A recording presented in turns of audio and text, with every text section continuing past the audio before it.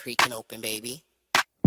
Yo, welcome to the screen where the plot gets bent. Julie B deep dives, not just for content. She don't react, she dissects those threads from the lens, catching clues y'all missed when the credits end. What you know about freeze framing frames and while you blinking, she building an evidence drum. Got a notebook thicker than the lore itself, and a chat full of nerds with a mental health shelf. Yeah, she sees the glitch, peep the double cross. You just watching TV, she talk to the boss. Every theory and thesis, no throwaway guess. While y'all on season 1, she in season 8. Said rewind and slow it, zoom in, enhance. Julie B caught the symbol in the window glance. While you tweeting what just happened like a clown, she already made a flow chart, color-coded breakdown. They don't die like us, they don't vibe like us. They binge and they bounce, we revive that trust. They skip intros, we wear every frame. You watch shows, we decode the game. They don't die like us, nah, they don't die like us. She cracked Severance before y'all knew it was deep.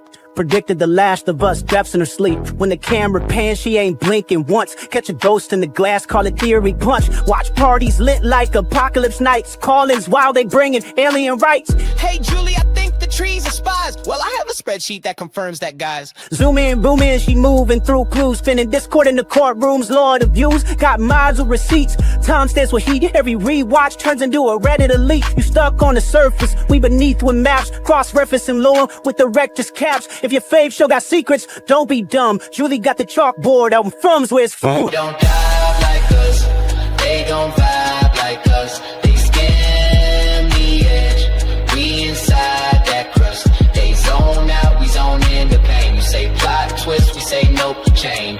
They don't dive like us, nah, they don't dive like us. What's that? That ain't a blooper, that's a plot thread. You thought it was a shadow? She thought it was a coded message from season 3. And she's probably right. Step this way if your mind's unbent. Step that way if your theories pay rent. Say Julie B, deep dive queen. Now zoom, scroll, theorize, pull. Ain't no rabbit hole safe once she got the cloud.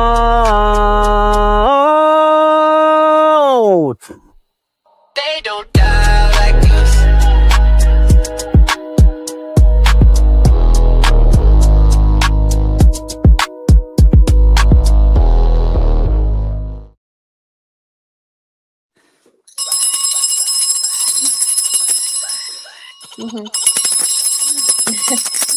Oh my God, that's a lot about.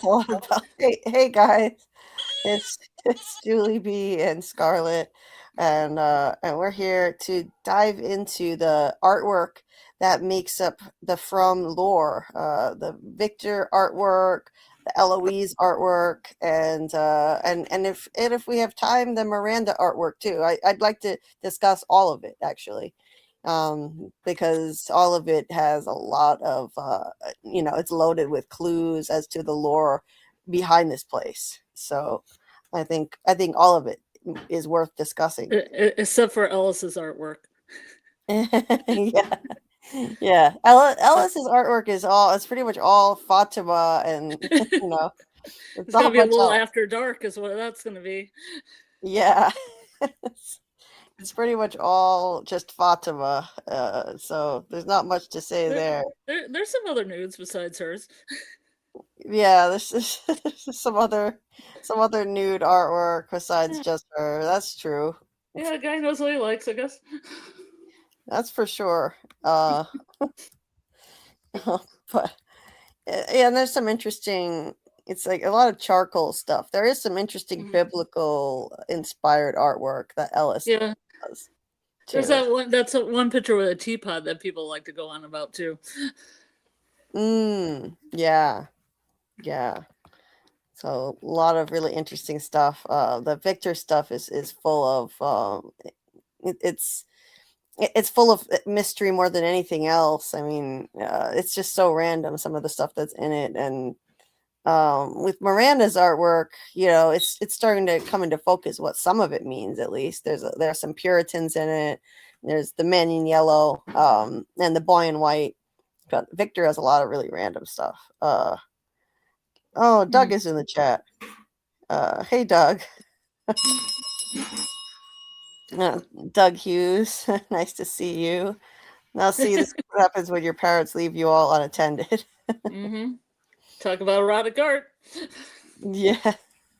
Nice to see you, Doug. Doug is up late. Yeah, Doug has stayed up late with us many a time.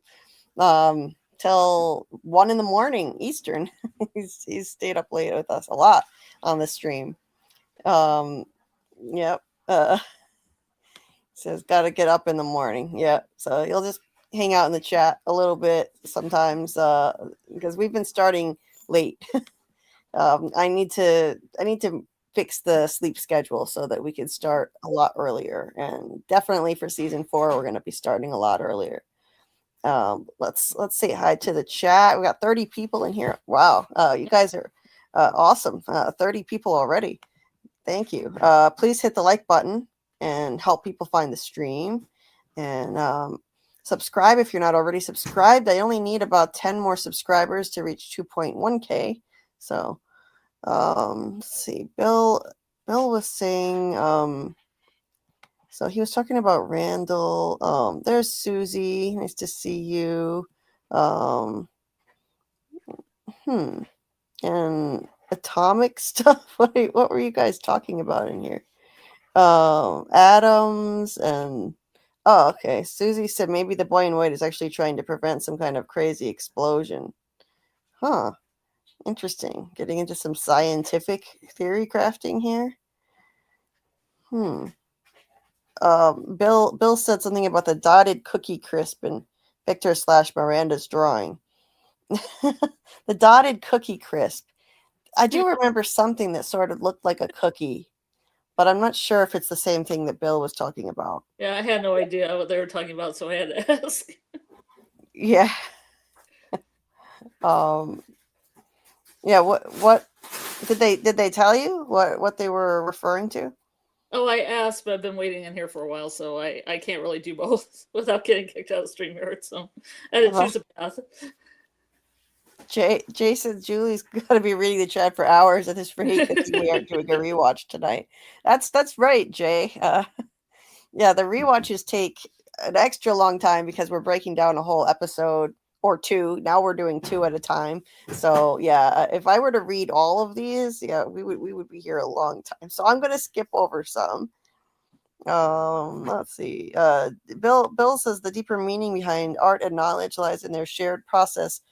A purpose to understand, interpret, and communicate the complexities of human existence, often acting as 2 sides of the same coin, as an emotional diary and a social catalyst, offering insights into cultural souls, moral dilemmas, and the subconscious in ways that pure data or language cannot. Interesting. Yeah, I had never connected art and knowledge that way. That's fascinating. Oh, thanks for sharing that. Hey, Rose. Hey, everyone. Julie lost track of time on the treadmill again. Yes, that's exactly what happened. My walk wound up taking longer than I anticipated. So I got started late today, too. I had a rough night last night with my pain. That's why I moved the live stream from... That's one reason why I moved to the live stream from last night to tonight. Just particularly rough night last night. Michael's here. Hey, Michael. Hey, Anon. And I'm just kind of scrolling through here.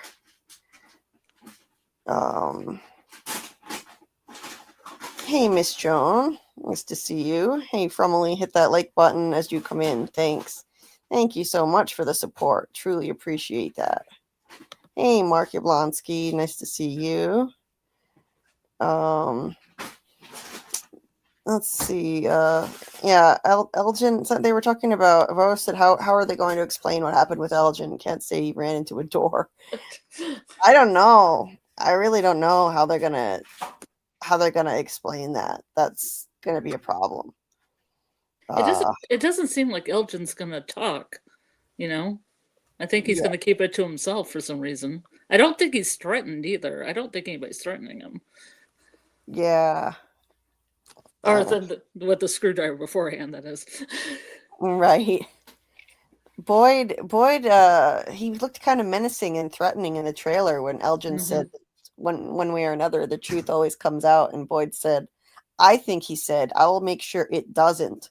I think that he said doesn't. Some people thought he said does, but I don't know why he would say it does. Yeah, I'll make sure it does. He wouldn't want it to come out. Yeah, exactly. Someone needs to make Elgin an owl eye patch. Yeah, a good one. It's always owls. It was always crochet. He could crochet an eye patch for himself. Yeah, he used to crochet with his grandma. And Sophia convinced Elgin to forgive Sarah. Will Sarah hook up with Elgin out of sympathy? I don't think Elgin would be with Sarah now. I mean, would you be with somebody who took your eye out? Even out of desperation, even if I don't think he's as desperate as Kevin, who let the Jasmine monster in. I don't think he's that desperate. I doubt it. I got one good eye, girl. Yeah. I don't see that happening, but yeah, you never know, I guess. It's not like they have a lot of options in this place. A big dating pool. And Sophia will bunch of red shirts. Yeah. Sophia will be focused on mourning. That's true. There's a theory that Fatima is the kimono lady. I thought that theory went away by now. A lot of people thought the kimono lady looked like Fatima, and that Fatima, when she was acting weird and everything, people thought at first that she was turning into the kimono lady.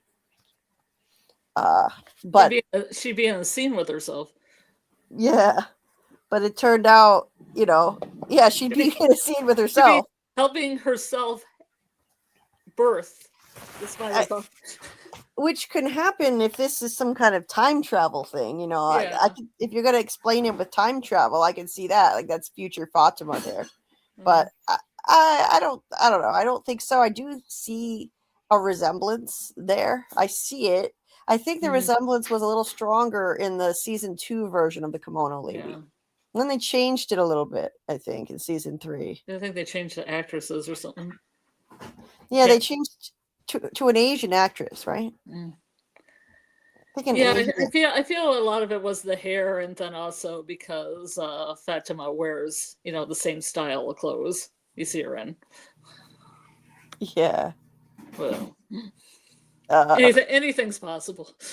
She does wear like kimonos. She wears she wears what you would call a kimono, not a traditional Japanese kimono, but Fatima does wear kimonos, like a wrap, like a kimono wrap, like right, more current. Yeah. Karl said, Kenny and Sophia Bible study. Yeah, that's gotta happen. Kenny gonna be speaking in tongues after. Michael, they be fruitful and multiply. Rose, they gotta lay hands at Bible study. Yep. They're definitely gonna be doing that. It's getting a little after dark in here. I'm getting a little warm.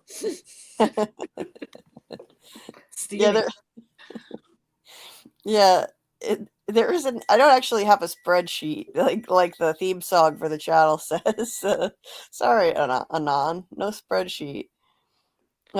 Hey, sports fans. Hey, Joyce. But we could do that tier thing. There are a couple of people in the chat that liked my tier idea of using the tier system to make a little timeline. Right. Yeah, I didn't get a chance to try that really. I've been in really bad shape. So I haven't had a chance. I mean in the future. It could be in the future.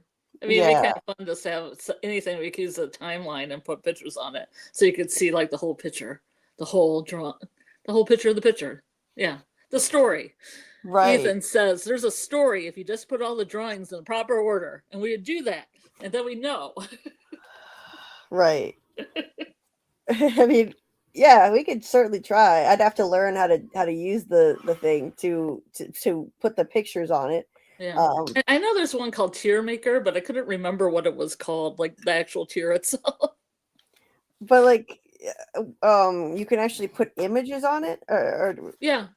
Well, Oh. a lot of people use it to make either a funny, like kind of a funny thing where they're judging scenes in a show. Like we did one with Yellow Jackets, and we put like funny things Mm-hmm. Mm-hmm. on all of them, like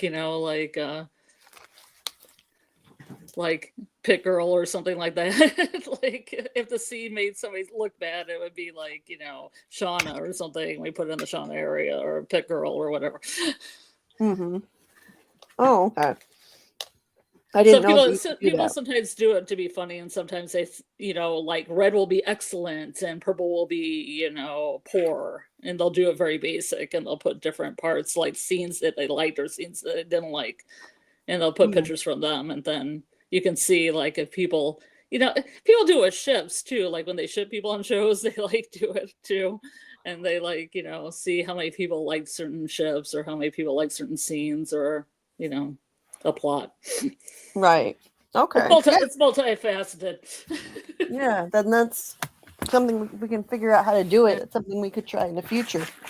Yeah, we would just be using it as a timeline, just so you had something visual you could put things on, the chat could interact with it and see where we want to put everything, and then we could look at the whole thing when we're done. Yeah, it would mainly be just for fun, because. Oh yeah, it's mainly just for shits. Yeah, because giggles and shits.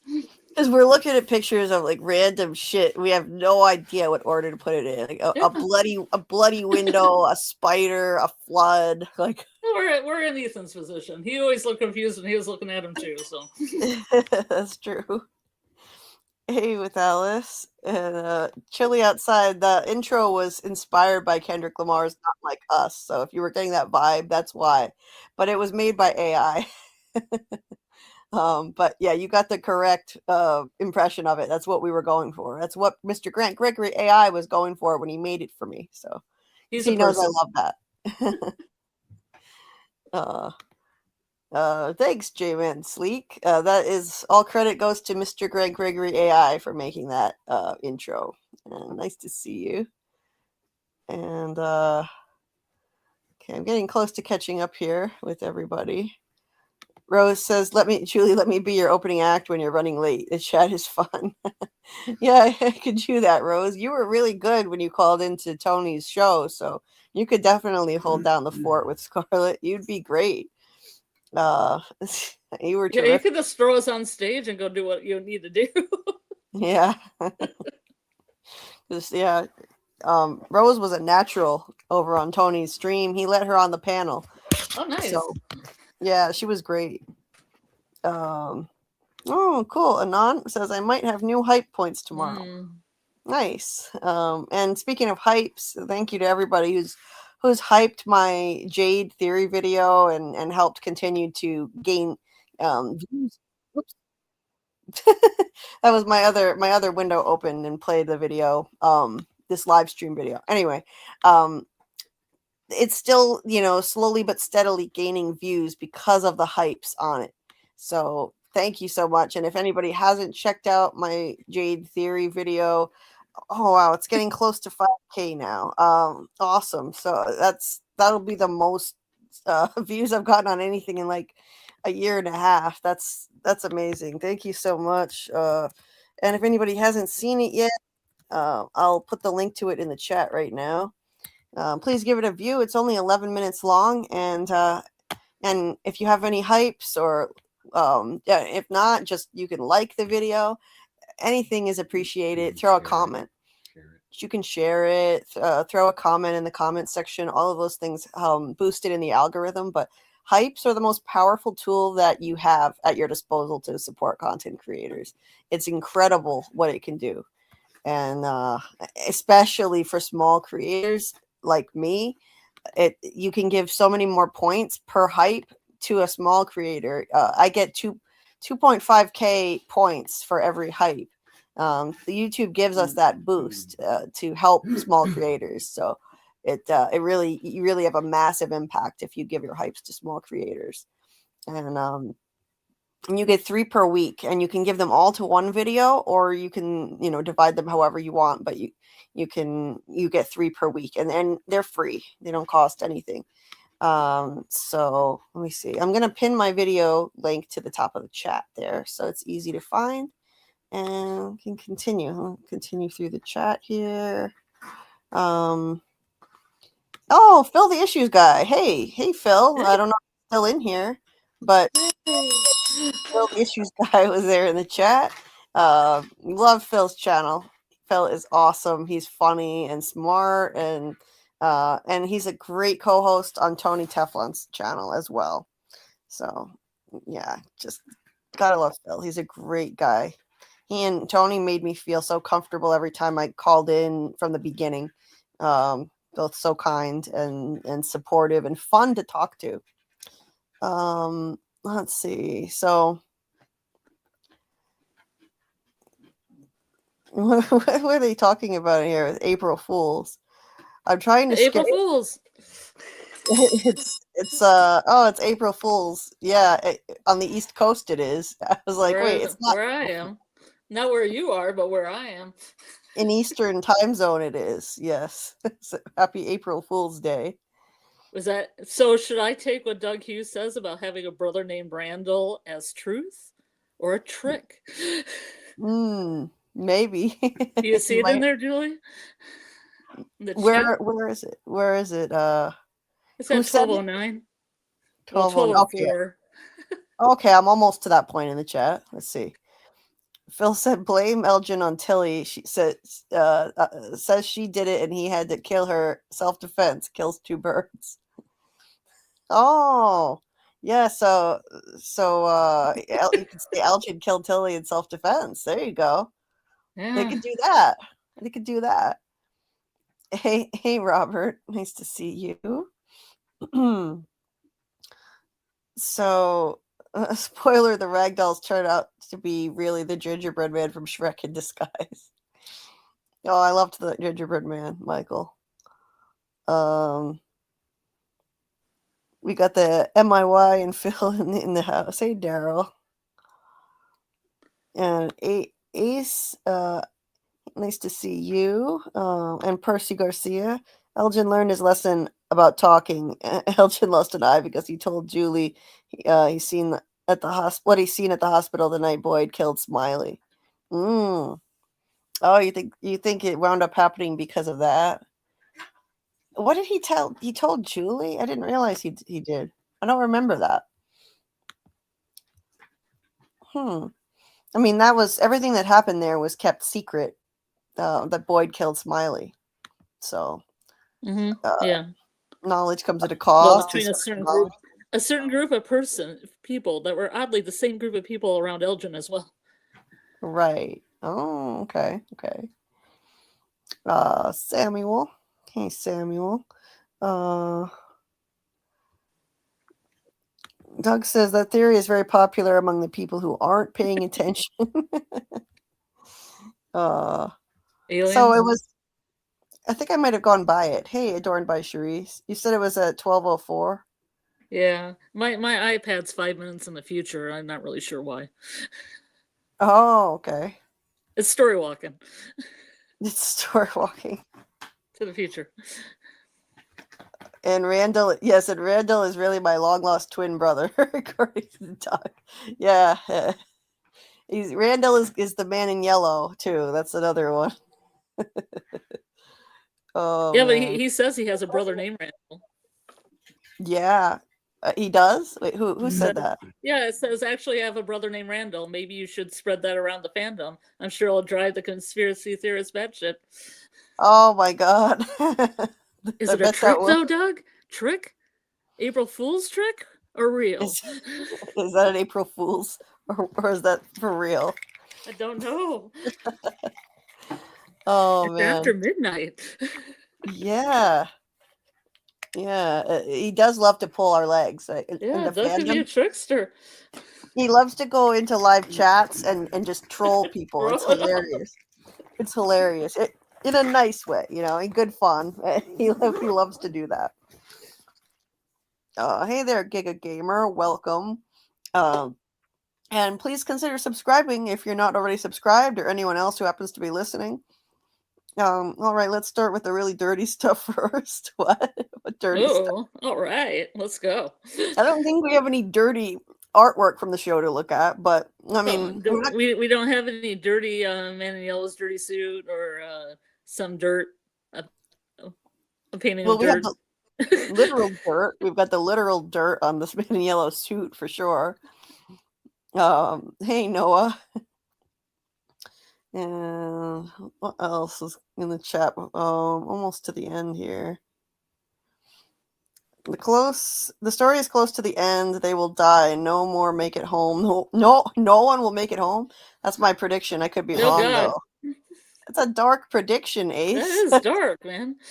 That is really dark. Even Ethan, they're all gonna die. No one's gonna make it home. Yeah, at least some people keep Ethan alive at the end. Yeah. Oh God. Why? Miss Joan, you are terrific. You know what, Miss Joan? I'm gonna make you a mod because you keep asking for likes all on your own, and you're not even a mod. That is awesome. Thank you for doing that. So I was gonna say I'm gonna give you a wrench, but it's not a wrench anymore on YouTube. It looks like a badge now. So I'll give you a badge, which sheriff here, and a bell ring. Yeah. Because now you're the new sheriff in town. Yeah. Miss Joan, I'm going to give you a moderator role since you're already doing the job anyway. I might as well give you the role. Wait, did I already give you a role? Yeah, I think you do already have it. Because in the last stream, Miss Joan wanted to share a link to something. And so I gave you a badge. So you got it. You got it. So thank you so much for all of your support. Truly appreciate it. Let's see. Yes, Ace thinks that Ethan will be the last man standing like Victor was, maybe. Yes, I've heard other people with that prediction, and that would be interesting. It's dark, but it would be like the whole cycle is just going to repeat again now. Oh, yeah. To me, that would just be so sad and pointless. Like all that effort. all that effort. And for it all to just... for it all to just end in the same way again, that would just be everything would be so futile. I hope not. Yeah. Rose, you're welcome. You're terrific. You're terrific. Thank you. And when we do call-ins, I hope you call in and talk with us, Rose, because we are going to be doing that again during season 4. We're going to be doing one stream that's just us, where we're breaking down the episode. I've found that if we do call-ins when we're breaking down the episode, it takes like freaking 10 hours for us to get through it. So, so it'll just be us and, maybe a content creator who wants to join once in a while, but as a guest, but otherwise it'll just be us and me, Scarlet, and Karl. And then on the second stream, we'll do call-ins so that people can share their theories and predictions.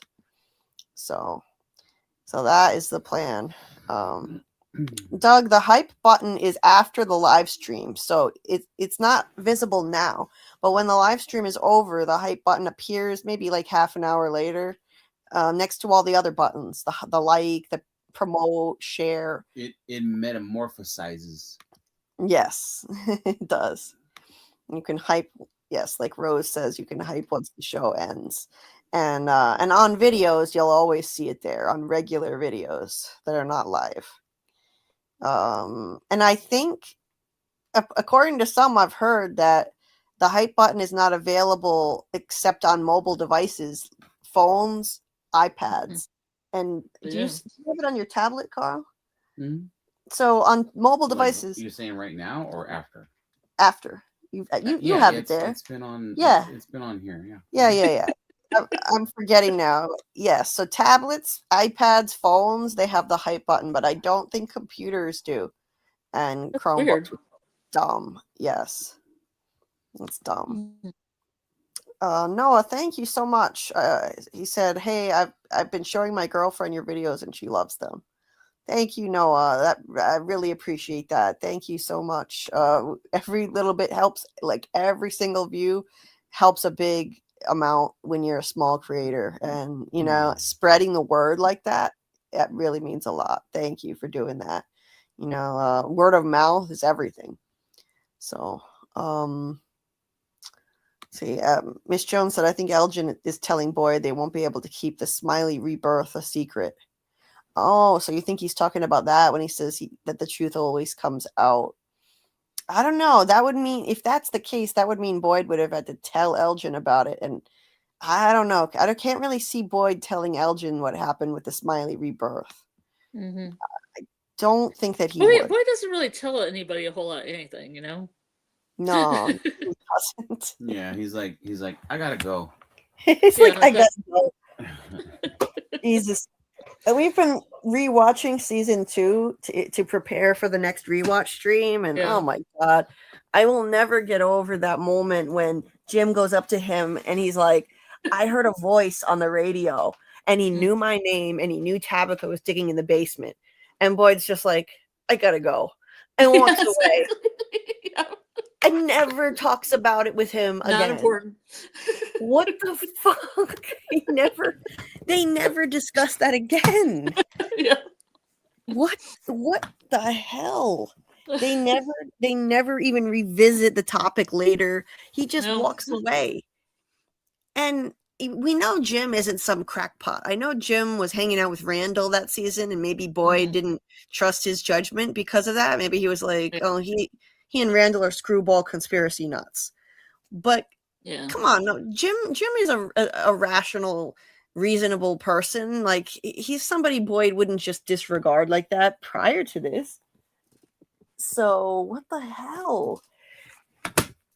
It's doing it again. There's something wrong. Sorry, there's something wrong with my chair that I'm sitting in. Oh no, I don't need to flip into it again like the other night. Yeah, one night I got stuck in my chair on the street. Imagine you were stuck in there like a sandwich, like with 2 pieces of bread on the side. Yes. So so our next rewatch stream is going to be colorful because I'm going to have a few choice words for Boyd and how ridiculous this is, and how much I hated the soap opera that was season 2, episode 5. That's my least favorite episode of the entire series. It's too soapy, and I think episode 6 was also pretty soapy as well. Oh, that's on the recommended list. Yeah, I know. No, I think 6 was great. That was Pas de Deux. That was the one where Boyd killed Smiley. So I think it was maybe the one after that. But you notice how they're skipping over those, Julie. Oh, yeah. Yeah. It might be a reason. I don't know why they would do that. But so yeah, he walks away and then he just goes back to his soap opera mess where he talks to Tian Shen about how Boyd kept secret that Sarah left the door open. Anyway, we'll go into that on the rewatch live, but boy, I understand. I am completely with you on this. So yeah, that was frustrating. Delilah, hey there, Delilah. Delilah. They could just pretend Tilly died of natural causes. No one would be checking her body. Yeah, they I suppose they could. Yeah, there's no coroner. There's no coroner there. Like there's nobody investigating. So that's true. They could just pretend she died. She's an old lady and she was terminally ill. That's a great point. Yeah. Let's chuck her in the hole real quick. Hey, Chris. Elgin killed Tilly because she said he drank and wore the same clothes. Oh, because he wore the same She clothes called him Spelgin and he couldn't take it. Right. Hey, Lori. Real Cinema Therapy. Hey, Lori. Nice to see you. Snitches get a screwdriver to the eye and then stitches to the eye socket.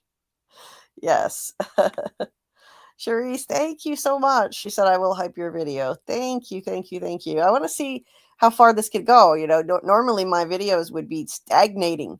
They get whatever views they're going to get within the first 2 days, and then they just kind of flatline. They plateau and they don't go any further. And that's how it is for most people, I think, who are not big creators with a lot of subscribers. But that's awesome. And I'm seeing some steady growth because of the hypes. So that would really help, you know. So thank you, Charisse. Really appreciate that. I want to see what else it can do, if it can continue to, you know, steadily gain some more views and get some more visibility for my channel ahead of season 4. Doug says, I actually had 5 brothers. Randy's the next youngest after me. Oh, cool. I kind of want to call Randall on From Randy now. Yeah. Hey, Randy. It never would have occurred to me to refer to him as Randy. He's just such a, you know, a harsh asshole of a guy. You know, Randy is just, it's too nice for him.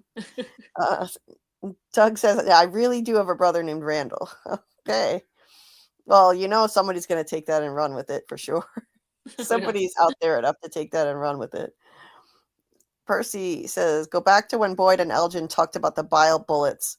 He asked Elgin, did you tell anyone about that night? Read Elgin's body language when he shakes his head, scared like a child. He shakes his head no.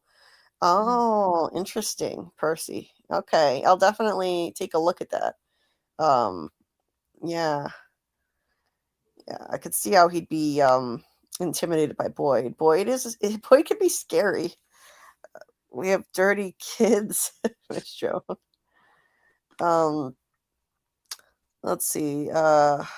Jay said, are you going to do call-ins or drop the link since you aren't reviewing an episode tonight? So many theories / questions lost to earlier chat. Oh, really? Were there a lot of theories in the chat that got cut off? Because a bunch of things I saw were missing from the chat. Sometimes the chat cuts off parts of like messages that were too long before the live starts, and I don't see them anymore. They're gone. So I didn't overlook them on purpose. The StreamYard just doesn't show me the chats that are, you know, way before the live stream. There's like a certain point where it cuts them off for some reason. Right. Yeah, Jay, I mean, since we're not breaking down an episode tonight, I could do call-ins.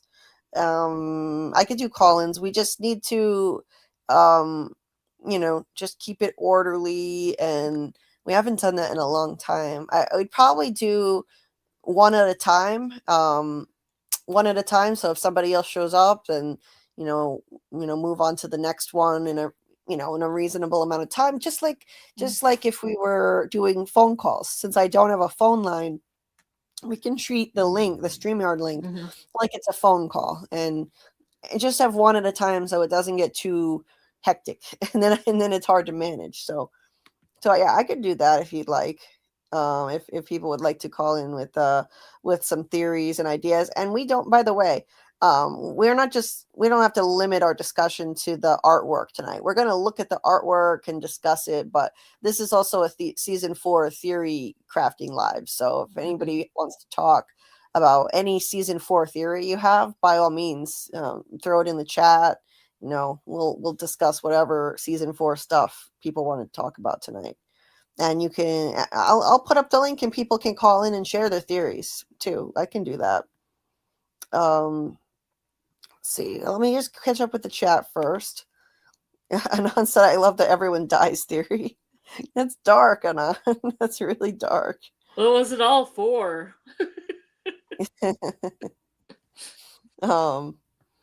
You are most welcome. Well, you're awesome, Miss Joan. I can't tell you how much I appreciate the support, because a lot of people forget to hit the like button, even if you're enjoying a stream. Sometimes I forget. So having somebody in the chat reminding people is a big, big help. And the likes actually matter. It does tell YouTube, hey, people are engaging in this and enjoying this content. YouTube then shows it to more people, suggests it to more people. Anon, life is futile. Phil's resistance is futile, they say. Oh, that came from, was that the Borg that said that? Yeah. And then tertiary adjunct to Unimatrix 0, 1. What? Sorry, it's the 7 of 9. Oh, it's Star Trek stuff. Yeah, I get it. Phil is a big Star Trek fan. We would rather die first. Death is irrelevant. Whoa. That is irrelevant. Yeah. Yeah, I was wondering, Susie, did you get to see Susie's plum theories? Because she's talking about a plum. Oh no, I didn't. I don't know if didn't. YouTube erased that. That was kind of fascinating for me, but I just had to ask her what that was exactly because I had to come in here. Yeah, Susie, what were you talking about regarding a plum theory? Let us know. Yeah. Just elaborate for us if you would. Miss Joan, 50 here, 37 likes. We can do it for Julie and Scarlet. Thank you so much. Thank you. Let's go. Yes, please hit the like. It's free. It doesn't cost you anything. It does help. Delilah says if Ethan dies, the cycle stops. If he lives, it starts again. I like it. Yeah, maybe. Oh, that's interesting. Maybe that's why Sarah got that message on her arm saying "kill the boy," because Ethan, the cycle is destined to start over again, and Ethan is supposed to be the sole survivor of that cycle. So if he dies, maybe it all ends. That's a really interesting theory. Really interesting. I like it. Let's see. Heather, hey, welcome, Heather. What I want to know is why Toby had to be killed and mutilated by Sarah, only for her to leave the door open to make it look like the monsters did it when she could have just left the door open. This is one of the things that has bugged me the most about this show, about one of the mysteries that bugs me the most. Yes. Making out with people before you kill them? Yes. That was one of the most bizarre developments in the entire show. And I did have a theory on this, but it's kind of dicey, there's been some pushback when I've discussed the theory, and the pushback, some of it I can't really argue with, but maybe it was a helpful entity that was telling Sarah to do that, is what I was talking about. Maybe it was a helpful entity, and Toby had to die, because if Toby lived, Jade wouldn't have been motivated enough to figure everything out. He needed to be isolated and lose Toby to be able to focus, put all his focus on this. He needed to lose his childhood best friend. Toby would have gotten in the way somehow. And this helpful entity told her to make it look like the monsters did it so she wouldn't get in trouble. So those other people had to be collateral damage who the monsters killed, I thought you were going to explain the making out part. No. I don't know. The whole Donna, they like to hunt, they like to play, and kissing them is kind of a play, I guess. Kind of a sick way of playing. I don't know about that, but if it is a helpful entity that was just getting Toby out of the way for this Machiavellian purpose, then it would try to protect Sarah by telling her, make it look like the monsters do it. In other words, so you don't get blamed, trying to protect her. And then, unfortunately, the other two were collateral damage, Mr. Liu and the nurse. Some people have raised some objections to that, like why they don't think it works. I can't remember what the pushback was at the moment, but it's one way that I could explain it. It's the entity that's talking to her. Either way, I think it's the spirits of the dead. People who have died there, I think those are the voices in her head talking to her. Whether that theory on, trying to help is right or wrong, I do think it's the spirits of the dead. Yeah, I think the biggest evidence is that bottle tree thing that we talk about, when it zooms up into the bottle tree and all the bottles are shaking and she's having a reaction to that. Yeah, that's what I pointed out during the first rewatch. Yeah. It jumped out at me like it was unbelievable. When I did the first rewatch, I noticed that Sarah started screaming. As she started screaming, she yelled, "I hear them!" And as she's doing that, the camera panned jarringly up to the bottles in the tree and then zoomed in on one in particular, as if there were spirits tied to those bottles, and that's what was screaming in her head, the souls of the dead who are connected to those bottles in the tree. That was crazy. I think that cinematography was definitely trying to tell us that. Yeah. So anyway, Doug's gotta go to bed. Oh yeah. Doug said, "You think I'm ever around when these streams end?" Yeah. No, Good by night, the Doug. he's gotten most of his sleep for the night by the time these streams end. Uh, good night, Doug. He says I have to hit the hay, kitties. Try not to prank too many people this morning. Well, I'll be pranking. Yeah. Good night, Doug. There was this one April Fool's Day thing where a guy replaced all the family pictures in the house with pictures of Nicolas Cage. Oh, that's funny. And just waited. That's awesome. Love it. Where'd you hear about that? I saw it on some like prank video that they showed really good April Fool's Day pranks. Yeah. Oh, that's funny. So Michael verified that the hype button is only on the mobile apps for Android and iPhone, not on desktop browsers. So that includes tablets, iPads, and phones. So, yep. Anyway, I'm not really good at April Fool's Day pranks, so I don't participate in that. I'm not good at thinking of pranks, so it's just not my thing. I'm better at falling for pranks than thinking of them. I'm an easy target. I don't know why. I'm gonna get out my whoopee cushion. It's your innocent nature. Yeah, I think so. Yeah. People I know want cheery shit. I'm the only one who will watch depressing, traumatic horror stuff. Wow, Anon. I want our heroes to win, man. Yeah, I mean, I know this is a dark show, but I want a somewhat happy ending. Right, but you don't want Stranger Things, right? No, I don't want it to be like Stranger Things. I was too happy. Boyd in Iceland staring out. Yeah. Miss Joan thinks Kimono Lady told Elgin everything. Oh, maybe. How did she do that? But we never heard her talk, though. Yeah, no, she just went like whatever noise. I was like, what the hell? What the fuck? Yeah, that weird noise that she made when she was drowning him. What was that? That was so strange. Yeah, that was really strange. It was like a banshee shriek kind of thing. Mm-hmm. Let's see. Okay, I'm scrolling through the chat here. Wow, 58 people. I'm way behind. Just gonna have to skip over a bunch of chats so I can catch up with you guys. Mark said, "What could Boyd have been distracted by when Jim talks to him?"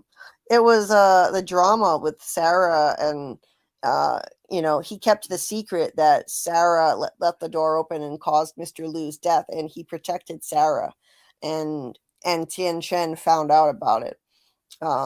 That Sarah was responsible for her husband's death, and Boyd covered it up. And so Boyd was going in the diner to talk to her, to talk to Tian Chen. That's why he said, I gotta go. But that could have, I'm sorry, that could have waited. Give me a break. Or he could have at least gone back and talked to Jim about it again. Oh my God. Yeah, that was so ridiculous. Hey, Amy, Pixie Vine TV. Daryl says, Jim told Boyd to hear the voice. Julie, tell me, what could Boyd have done about that? Well, they could have at least talked about it. About it and speculate on what does this mean? Yeah, that's just one thing, because so many people hear voices, but they think they're going to be crazy if they talk about it, but they all need to talk about it. Yes. Share what voices are in your head, everyone. Right, which would be normal to be considered crazy, except that you're in a place that you can't drive out of. Right. Yeah. Yep. So you gotta, everybody needs to understand, like, hey, this is the time to let your inner psychosis out, because you never know if it might be real or not. Yes, exactly. Or maybe somebody else has experienced the same thing, and then you can talk about it. Dun, dun, dun. Yes. I gotta go. Yeah, exactly. Or like in what was it, Bridesmaids? She was like, I had a dream that the plane crashed. You were in it. It was like, wow. You were in my dream. Hey, I've got a new subscriber here. Thank you so much, Jeff. Thank you. I just subscribed. Great content. Truly appreciate it. Thank you. If you love From, there's going to be loads more From content, and I cover all kinds of other thought-provoking TV shows. Anything that makes you think.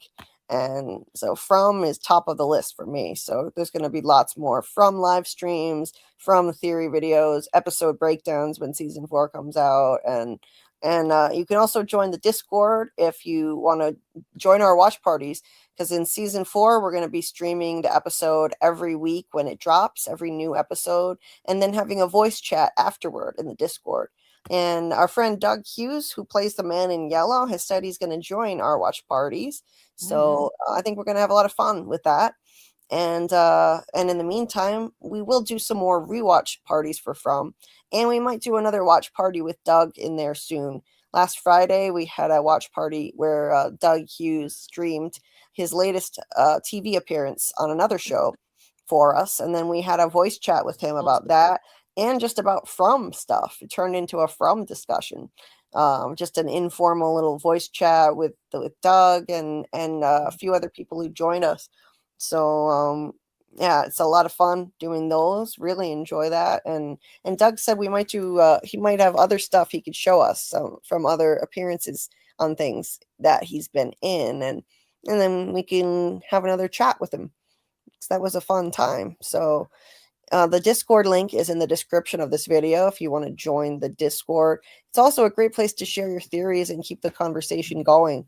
And if you have a theory that is too big to fit in the chat, you can put it in there and ask us to discuss it, tag me, and we'll discuss your theories on the live stream. Linda's asked, how do I join Discord? Oh, okay. Maybe get a quick shout out on how to do it.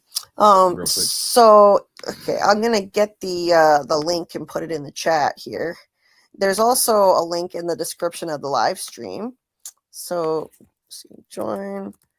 So if you it's very easy to join. You just click on this link and it'll take you to a screen where you can join and create a profile, and boom, you're on Discord. It's a little tricky sometimes when you're new. It's not that user friendly. It's a really, complex looking app, but if you have any issues with it, you can always DM me. There is a DM function to the app.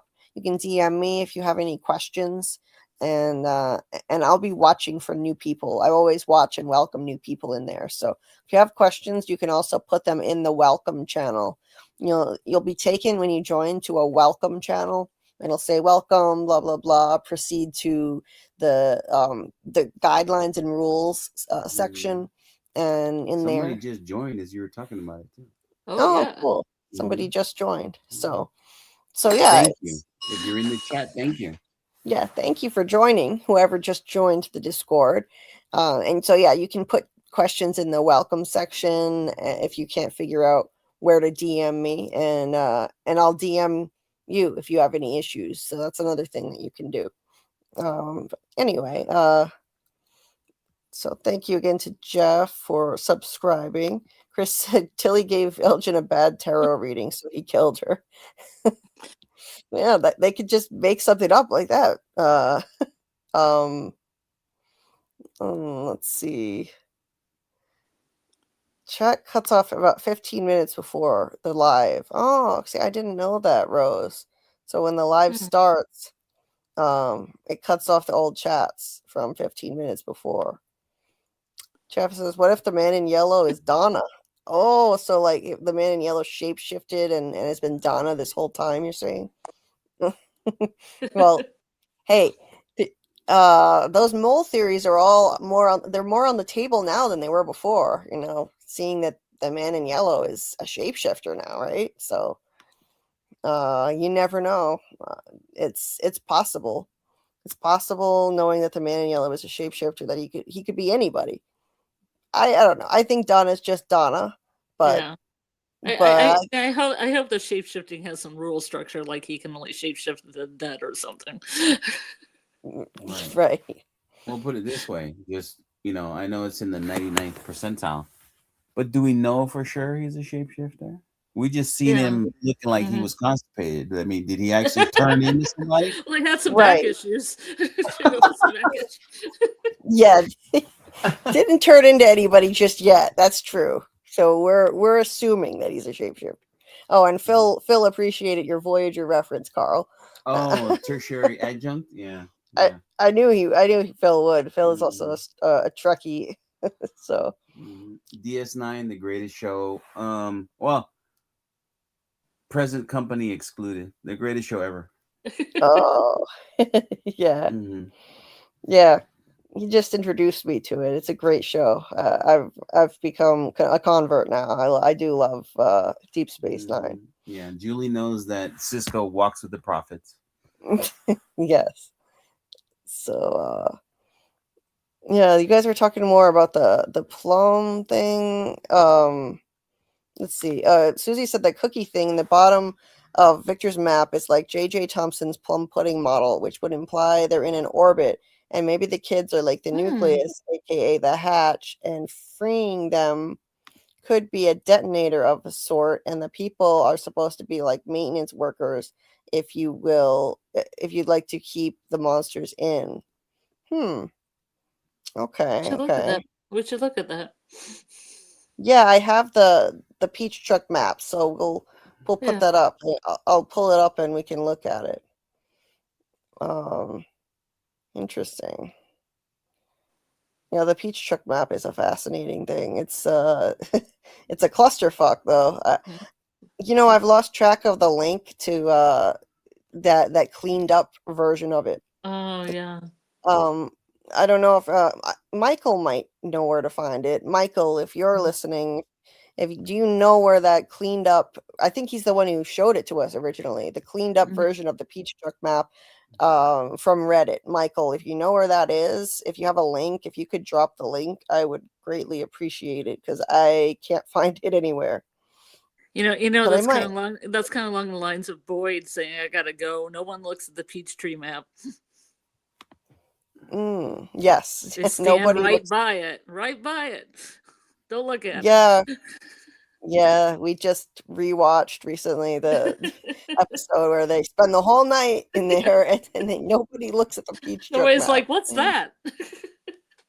Nope. Nobody bothers to look at it. It's maddening. What you been working on, Victor? Is that a map? Michael says he has it in a tab. He just posted it. Oh, okay. Awesome. In the chat. Thank you. Okay. I almost caught up with the chat here and then I'll put it up. Susie said, like, in this theory, remembering could actually be like not the good thing because maybe it would release some kind of bad stuff out. I've heard theories like that before, that maybe breaking the curse of Fromville would be a bad thing because it could let the evil out into the world. Like, what if this is some kind of supernatural prison and it's containing the evil entities? Like the opposite of Lost, right? Right. So Lost contained and held the light, and From contains and holds the darkness. Right. Whoa, maybe they're yin and yang. Maybe the Lost Island is exactly in the opposite side of the planet from wherever the Lost snow globe is. What do you think? It could be. That would be interesting. It would be interesting. Hey, Football Affinity. Kimono Lady talked to Fatima. Let's see. And Elgin was quoting her, if I'm not mistaken. So, like, off screen, you're saying, Football, that Kimono Lady talked to Fatima and Elgin quoted her. Yeah, I don't remember that. I have to rewatch season 3. So that up and I don't recall. Elgin understood the assignment. 43 likes. Awesome. In a town full of monsters, I don't want to sound crazy. Yeah, they should really entertain a lot more theories, Bill. I mean, a lot more, not theories, but like, people's crazy theories in the show about what could be going on and crazy experiences. They should understand, this place doesn't operate by our rules. So anything is possible. Hey, Jordan, nice to see you.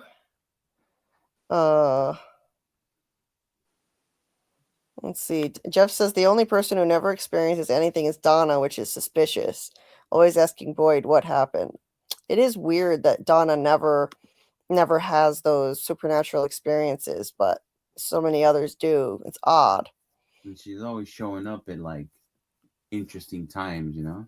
Yes. With Doesn't Christy not do that either, though? I don't think Christy has she? Christy hasn't had weird experiences either. She had that vision of the zombie or the monster coming in the RV. I don't know if that counts. Remember that sort of dreamish moment. She did have a nightmare about a monster attacking. So there's that. But it didn't break arm or anything like it did with Kenny. I mean, I'm just saying that a lot of people have dreams. Yeah, nothing physical happened to her based on that dream. I think other people. Mark says that sounds so good. I need to get comfortable with Discord. Yeah. Keep just using it. You'll get experience and get comfortable with it the more you use it.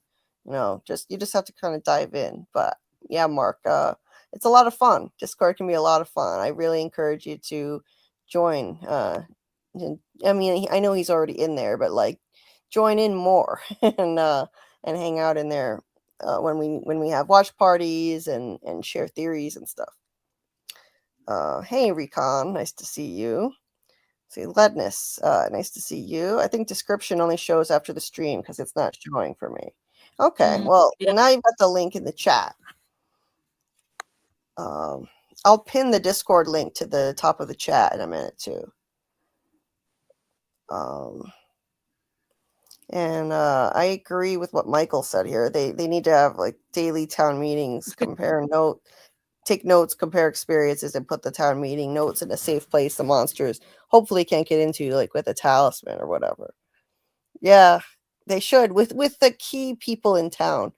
Maybe not everybody, because that might turn into pandemonium like it did in season 3, the one time they had a town meeting. But they could use a code. Certain words or, Morse code or something, Yeah. And Fatima said that they've had all kinds of weird experiences, dreams, nightmares, weird premonitions. And, they do compare stuff, but yeah, like Michael said, they don't record info anywhere on, to get new people up to speed on everything that's already been researched or learned. They should get more scientific about it. They should. 44 likes, 57 in chat. Please hit that like button. Thank you, Miss Joan. Thank you. Yeah. Yeah, Michael, that would be good if they wrote everything down to get new folks up to speed quickly, like Acosta, so they can pick up and do stuff folks haven't already done. Yeah, because now Kenny basically had to give Acosta the same speech he already gave to Jade in season 1, and it's kind of redundant. Yeah, I remember talking about that in our prior live. You and me thinking they should have a handbook for From. Oh yes, they should. They should have a handbook for From. Phil's dog is named Quark. That's awesome. I love Quark. Oh, he's hilarious. I love Quark. That is awesome. Jordan had a kitty named Quark. Okay, there. Michael had posted that link to the cleaned up map. I'm gonna click on that. Robert says I have many versions of the Peach Trick map. Do you want me to send them to you? Yes, please do. I had a few versions at one point, and then I lost them off a device. And thank you for the support, Lori. And I think Lori just dropped a new video, and she put on Donna. On Donna. Yeah. Donna. So she has a new video on Donna. So make sure you check that out. She's been releasing some really interesting content on the different characters in the show and psychological analysis of them with her unique expertise in that subject area. So check out Lori's channel at Real Cinema Therapy, and I think the link is a little bit higher up in the chat. Okay, so I'm just loading that. I'm gonna load that link and put it up so we can take a look at that. let's see. Okay, so the redrawn version. And thanks for putting those in the chat, Michael. I'm just loading it right now.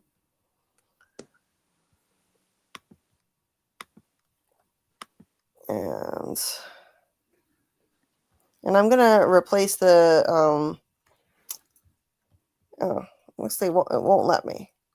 I was going to I'll just put it in the chat again, the Discord link, and then I'm gonna pin that.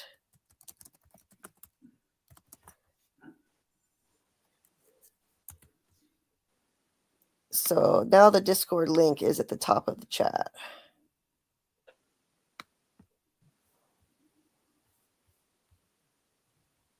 Oh, this thing is so slow. Jeez. And you're welcome, Lori. Okay. So, okay, I've got one loaded, and then Michael gave me another link too. Okay, I see that one, and then this redrawn one. So we'll look at the regular one first. Yeah, somebody took the time to redraw that whole map. That's pretty amazing. It is, yeah. The people in this fandom are dedicated. They really, really are. It's just amazing how much time and effort people put into all of this, the theory crafting and whatnot. Oh, that's awesome, Noah. He said, my girlfriend shows your channel to her pro volleyball team. No way. And she's on a pro volleyball team? That's really dope. What city? If you mind. Yeah. Very cool. Let's see. So, just making sure I didn't miss anything over in the chat before we take a look at this link here. Oh, and Michael included the collage of Victor drawings. Oh, I think that's something else. Michael, you're amazing. That's something else that I wanted to look at during this live, but I couldn't find it. If this is what I think it is, let me see. Yes, this is the collage of drawings. I couldn't find this anywhere, and thank you so much, Michael. Okay, so because somebody made a collage out of a ton of Victor drawings, and it's really interesting. So I don't know where it came from. It's not actually in the show.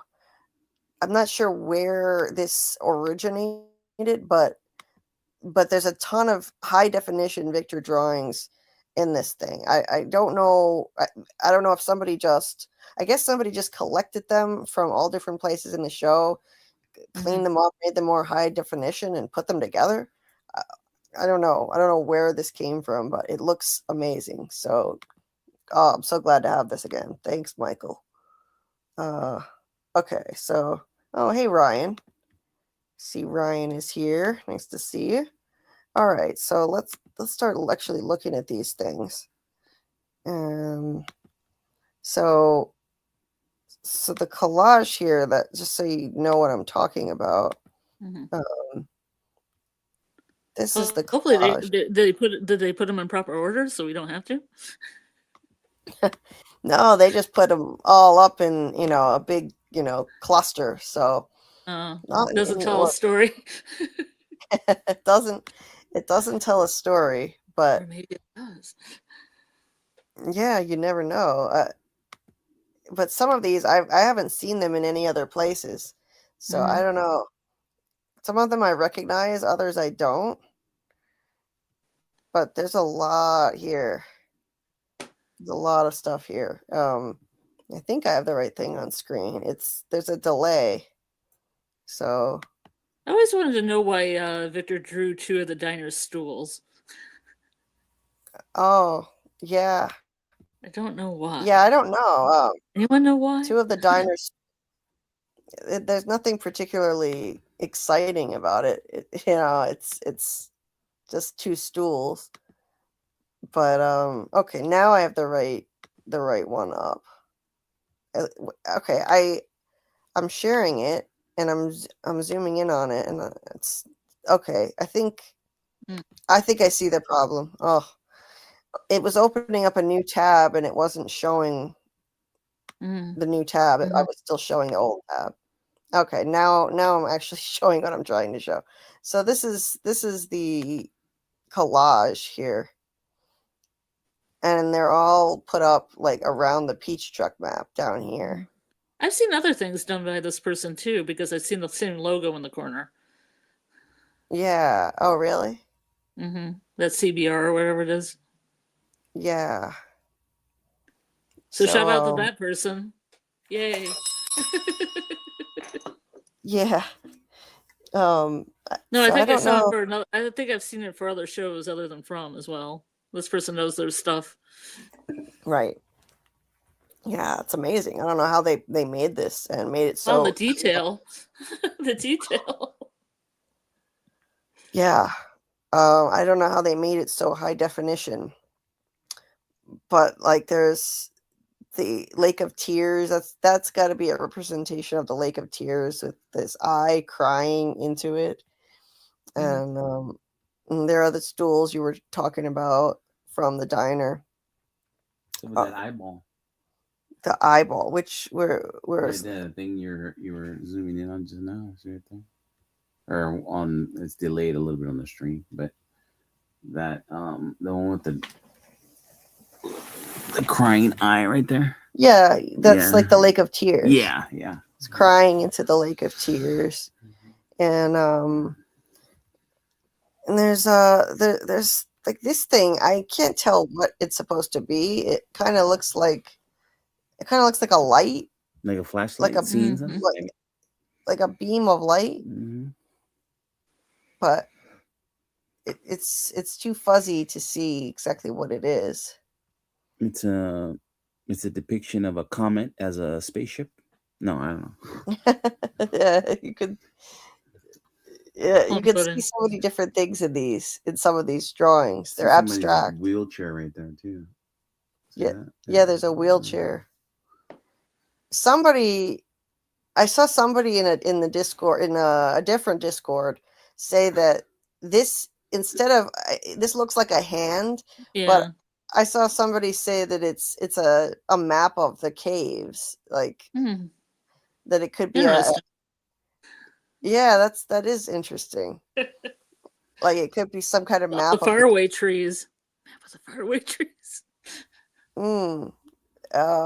To me, I see a hand with bugles on every finger. Yeah, me too. Those are tasty. That's what I see when I look at that. Because they have those black hands, and some other drawings are like there's people standing, and in the like landscape on the horizon, there's a black hand coming up. That's what it reminds me of. Oh, right there, Amy said werewolf with bugles. Oh, a werewolf with bugles. Yeah, that's what I see. Recon said it kind of looks like trees on a mountain too. Yeah, they do kind of look like trees, sort of, right? They do a little bit. There's a family. Yeah, that with the hand behind them. Yeah, that's what I was talking about. Oh, look at that! And then the blue, there was a little blue in the corner of the other one too. Oh, there was? Yeah. Which one? The one with the bugles. Look, see the blue? Oh, yeah. You see there's a little bit of blue off to the side of that one too? That's odd. Yeah, I wonder why. And it looks like that could be a tree, but it looks like a hand. You know, it could be either. This unfortunate family. A hand-shaped tree. Or a tree that's shaped like a hand. That like when you see it kind of in the dark or as a kid, your imagination turns it into, Yeah. There's I really like this. The merry-go-round one. Yeah, I was gonna say there's the one that looks like the merry-go-round with trees around it. Yeah, I really like this one. This is the faraway trees, and there are 6 of them. Does that mean there are 6 faraway trees? I think there are more than that, but I don't know. Maybe there are only 6. And then that does look like the merry-go-round with the colors. And this is a little different than the MGM image that was released. It looks like a boogeyman but the MGM promotional department released one that had red eyes. Yeah. So I don't know what happened to that, why it's different. Does the faraway tree and the merry-go-round represent you rolling the dice when you go through there? It could. Maybe, right? Maybe it's like what? How does it go? Wheel of morality, turn, turn, turn. Tell us the lesson that we must learn. Oh, is that from a song? Yes, it is from a song. Yeah, like, so this is just an absolute gold mine here of stuff, and some of them I recognize. Like, I remember seeing this one in a scene. It's a bloody window,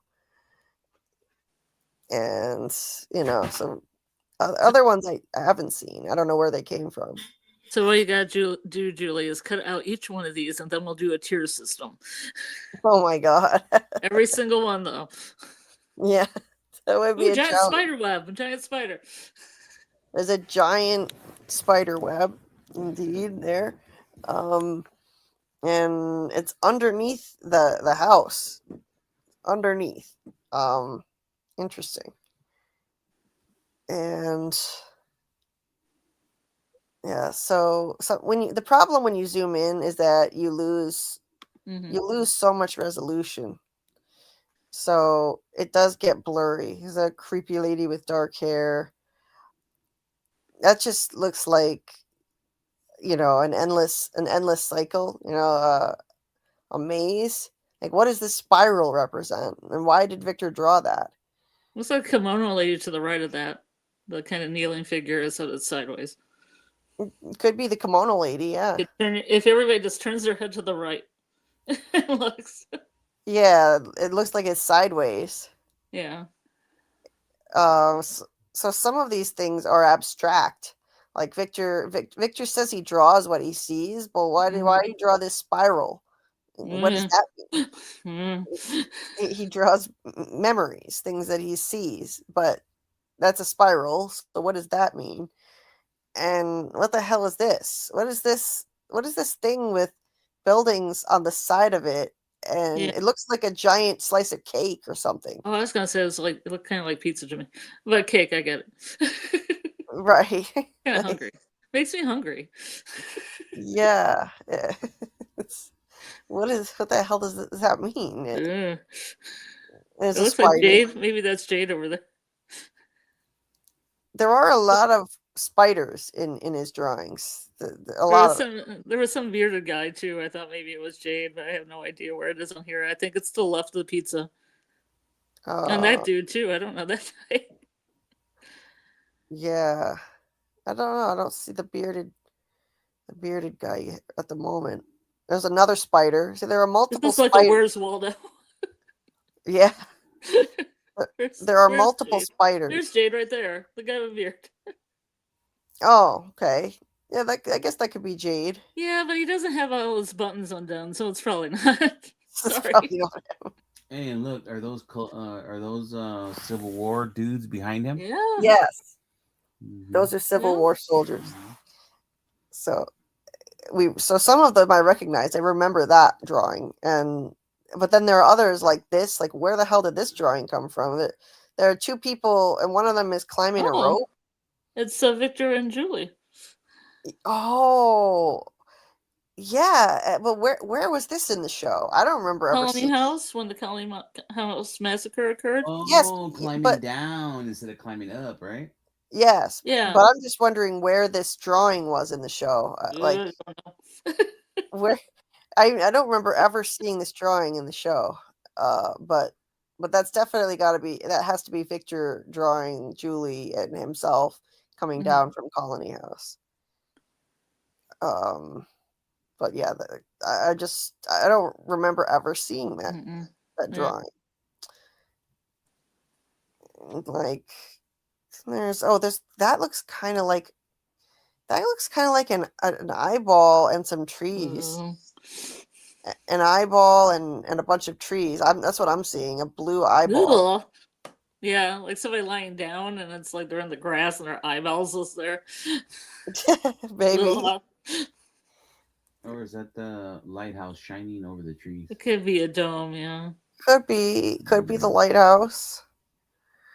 I can't quite tell what that thing is. Is that another spider? Oh yeah.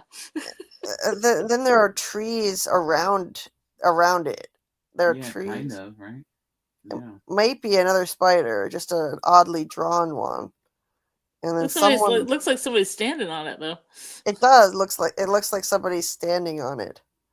And trees around it, and like I don't know what. Someone's standing at the other end. What's the other part of that? Maybe scroll down a little bit. Could be a antenna. It just ends right there. It ends. Oh, I see. The image is, it cuts off there. Oh, wait a minute. Or is that the? No, I was gonna say the talisman, but not really.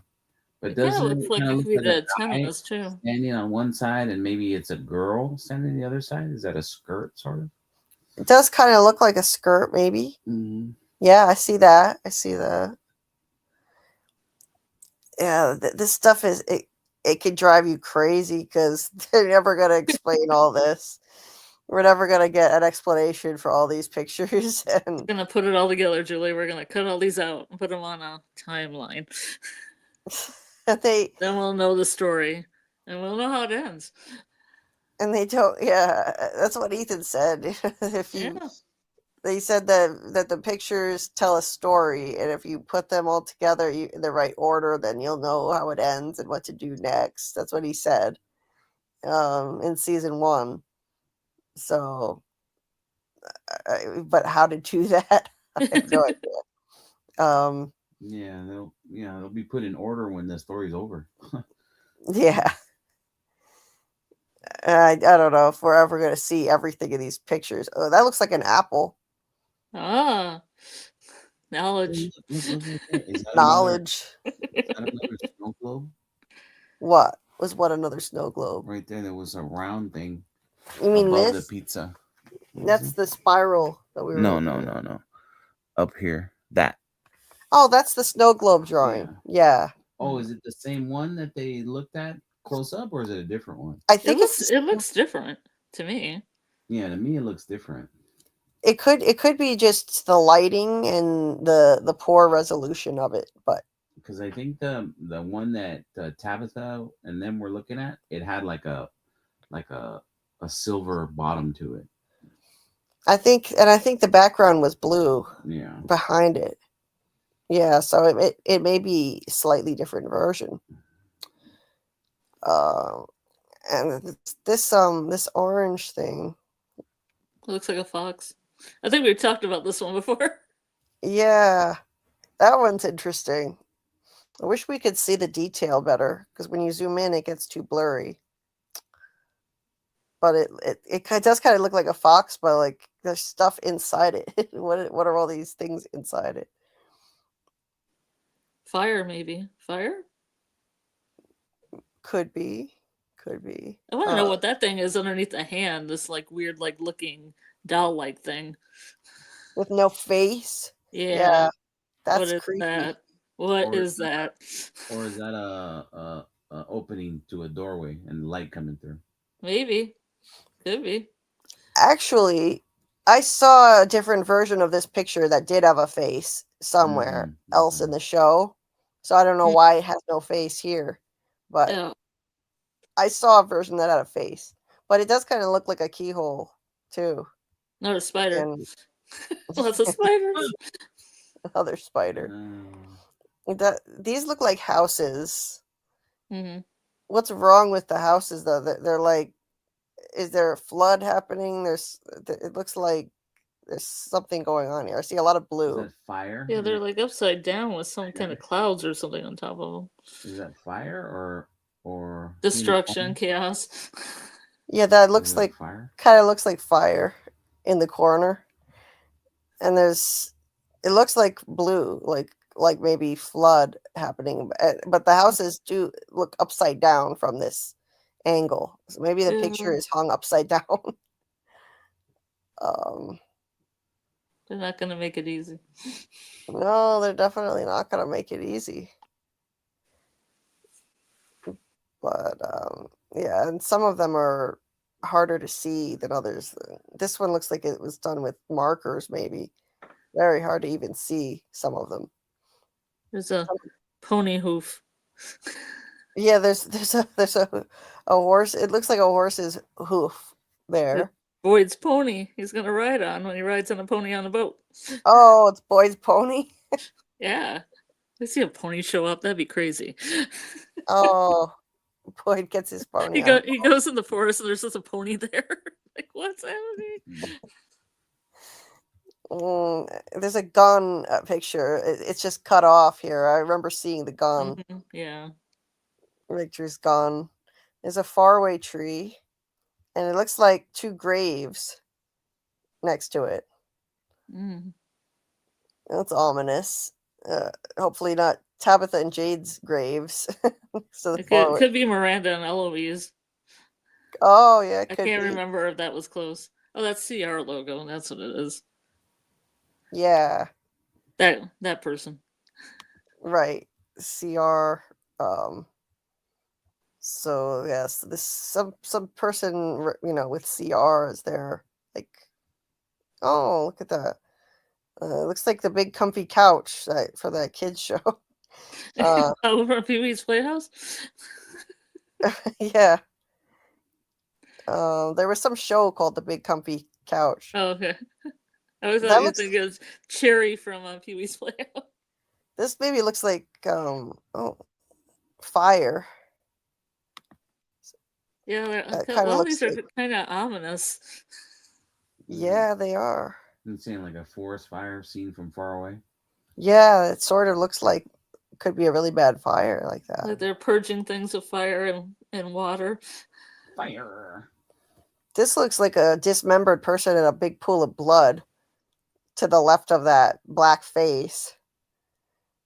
Looks like blood and like limbs. Mm-hmm. Ugh. Yes, nasty looking things. Some crows. There's a blue house with a bunch of crows around it. That's the Matthews house, I think, that already collapsed, the blue house. Mm. So we got crows there. Yeah, so that's the collage. That's all the stuff that I can really see that jumps out from that. Of course, then we have the Peach Truck map. And what we were talking about with that, somebody mentioned the thing that looks like a cookie. I don't think it shows up on here. I'll have to pull up a different version. It's cut off, the cookie part, or the thing that looks like a cookie. Let's see. Where is the one with the Peach Truck map? There are a few different versions.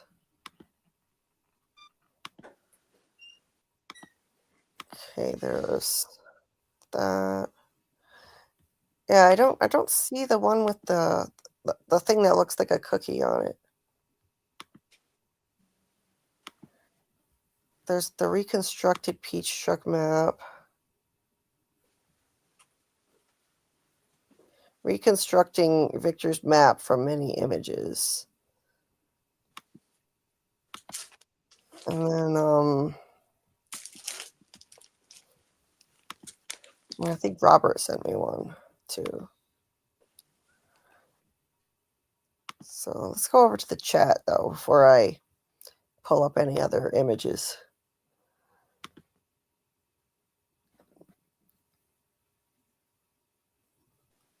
I guess I should ask, do you want people to call in? Yeah, I can put up the link if anybody wants to call in and discuss their theories. Recon says, are there any pictures of a tree on fire or someone tied to a tree that's on fire? I haven't seen anything like that, but some of these are really hard to see because of the image resolution going down when you zoom in. So, okay, Miss Joan posted a few links in there. Let's see, what's that, Miss Joan? Oh, okay. Miss Joan said I added photos as well to chat and Discord. Oh, thank you. Much appreciated. And then Miss Joan posted the links from that. Why just a hoof? Yeah. Why was there just a hoof and you don't see the rest of the pony? Samuel said the house drawing is upside down. So some of the drawings were added to this collage upside down for some reason. And it looks like there is a Ferris wheel in it. It does look like, where is it? Right here. It looks like there's a Ferris wheel. When has there ever been a Ferris wheel in town? Like I've seen a drawing of a Ferris wheel before too, and so this is odd. Some of these things I don't know how Victor could have seen all of this with his own eyes. Maybe he's also having visions. I think it's possible that he was having visions that aren't just things that he's seen physically. Lori says, did Miranda draw when she was there? I wonder if some of them are hers. That's possible. I mean, we know she was an artist. She painted a lot before she got to Fromville, so something might be hers. Maybe if there's anything that doesn't look childish. Oh, hey, Jen. Let's see. Who else is in here? See, she said that being Australian, I complained to my local minister about the wait time. Universal healthcare is great, but must be accountable. Oh, I envy you, Jen. I wish we had that. Yeah, she was saying, sorry, I forgot you guys don't have that. Some of the drawings are definitely abstract, Lori. Yes, Victor draws in a literal manner. It doesn't look like they are done by him.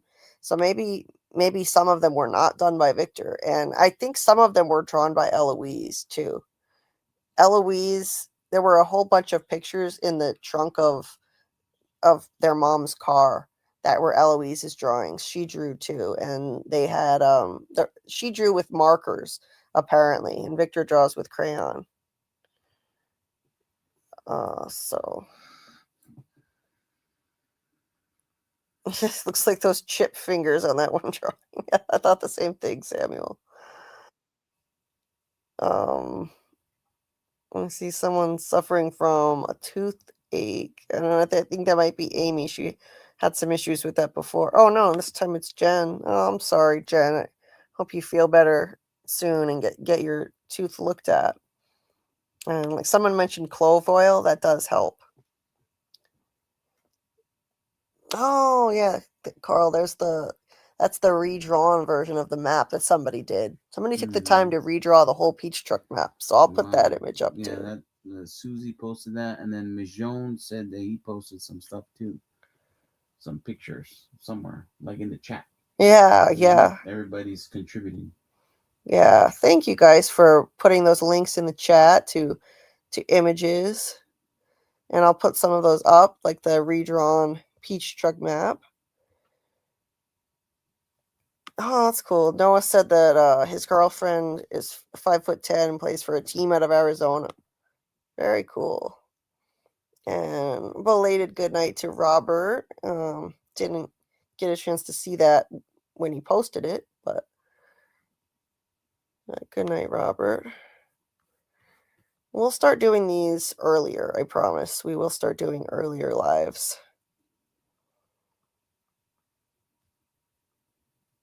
So Ryan thinks that Eloise escaped with amnesia, DID, grew up with a new identity, married Boyd, and was pulled back in when the new cycle started, and Abby was Eloise. I think that's a great theory. I love that theory of Michael's. Bill says, Ferris wheel, World's Fair on suitcase in the cave. Yeah, that's a good connection to make, Bill. Could be connected. Maybe Victor had a vision of it. I still think Victor and others can have visions, and some of this stuff they didn't see with their own eyes. There was a sticker on that suitcase that said World's Fair. You have like a fair wagon come into town and get stuck there. Yeah. And thanks, Susie. I'll take a look at that link. I'm gonna mute myself just for a second. I'll hold on a sec. I'll just be right back.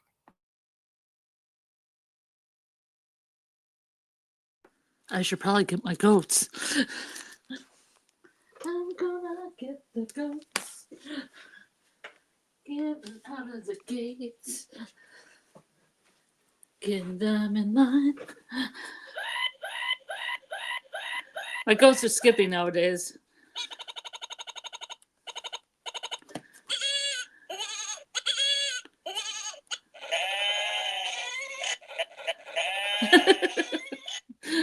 I don't think it should be too hard to cut all these out and put them on a timeline. I'd probably do that.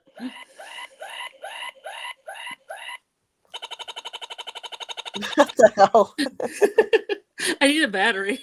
Is that the broken goat noise maker? Yeah, they're broken. What the hell? Oh my god, it's even worse now. So now my goats are broken. Before there was one noise that was broken, and now the others are broken too. Broken. Oh, my goats. Ryan says, has anyone thought to separate Victor's drawings by the type or color of paper he draws on? This might separate the pictures into different timelines where he would have access to one type of paper. I don't know, that's never occurred to me, Ryan. I mean, you know, there's one thing that's really interesting. One of the drawings in the show is not even on like regular paper, it's on a newspaper. It's in the opening credits. Skeleton, right? Yeah. That skeleton, it looks like a skeleton on fire. So, and that's on a really old newspaper. It looks like it's from the 1800s. So I wonder, like, did Victor like dredge up that really old newspaper and draw that, or is that somebody else's drawing? I'll see if I have the opening credits images handy. You want this? And we can look at those. On? The light, I mean. Yeah. So, let me see. Is it here? I think it's in. Yes, I do have so let's go through. I'll put up the call-in link too, if anybody wants to call in with theories. And but like first, let's go through the opening credits images. I guess we can assume that Victor drew these, but we don't know. There's the car at the fallen tree. That's self-explanatory with the crows. And we've got this one is really creepy. This is ominous. Like this is two smiling people at night. This is nighttime. That's a dark sky, and yet there are two smiling people, monsters, and Gus. Yeah. And he's both I mean, what I don't understand, if these are monsters, then why is Gus with them? Because Gus seems like a helpful entity. Gus is always helping Boyd, and he's with the boy in white. In my opinion, I perceive him to be helping. Yeah. He leads Boyd in the direction that he needs to go in to eventually stumble on the talismans. He gets Boyd lost, but then Boyd finds the talismans as a result. He also leads Boyd back to town after Boyd gets out of the dungeon dream state. Boyd follows the dog. He barks at Jim to scare him, you know, enough to leave Victor alone when he confronts Victor in the woods with Ethan. He seems like a helpful entity. So why is he outside at night with these two smiling people that must be monsters before they transform? That's weird. Well, they might not be monsters. If that's the case, then why are they outside at night? And I'm trying to figure that part out. Doesn't make sense, does it? Yeah. So that this one's always puzzled me. And then going further through this, there's Miranda. We now know this is Miranda's rendering of the boy in white. This is her painting of the boy in white. And it looks like he's got a knife in his hand. And it's his left hand. There's this shape there. And it looks like he's holding something. He's got it like his hand in a fist. It appears to be a knife. Now, does that mean he's bad? No, I think it's symbolic, and he looks miserable. He looks depressed to me. Those look like depressed eyes. I think it means he's trying to help, but he also has to unfortunately cause harm to some people to help the you know, the whole cycle come to an end. For the greater good, sometimes some people have to be harmed in the process. So let's say he's bringing some people to town, people who could be a good resource to help everyone else escape or help them survive. He's hurting those people by bringing them to this place, but he's helping the greater good. And by sending Boyd, let's say he sent Boyd to the dungeon, if he controls the faraway trees, sending Boyd to the dungeon dream state, it hurt him in the short term, but in the long run, it led to Julie being able to story walk, because that's what started it. Boyd went to the dungeon, he got the worms and brought them back to town. He killed a monster with them. That unleashed the cicada entity, which captured Julie's spirit along with Marielle and Randall. And then when Boyd freed her and defeated that entity, it caused Julie to be able to story walk. That's where she got the ability. And it all started with sending Boyd there. And I now think that was intentional, and that the boy in white probably did that on purpose.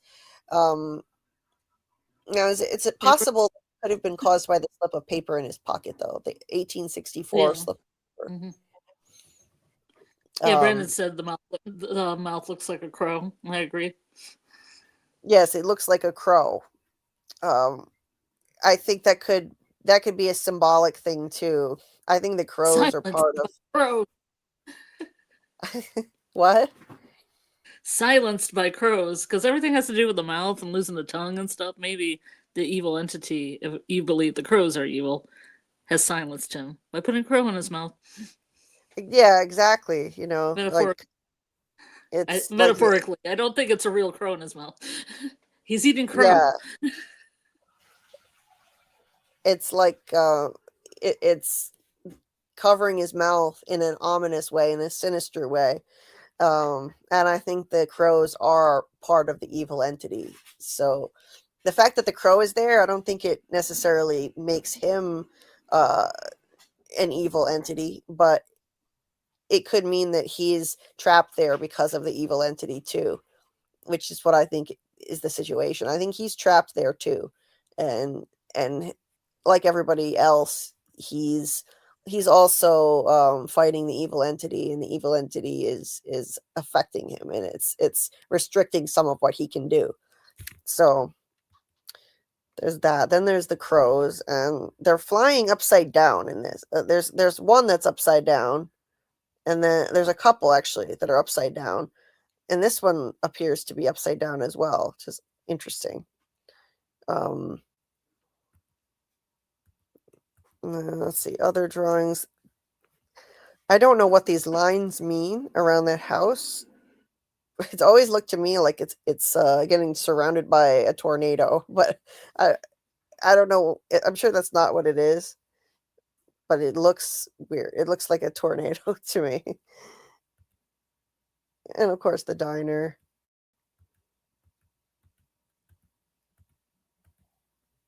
And that house that has bushes that look like hands on either side of it. And, you know, the trees seem like an entity that's alive. That's almost like a character unto itself. So maybe that's why it's depicted by hands reaching toward that house. There's a little girl who looks like she's had her face ripped off. I mean, there's no face and it's all bloody. And her arm has been ripped off as well. Maybe this kind of is supposed to lend credence to Donna's story that her sister's face got ripped off by the monsters. They've done that with somebody else. Doesn't that look like her face got ripped off? And then, you know, did Victor ever see this? Victor, supposedly people think that there were no other kids in the 1978 timeline. I think there were. There were other kids, and this is one, and Victor saw this at some point. This is not, I don't think this is Megan. Megan didn't have her arm ripped off. She didn't have her face ripped off either, did she? No. Yeah. No, she didn't. Right, you got to see her face like. Right. So this is not Megan. That's not her. So I think that's another kid from the 70s. And then this person had their eye ripped out and, their insides from the monsters, clearly. And this skeleton looking like it's on fire. I wonder if this is something Victor drew or somebody else. This is a very old newspaper. So could be that other people here have also drawn, or this was just a newspaper that was hanging around. But who saw a skeleton on fire? It's interesting. And then this thing that looks like a boogeyman. A boogeyman and somebody hiding under the bed. Is this something Victor actually saw? Some of these things I think have to be visions. And Ethan, in season 1, Ethan said there are pictures of Scarecrow, boogeymen, and giant spiders. Maybe it's the other way around. Maybe that person is just, those two people are going upstairs or going to bed, and the monster is hiding under their bed. Dun, dun, dun. It's the monster is the victim. Yeah, it's like the monster is the thing under the bed. Huh? Could be. So are we going to see some kind of boogeyman entity? I think whatever Ethan said was right. He said that we always have to listen to Ethan and trust Ethan. He knows what he's talking about. And he said that Victor's drawings included scarecrows, giant spiders, and boogeymen. So I think we're going to see all those things, or all those things have been there before. And this looks like a boogeyman to me. Now, we've got scarecrows. That could be the scarecrow entity we see in the season 4 trailer coming to life. I do have a picture released by MGM of a scarecrow. It never appeared on the show, but it was released as a promo photo by MGM. So I have that image too, the scarecrow. It could be our scarecrow monster entity from season 4. And I do think there was probably a giant spider entity because of what Ethan said. I think Ethan is right. If he thinks that those pictures look like they have giant spiders in them, and it's not just a regular spider, I believe Ethan, because he knows how this place works. So yeah. What about the spider coming down from the ceiling? Those are words that came out of his mouth. What does that mean? A spider came down from the ceiling. Yeah. What ceiling? What spider? There's gonna be some kind of spider action, I think. I really didn't. I didn't expect that to happen, but after watching it back and hearing Ethan say that there are giant spiders in the drawings, I think we're gonna see.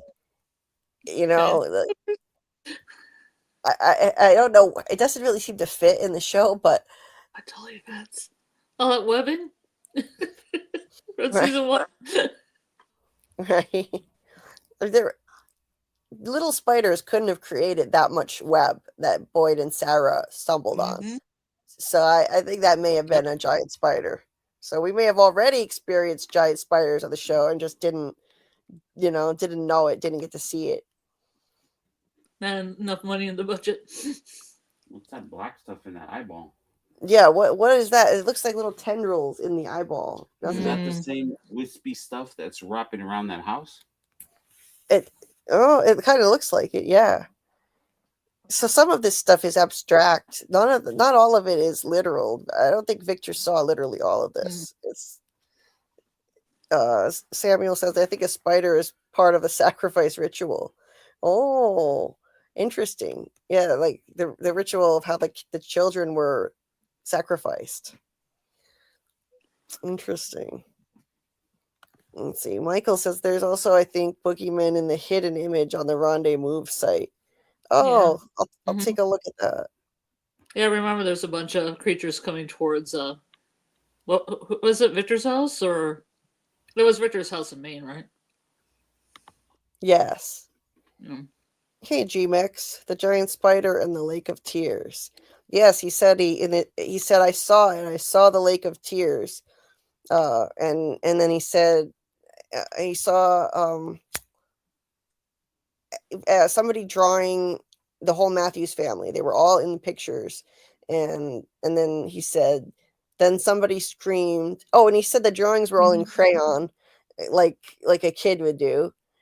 And so clearly he saw Victor's drawings in his vision. And then somebody screamed and a spider came down from the ceiling. That was his vision. Now, I see a link in the chat. I'm gonna click on that and show that rendezvous one. I have that somewhere too, but not handy. So, but this one has always been interesting to me. It kind of looks like an eye looking through a keyhole, doesn't it? Mm-hmm. Yeah, it's spooky. I'm trying to find. Okay, here it is. The link to the rendezvous image. Your connection is not private. I don't care. It's warning me not to go to that website. Uh-oh. Oh, here it is. So this was the thing that came out during season 3. It was from that fun website that the show created, just as a little I forget what you call those things. Like an Easter egg? What? Like an Easter egg? Easter egg, yeah, like an Easter egg. Getting close to Easter.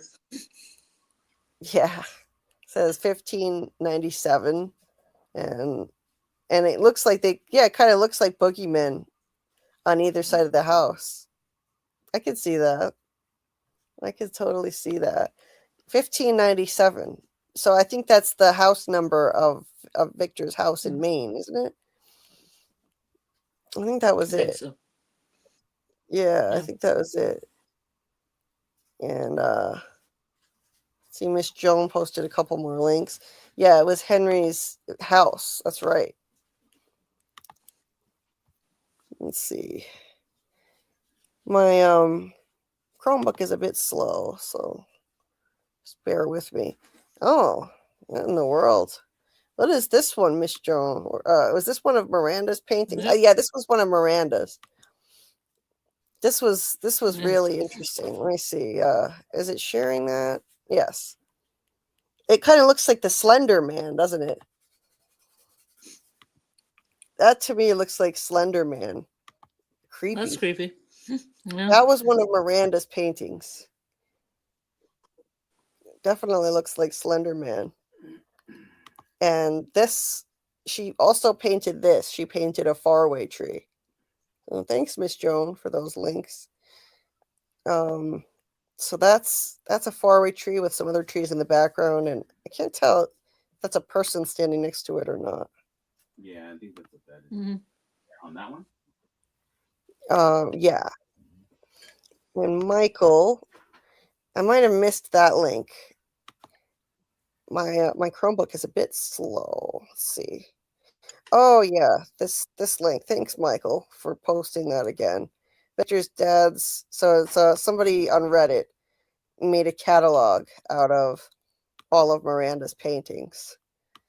And I have my screenshots that I got from the episode, and I also have the promo, like the higher quality versions of some images of those things too. But somebody cataloged all of them, which is cool. So this was what Michael shared. This is interesting. I'll read through this later because it lists all of them and what could be in each one. Let's see. Like there's the merry-go-round one, and it has 8 seats with children on them.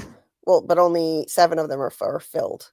One child is missing, which I think could mean that there were supposed to be 8 children sacrificed, and one got away.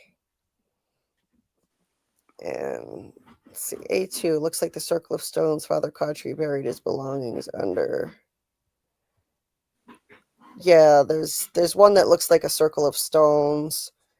And 3 monsters. I don't know if I agree with that one. So the person wrote A3 monsters. These aren't monsters. They look like the Ankui kids. these two that have their faces close together. I think those are the Ankui kids. Like the boy and the girl, they're always together. Yeah. But this one definitely looks like a crow. A1. They have it listed as A1, and it looks like a crow.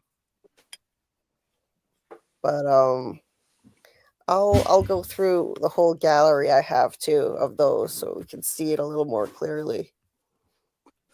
But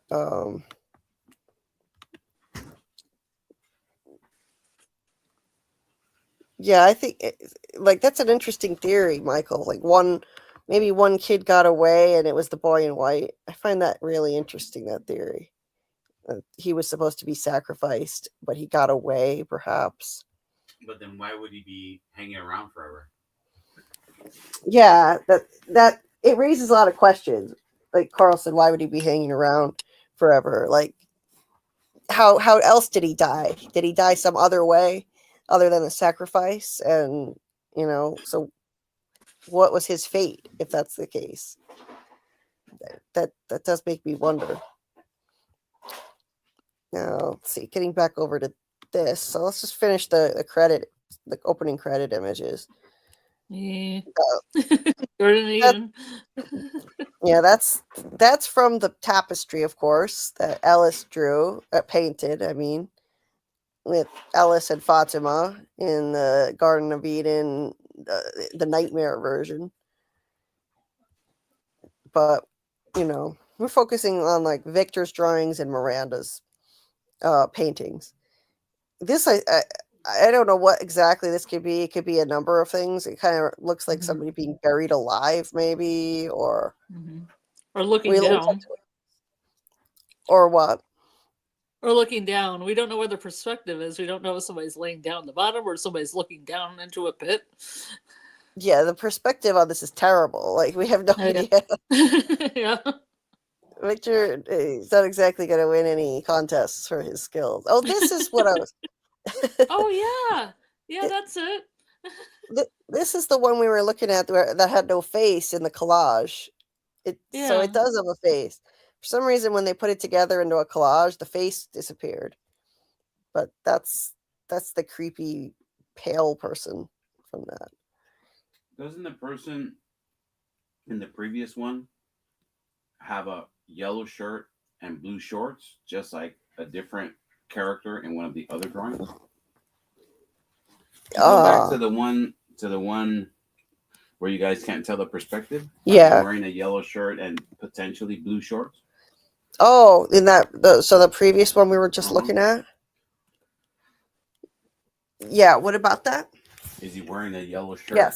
Yes, and he blue is. Shorts? Yes, he is. Isn't that person that you guys? I don't know if it was the one where it's at night. There's a different image that you showed, and there was somebody wearing a yellow shirt and blue shorts. Oh. Yeah, it was the one with Gus. It was the one with the Gus, the dog in it, Julie. Yeah. Oh. So then there's at least part of your story. At least those two maybe go together. Could that be the same person? Dark sky, dark image, maybe. But could that be the same person? They're wearing the same crayon clothes. Yeah, let me go back to that image and see if it looks like the same person. That could be the same person. That's possible. That's yellow shirt and blue pants. And let's see, dark hair. And then you go down, let's go back to, oh, it's different. This one has brown hair and the other one had black. Damn. What? This one has brown hair and the other one had black, so they don't match after all. See, that one has brown hair, and this one has black. You think that's that different to be two different people, even though they're wearing the same clothes? Did they go to the same school or something? I don't know. The other one looks like maybe a lime green pants too. I can't quite tell. It's either lime green or maybe yellow, and brown hair. very curly, long brown hair. So probably different person. These two, Smiley. yeah, maybe Smiley. This, although it looks like he's missing an eye. Yeah, he's got an eye issue. He's kind of. So is this one of the monsters missing an eye though? That's odd. Not to have an eye. Sharp teeth. That shows up in the season 4 trailer in a split second flash. Yeah, it's in the trailer. We're gonna see that. We're gonna see that in season 4. Yeah, Whatever that is. I guarantee we won't. And they just put that in there to make it creepy, to add more atmosphere. Oh, and there's one missing from here, but there's another bloody monster that also appeared in the season 4 trailer, but it's missing from this. Anyway, so that's that. But the other one was, where is it? Trailer images. Oh, I'll find it really fast. It's right here in this folder. It's this one here. It has bleeding eyes. Bleeding from the mouth. So, what is this? I have no idea. Bleeding eyes and bleeding from the mouth. The monsters don't bleed from their eyes. Hopefully that's not upper management. Yeah. Or that ragdoll's upper management. Oh, that nightmare fuel. Yeah. Ragdoll. Yeah. In the first view that we ever got of the artwork is in the first it's actually the second episode of the series, season 1, episode 2, and they had drawings up. Victor had drawings up on the wall, and Ethan was talking about his vision of the Lake of Tears, and the camera panned across the room, and so we had a view of a lot of drawings. Not a very good view. It was dark in there, and the show is maddeningly darkly lit, but at least it's something. So these are the views. This is the view we've got. So there's this one from the opening credits is there. That's definitely one of Victor's. Looks like a boogeyman with someone hiding under a bed. There's a house with 6 graves on either side of it. That's ominous. There's that Christmas tree drawing. You can see there's a Christmas tree with a fireplace next to it. And there's let's see, there's a family. I just said some people. Yeah. Some houses. And this one is a really high resolution version, but we'll look at that in a second. This thing looks a lot like a boogeyman in a graveyard. Yeah. That one's especially creepy. It also has 6 graves. So Or there's 6 kids on that poster, Yes. In the season 4 poster, there are 6 Ankui kids instead of 7. And so now that's 2 pictures here that have 6 graves marked by crosses. I wonder if that has any significance. What's the truck above it? Is that an ambulance or is that this regular truck, white truck up there? It looks kind of like a bus to me. It looks like a little school bus. That's what it looks like. But a school bus getting there. That might have came in the past. Imagine if a school bus came to town. Oh, yeah. Oh, my God. So many children. Talk about a nightmare scenario. So much ready for the sacrifice. Yeah.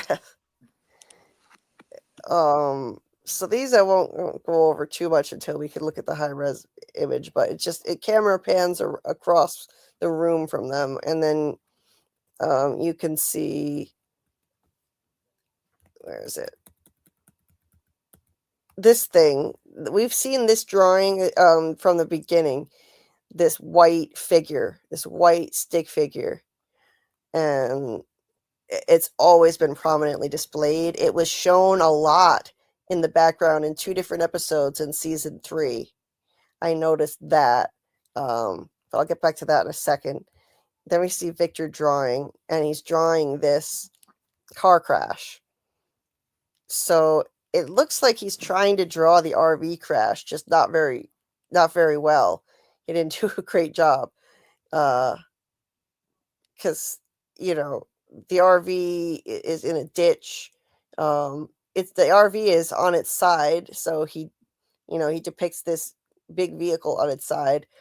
He got the color of Toby's car wrong, but I do think this is meant to represent the crash, and he was drawing it the same, in the same time frame when it happened. And Ethan was saying during that sequence that Victor, he sees, not Victor, but he sees someone drawing them, and the whole Matthews family was in the pictures, according to Ethan. Now getting to this is a press photo, so it gives you a better high resolution version of these images. And I have this in my Discord. If anyone wants to look at any of these pictures, they're in the Discord under Victor's drawings, and there's also an images channel underneath the From category. But this one here was released, I think, during season 3 as a press photo. So this is quite a gift, because you can actually see it's well lit. It's amazing. You can see a gun over there. There's this thing with multiple houses and trees between them. They look like the houses are in bubbles. If they look close, each house is in its own bubble. There's a circle around each house. And the ground is on all different levels. So, there's the ground around this house. There's a ground around that house. Each of them is in a bubble. I don't know what that's supposed to mean exactly. There are 4 houses in the picture. They're all in bubbles, and the trees are surrounding them. It's got to be symbolic of something. There's also this image of 4 creepy, smiling people to the left. I think there are 4, but I'm having trouble zooming out. I zoomed in and now I can't. Okay. So yeah, there are 4 smiling people there in a row. There's Colony House. This is Colony House. Right there. There's these 2 people, and it looks like a broken window. And then up there's 2 smiling people and what looks like a corpse right next to them. So maybe 2 monsters and a corpse. And there's Christmas. I don't know why Victor would draw a Christmas tree and presents. Oh, Frank, Frank talked about Christmas. We talked about Megan. Yeah. But it's like, I thought Victor draws things he sees, memories, and they don't do Christmas here. They don't have Christmas trees and presents. So it's weird that that's there. And I don't know what this is. I don't know what this next to the gun and like right above it to the right. It looks like a bunch of shelves and like various items on the shelves all over this wall. A little hard to see, but yeah, I'm not sure what that is. But obviously, kind of looks like a building. Yeah, I can't tell exactly what that's supposed to be. And then the rest of the stuff is just there's this thing down there. I can't really tell what it is, honestly. It's a bunch of black shapes and a forest. Do you see that there's multiple circles everywhere? There are circles? Mm-hmm.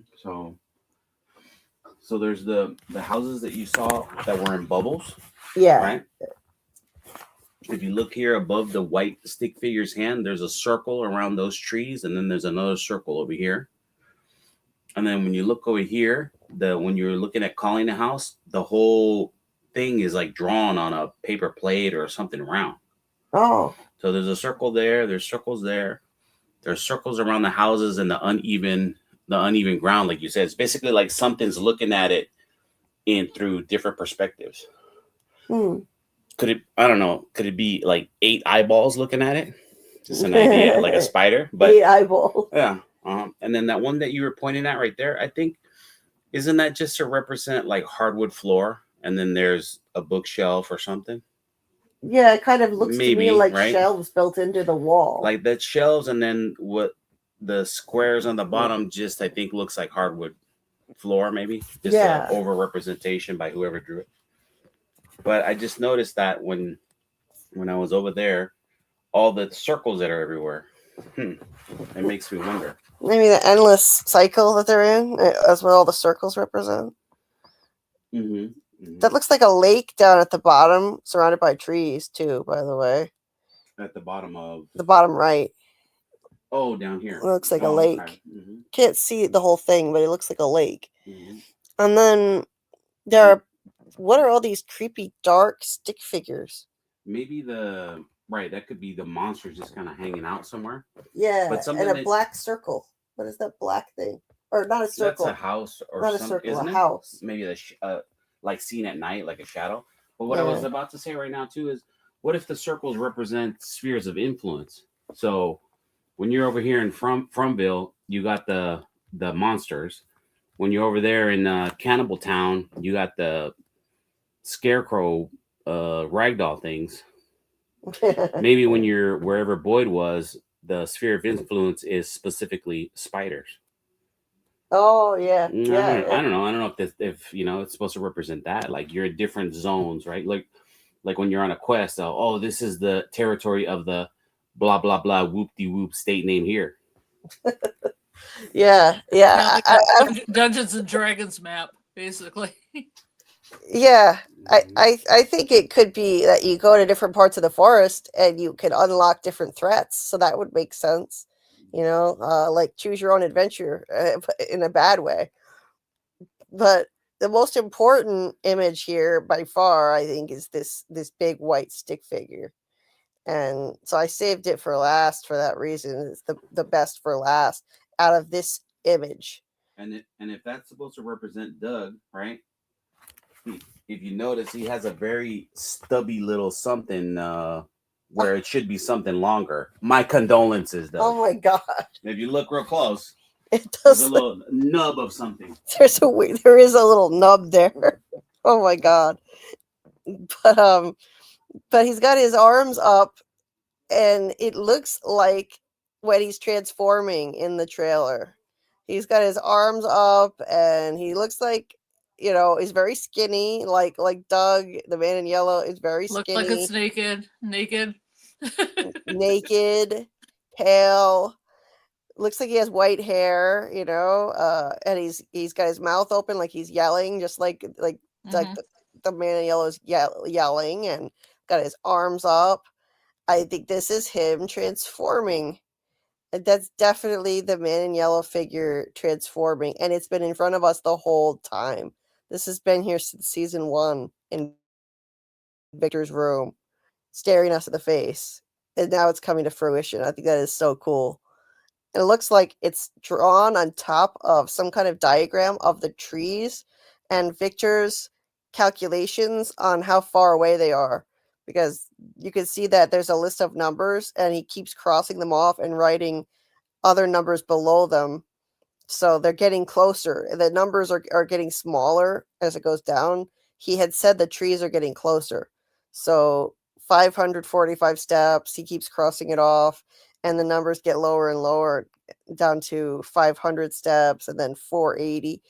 So that's definitely the trees, how far away they are. He's keeping track. And he's got a bunch of those. And there are also arrows. So some of these may be faraway trees, and he's trying to map where they're going with arrows, and there are X's. So it appears like this is symbolic of the man in yellow looming over all of this, looming over this whole place on top of the faraway trees. So I think that's just amazing. That's been there this whole time. And and I'll pull up in season 3 we had Victor's dad in his room, and he kept standing right in front of that. Where is it? So in this one, Victor was standing in front of it. There were no other drawings in season 3. Victor had already taken most of the drawings down. Season 1, he took a lot of them down and sent them away with Julie on the night of the Colony House massacre so that they'd be saved in case he couldn't come back there or something. So he took a lot of them down, but that one remains. So now our attention is completely drawn to that for a reason, obviously. And it was right there in our face, season 3. There it is again, but it was always there. And then there's another episode that featured it too. Let me see. That's when Victor threw some of his drawings out the window. In this one, Victor wasn't home, and his dad went to his room and stood there staring at it. He stood there looking at this thing, and it was right there, featured prominently in the show. So I definitely think that thing represents the Man in Yellow, and I think that's really cool that they planted that from season 1 on. That was there. Sometimes, yeah. I mean, in the past, we thought it was the boy in white because it's white, but it never really fit for me for that to be the boy in white. It just never really felt like it made sense. That doesn't look like a good representation of the boy in white at all to me.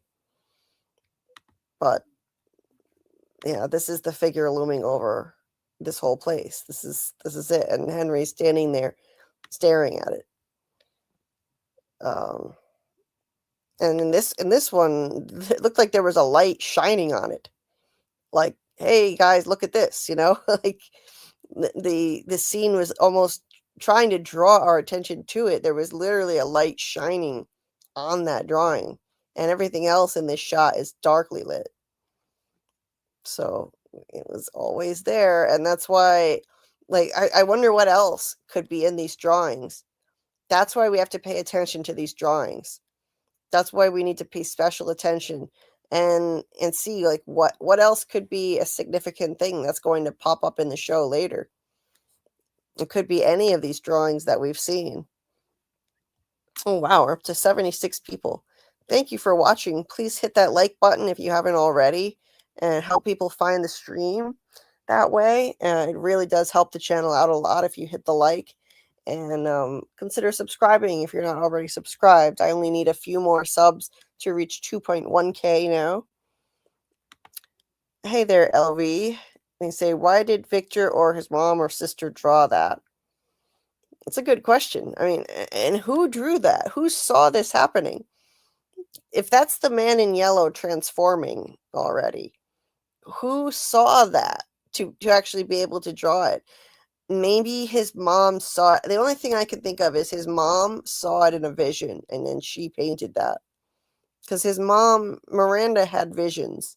She painted a lot of things before she ever got to Fromville.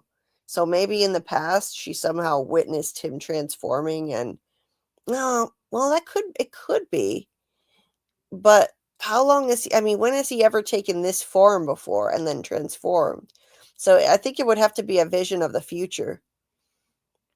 I think Miranda would have had to have a vision of the future, because I think this is a shapeshifter that probably took many forms, and this hasn't happened yet. This is a painting of something that hasn't happened yet. The Man in Yellow in that form turning into something else. So yeah, why did they draw that? I don't know. All of the drawings are significant. Yeah, Daryl, I think so. And some of them more so than others, like this one in particular. And the question is, what other ones are going to be especially important? What other ones are going to turn into something that we haven't seen yet on the show? LV says, I think Boy in White, Father Cautry, some of Sarah's voices, and other voices that help are the white entity. Interesting. Okay. Michael had said, zoom in on the note under the blue picture with black people figures on it. Looks interesting. The note, oh shoot, which one was that? It might have been when I had the high definition one up. Let me see. I'll go back to that again.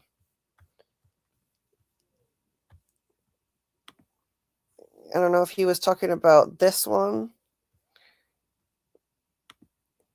There's something there. There is something there under the blue picture with, okay, yeah, I see what you're talking about.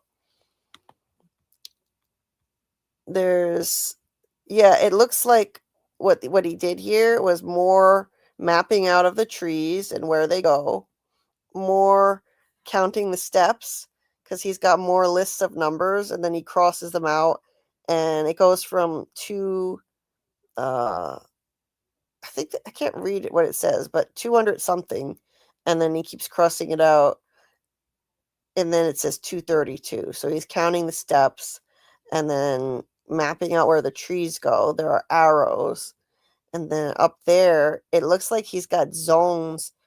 So he's listed some places as zones. This little window keeps popping up and blocking my view of what I want to see there. And it's really annoying. It says diner, CH as in colony house, zone 2, and I think other zones that he has numbered, but we can't see all of it. So he's mapping the place out. Now, this might not have been him. That could have been Miranda who did that. It could have been Miranda's note, and Victor just hung it up there. But the numbers are him. That's him counting his steps, I'm sure. So, yeah, it's interesting stuff. I really like. I got so psyched when I realized this thing looks like the Man in Yellow transforming, the Man in Yellow entity transforming with his arms up. I mean, I'll put up the other image just so you can get the visual in case you're not picturing what I'm trying to describe. But I got psyched when I realized that, because this has been in our faces the whole time. Hey, welcome, just Stacy Lee. Scarecrows. Well, there's certainly a picture of a scarecrow that MGM released. I'll pull that one up too. In a promo image. And Ethan mentioned that Victor had drawn scarecrows, so that could be our new scarecrow monster entity. Just Stacy says, in episode 4 of season 1, Victor is drawing Julie sleeping. When she wakes, he says how sometimes you think something is a dream, but then you think maybe it really happened. Maybe Julie's story walks to 1978. Yes, Stacy, you are right, exactly on the same wavelength as me. That's what I think is going to happen. I think that Victor already knew her, that he met her in 1978, and he just can't remember yet. But that's why he's so comfortable with her and talks to her, opens up to her as a stranger. And he's a loner. He doesn't usually do that. And that's why I think he draws her. He's trying to remember, and he feels that connection with her.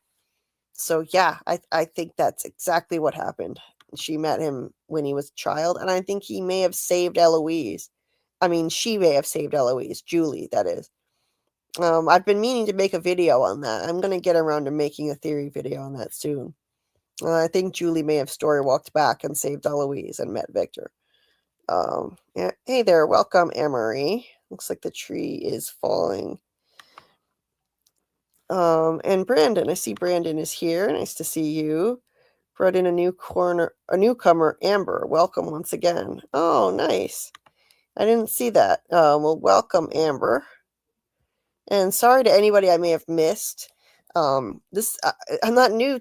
I mean, this isn't new to me, having this many people in the chat. It's happened before, but it hasn't happened in a while. So I'm not used to having this many people and trying to keep up with you guys. Thank you so much to each and every one of you for being here and hanging out with us. And I'll try to check in with the chat as much as possible. Naked Doug. Yes, Daryl is Naked Doug. I can't unsee it. Yeah, I can't unsee it either. I'll put up the comparison for you in a second. I'm going to pull up the image of him transforming and see if you think this is naked man in yellow transforming in this image like I do. But and then we also have Eloise's drawings. We don't have a lot to look at. There's just a few images from the back of Miranda's car, but I can also pull those up too. And of course, all of Miranda's paintings. Let's see, where's... Oh, okay, the trailer album.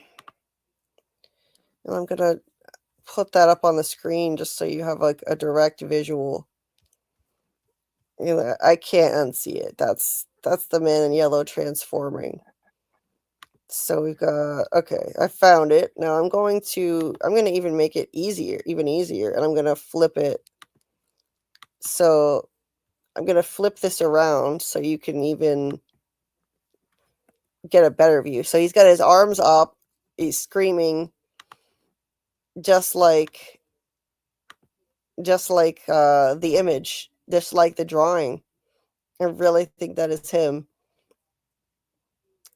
So what else could be prominent? What else could be a significant thing that we see? Maybe giant spiders. The Scarecrow seems to be something that's going to pop up. And there is a drawing of a Scarecrow that MGM put out as a promo photo. So it appears that that's coming to fruition in season 4 too. Just when we thought we've seen everything. Now, somewhere in here I have an ability to flip it. But now I can't find where it is. No. Oh, I think this is how I do it. Yeah. Yeah, so looks funny like that. So just have this in your mind. There's this thing. And then compare it with this. And to me, it's got to be the same thing. It's got to be the man in yellow. But did anyone actually witness this? I wonder. Hey Amber, welcome.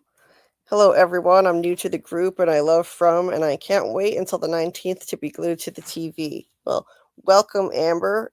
If you love From, this is the place to be. We're the Fromaholics, and we have the longest live streams, I think, of anybody, because that's how obsessed we are. So welcome and thank you for being here. So cool to see our little family expanding. And hey, the Stacy Johnny. There's an 8th child on that playground painting, but they are going down the slide. Saw it yesterday on Geek Academy. Right. There's another child, but they're going down the slide. Yeah. So that could, you could, maybe that child going down the slide symbolizes the boy in white. Maybe he got away. And the other children on the merry-go-round symbolize the Ankui kids, perhaps. GMX said, one thing that doesn't sit right with me is if the parents turned into the monsters upon sacrificing their kids, why is there such a drastic age range amongst the monsters? Yeah. Yeah, I mean, I think it's because they're not all parents. So that could explain it. Not all of them are the parents. So, some of them were just people who participated in the ritual. Jen says, should I update you all about one of Ethan's books and his idea of quests? Leslie and Jess create the secret kingdom of Terabithia, a land of monsters, trolls, ogres, and giants, where they spend their free time ruling as king and queen and fighting evil creatures. Okay. I could see the connection there. Like from Bridge to Terabithia. I don't know if that's what you mean, but Mark said, oh boy, I just nodded off. I guess I'll say goodnight. It's fun to see Victor's Miranda's copious drawings and paintings. Yes, it's It's interesting stuff. Let's go through a few more of these, and then let's see. We'll go through a few more of these, and we'll look at Eloise's pictures too. Lori says, I also think the man in yellow is the giant spider. That picture looks like a spider. In the trailer, he looks like a spider when shifting too. He does have really spindly limbs. Recon says that explains the peaches. Maybe Julie told him that when the peaches run out, that's when she came to town. Yeah. Yeah, I think they're going to meet in the 70s. Brandon says the big map you have and the dates on steps are going to play a big part. Yeah, I think that may be true, Brandon. Michael said, I think that's what the numbers on the maps are. Oh, let's see. Wait a minute. The numbers on the map in the box truck are zones. Interesting. Now we know. Learn something new, I think. So, okay. So in the box truck map, there are zones. Oh, all right. And then he's got the links here. Yeah, so we can go over and look at the box truck map now. Oh, I'll definitely make the video, LV. I need to get on track and make a couple different videos that I've been planning. I need to get them out quickly before season 4. I have an idea for a video too about Ethan, and all of the different insights that he's voiced on the show.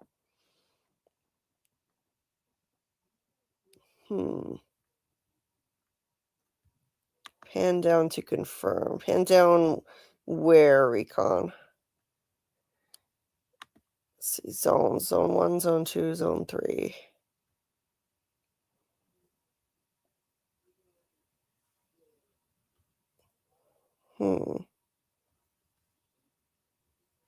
For the transformation, he isn't becoming a human. Humans all have the same bones. His bones are moving around. Each and every him has the same bones in the same place. Yeah, LV. That's interesting. I agree, yeah. His bones seem to be moving around. Yeah, Michael, I think that makes sense. The numbers being zones from that note. Yeah, he's marked various zones in this place. Hey there, Vladimir. Nice to see you. Please hit that like button if you haven't already. Anyone who's just joining us. Yes, please make a video all about Ethan and maybe Victor's random thoughts that connect. LV, that is weird. We have this weird mind meld sometimes in the fandom. You're reading my mind, because that's exactly what I was planning on doing. A video on Ethan's insights about the quest and connecting with Victor's thoughts. Victor's wisdom and his knowledge about what's happened already and the little tidbits that he's shared with us. I'm going to connect to what Ethan has said, and make a video on that, because I think we need to be paying more attention to Ethan and Victor. Wow, you're in my head. I'll definitely do that. So okay, so let's go over to the box truck map. Let me see. I've got a few tabs open here. I gotta close some stuff. Let's see. Close that.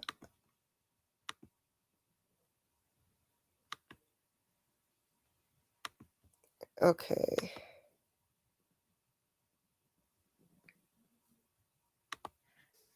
Okay, so this is a rendering of the box truck map. At least this one is kind of reconstructed from a few different images, different shots of it, and it's got zones on it somewhere. Or I think there's zones. So there are numbers. There are numbers all over it. So Michael thinks they're denoting zones. And Victor. So Victor had like a whole bunch of things that it seems like he and his mom were tracking. It might not have. This can't just be him. Maybe his mom helped him with this. They were tracking weather patterns, sunny, cloudy, a bunch of different things here, and they had numbers crossed off. I'm not sure what all of the numbers mean, but there are some of them are years. Like there's the 1978 year, which we know is important, and let's see a few other numbers. Parts of it are hard to see, but the purple arrows seem to be connecting the faraway trees or showing where the faraway trees go. And there's a really big faraway tree in the corner there on the right, the huge one. There's also this bubble that kind of looks like the town, and then the caves under the town, perhaps, and surrounded by a bubble.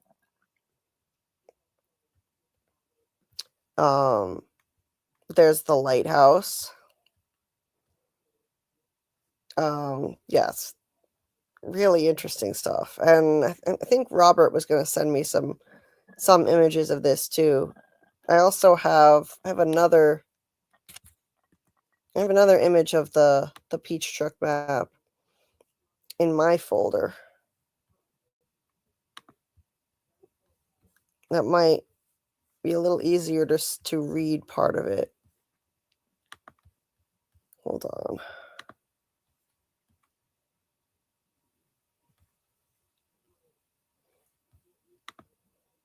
So, yeah, I have a few different versions.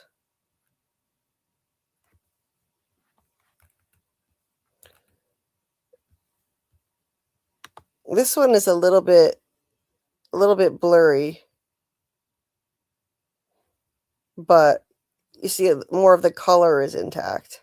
But it looks like in the bottom right corner, that's the thing that looks like a cookie.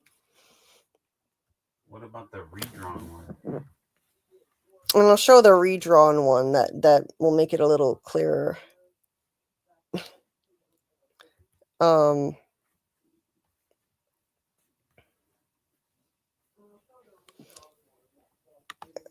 on a sec.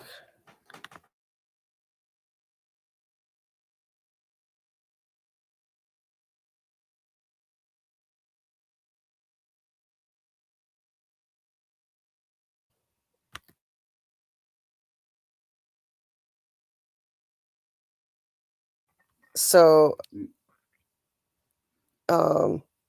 yeah, that spiral in the bottom right corner is really interesting. There's a spiral, and someone mentioned it looks like a cookie.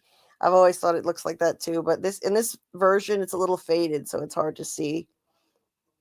And there's a colorful thing in the bottom right that kind of looks like a compass.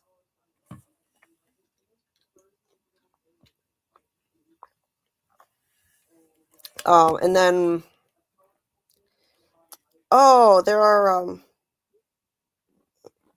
there are numbers circled. I think that's what Michael meant, that for the zones. Mm-hmm. So there's a green one here that says 3. There's a red one circled that says 2. So maybe those are the different zones. I think that's what Michael was talking about. I'll put up the redrawn one too. It's a little easier to see stuff in it. The purple arrows don't represent the faraway trees, do they? Like to jump from one spot to the other? I think they do. Because there's one pointing towards a lighthouse, and right now I'm assuming that's the one that Tabitha went through. That's the only reason I say that. Yeah. And then you figure maybe the other ones are that too, you know? Yeah. I think that's what they are. So this one, somebody redrew the map, and it's a whole lot easier to see stuff in this one.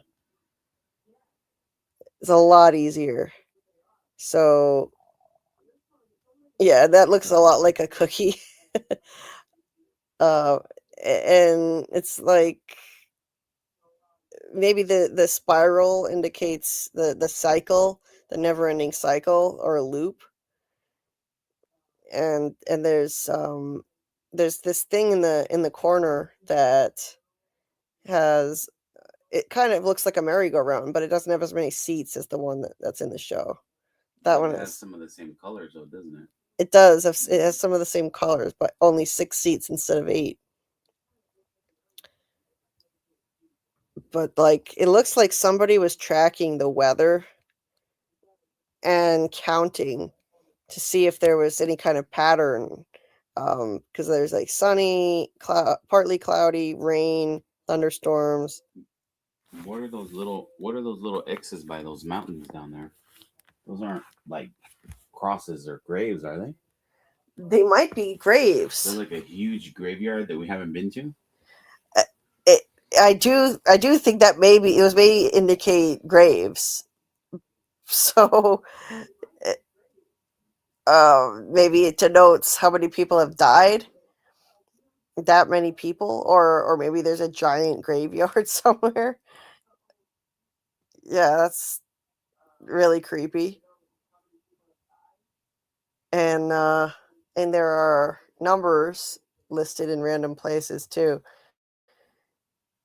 Unclear what is it. So when you're looking at this over here off to the side, yeah, is that where you're saying someone's tracking the weather? Yeah. How many times the sun did this? How many times? Yeah. Right. Different weather patterns. Mm-hmm. And then they have like, it looks like they were counting how many times they saw the same thing. Right. Yeah.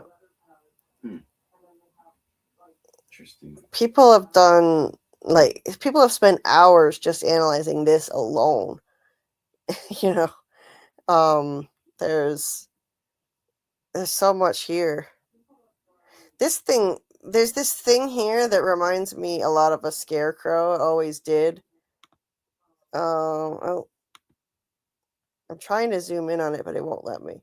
There's that little brown guy right there? Yeah, there's a brown thing that looks like a Scarecrow with a circle around it. In the non-redrawn one, it looks more like what you're saying. Yeah. Like a person in a circle or something. Yeah, I have a closer up cutout version of it. Here, I'll show it really quick. This is from the non-redrawn version. And it looks like a Scarecrow. It has a circle around it. And now we apparently are going to be getting Scarecrows that are coming to life and attacking people. Yeah, that looks like a Scarecrow to me. But going back over to I can see that.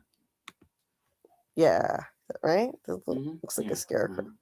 So I mean, maybe it's something else, but yeah, I could see that representing that, right? Mm-hmm. And and I have that's another image I have of the Peach Truck map. But we'll stay on this one because this is easier to see. It's easier to see the details in it.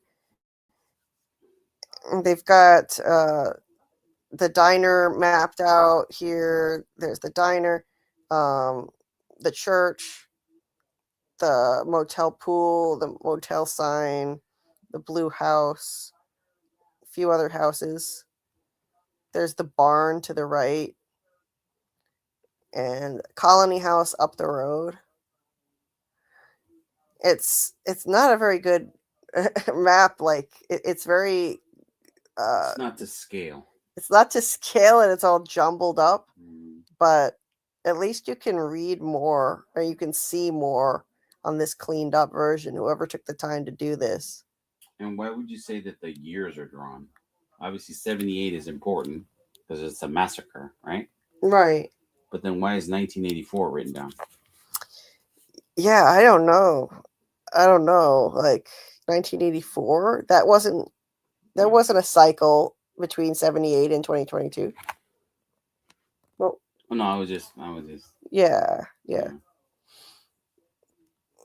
Now that may be the Brundles. There's a little body of water there.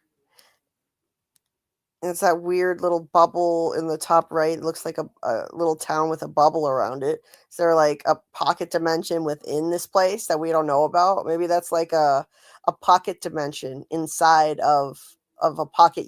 Maybe this is a pocket universe and that's a pocket dimension. Maybe okay, so we're in the pocket universe, and then that's the coin pocket of this universe.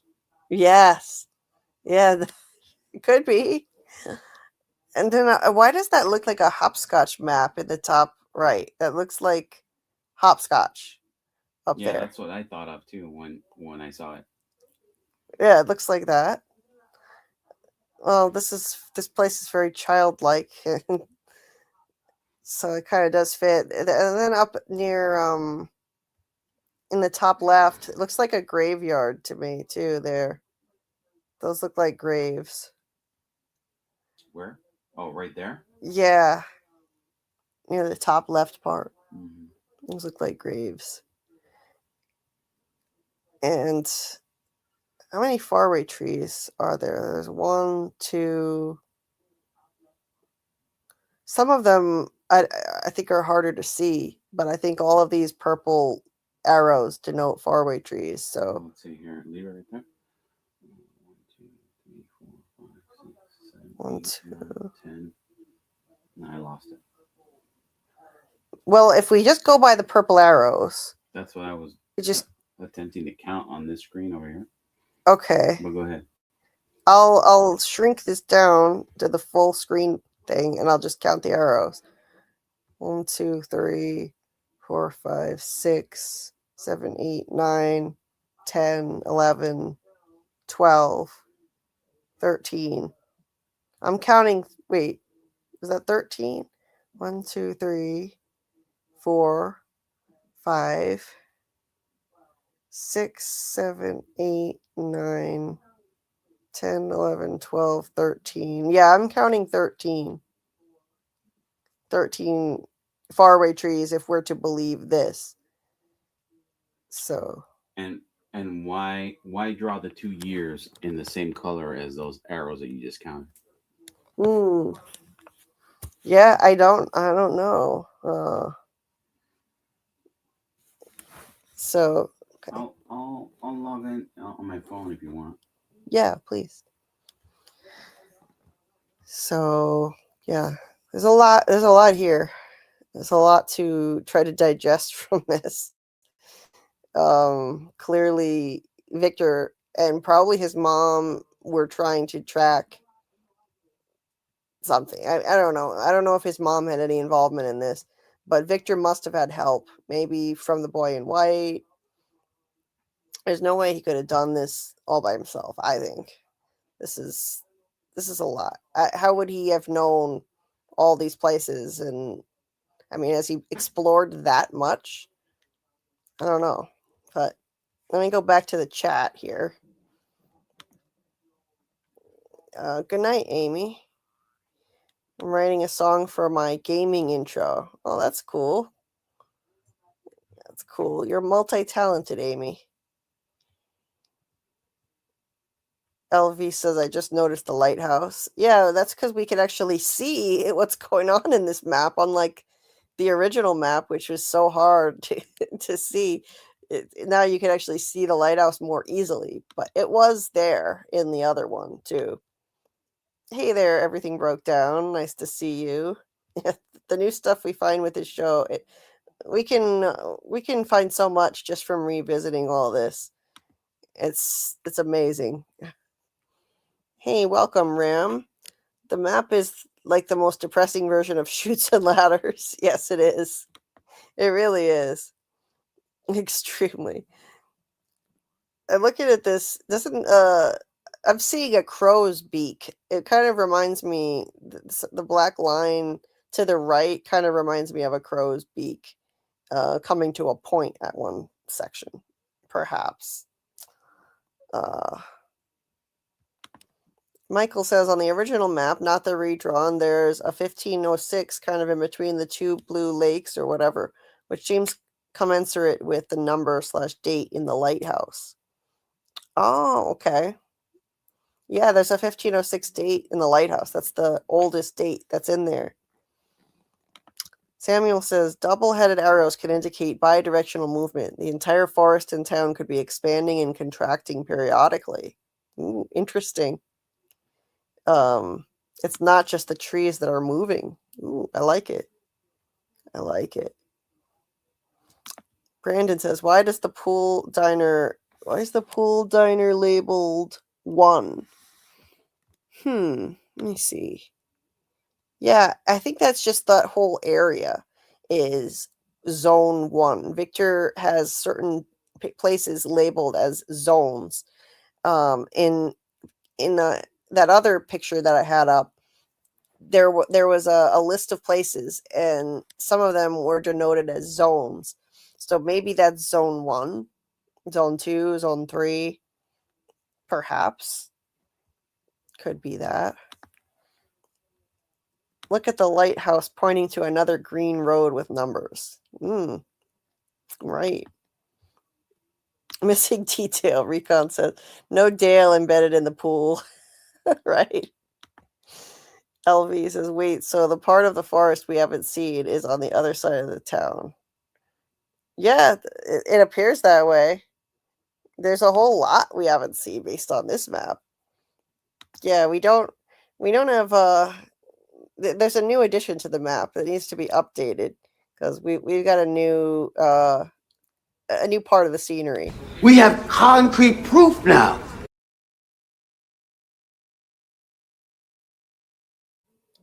Poor Dale. Rest in peace, Dale.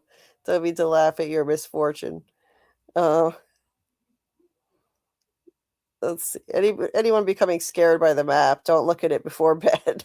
LV, it's definitely intimidating. It's an intimidating looking place. You definitely wouldn't want to be trapped in this place. Michael says, seems like the cookie might be Cautry's stone circle. Not quite sure where in town or on the outskirts that's located. Yeah, it could be his circle of stones, Michael. Yep. Hit the like button. Thanks. Thank you, Miss Joan. I was confused by the cookie. Watch out for the cookie monster. Oh man, the cookie monster. Do you all see the graves? Graves and graves and graves on the edge of the forest. Who died? Yes, there are a lot. It looks like a lot of graves down there. That's ominous. All of those graves at the bottom. That's a lot. Like, did that many people die and get buried way out there? That's an enormous amount of graves. Creepy. And what are these extra houses? There are some houses down here. Like, were there houses that got knocked down and they're not there anymore? Why are there extra houses over here, over there, on the outskirts of town? There's some stuff that's in pencil that's not drawn with color, but yeah, fascinating stuff. And why is there an X through this? There's a section of forest with an X through it, as if it's gone now. It's not there anymore. It's to the right, above that big faraway tree. Also, why is this faraway tree so big? It's enormous. It's way bigger than any of the others.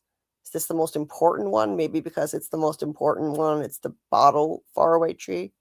Could be. And there's a big black blotch there. I don't know. It doesn't really look like a spider. So I don't think that's what it is. There's also, I'm not sure where the root cellar is. And then there's this little yellow structure. Not sure what that thing is. And there's a little body of water that could be the Brundles, and then there's another body of water, maybe a lake that they don't know about. Or there could be something that's just been wiped off the map. Maybe something that existed in 78 but not anymore. So, and there's stuff up here that I can't recognize either. there's an odd shape up here and a blue thing. I don't know what exactly this is, and then a bunch of red blotches around the trees, like blood or something. I don't know. I don't know what this is. And something blue, kind of looks like a blue key.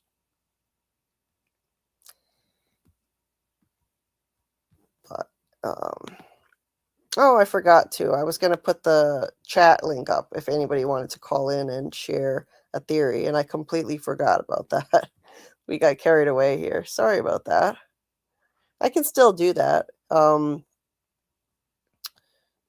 Let's see. We're not going to be going too crazy in terms of length tonight, but we can have call-ins, share some ideas.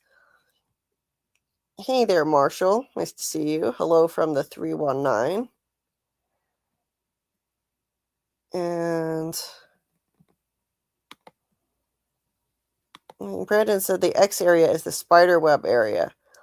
The purple areas could be the traps, like a spider would set. The graves are all those who failed, which could be under the car junkyard. Maybe all those who failed in past cycles. Yeah, I like that, Brandon. X is the spider web area. Yeah, I could see that.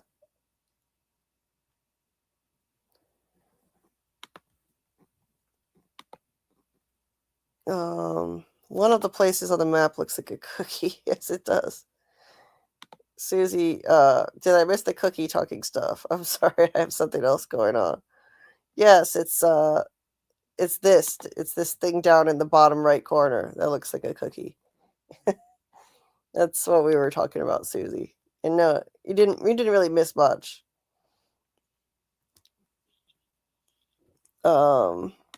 Jay says, who is the super fan to get this map tattooed on themselves? I dare you. Yeah, that would be quite a mammoth job there. Truly, someone was stuck in the pool and trapped in the lighthouse, and someone was found in the hidden cellar where the trap door was. Yeah, someone. Yeah, we don't know whose body that was in that hidden cellar back there in the hidden room. So that's a mystery indeed, Brandon.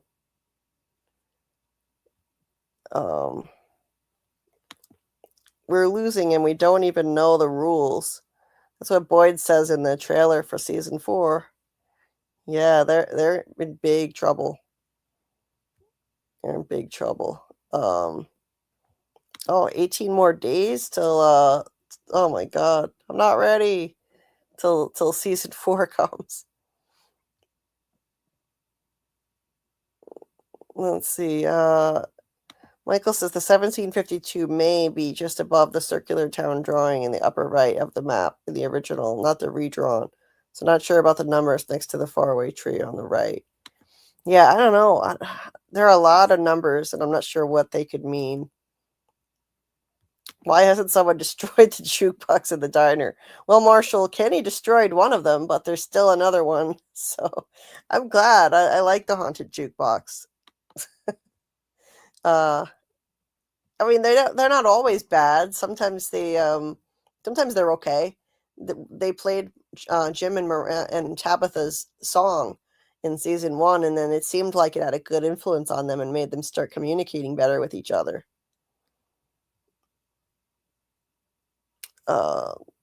Lake of Tears drawing on the collage here in the lower right matches that odd blue shape and smaller shape under it in the top middle part of map. So in the map, it's an odd blue shape and a small.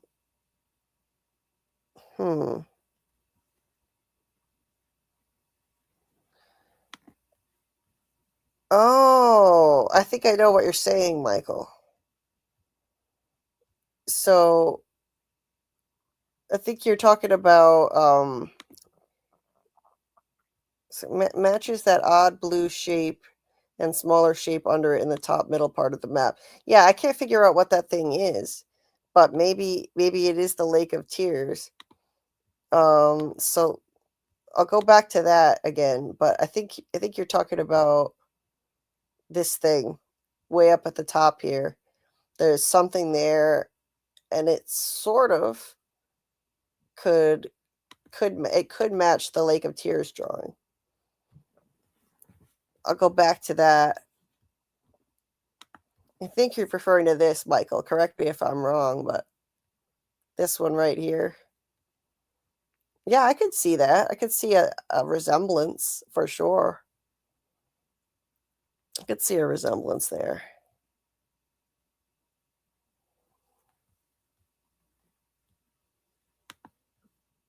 And Lake of Tears. So you think that thing, okay, so you think that where is it? Where's my other tab? So this thing at the top could be the Lake of Tears. Yeah, maybe. I like that. Jim was crying and almost went to the lake, and he was stopped by the man in yellow. Yeah, maybe Brandon, maybe he would have wound up at the Lake of Tears.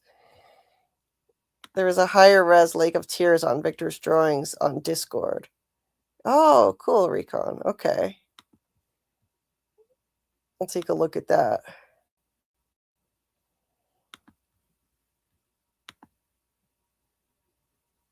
My computer's slow, though. It takes a while to load Discord.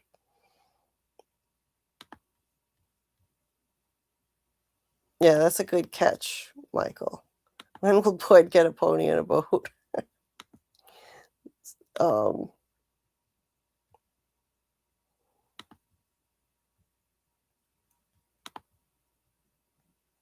No. Okay, I'm trying to load this thing, but yeah, I Discord takes too long to load. So, but if you want to look at the other images and the high res version of the Lake of Tears one, you can check out the Victor's drawings section of my Discord. And there's a higher res version in there. Oh, I think I actually have it. The tab started to load. Oh, let me see.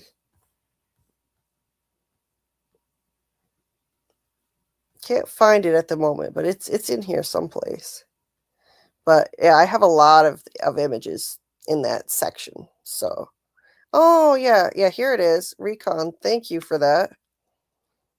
Recon actually posted this just a few days ago. Yeah, that's cool. I think this doesn't look like something Victor did. Maybe Miranda painted this. I wonder what part of the show this was seen in. I think actually I remember seeing something similar to this in Ellis's room, but I might just be thinking of the eye in the sky looking out over Adam and Eve. So it could just be that.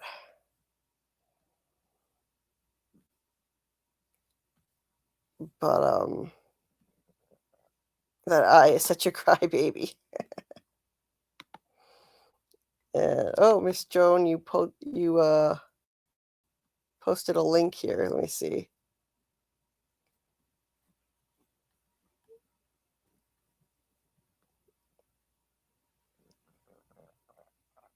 Trying to get the chat to load so I can click on that. The thing that sucks about StreamYard is I can't click on links. So I got to go to the YouTube tab and click the link in there.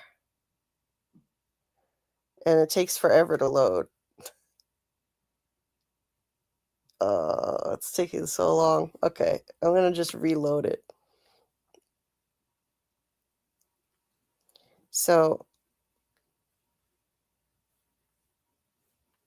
while that's loading, let's take a look at some other images because I do have other stuff that we can look through. So in the From Artwork folder I have. So we went through Victor's room. We also have these things. So we've got Ethan holding up this drawing of someone who'd been ripped open by the monsters, and he wasn't the least bit bothered by it. As Jade said, Ethan is a creepy little kid. He really is. He is a creepy little kid. He was just like, what do you think this means? Where do you think this one goes?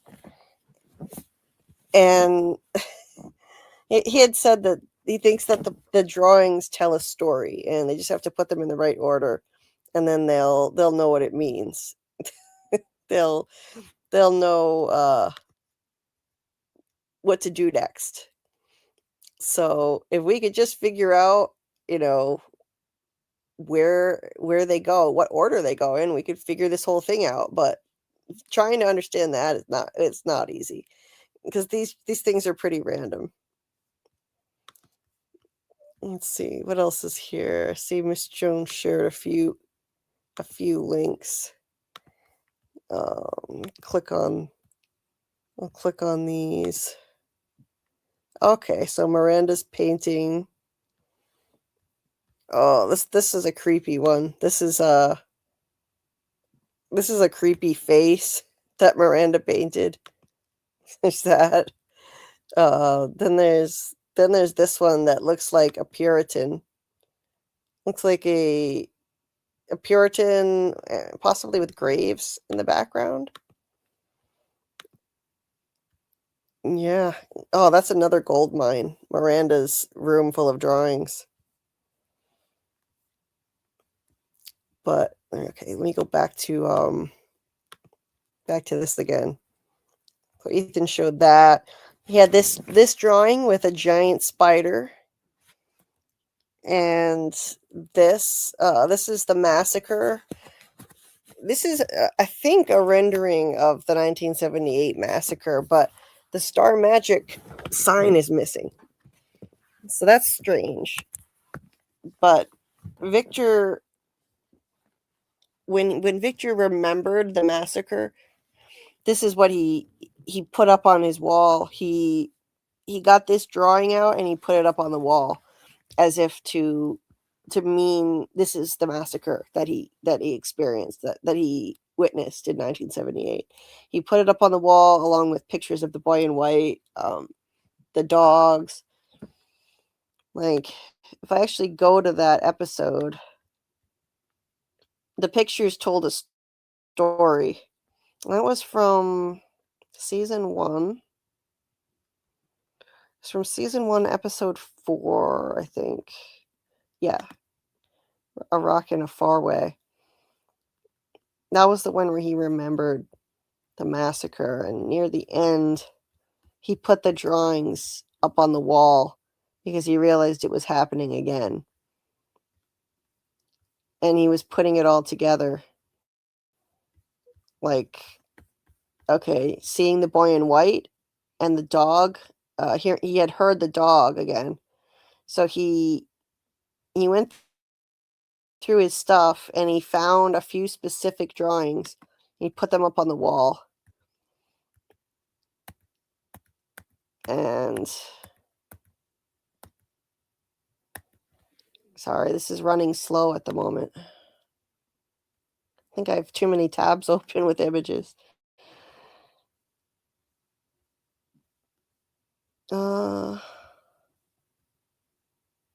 Yeah, that's what it is. Too many tabs open.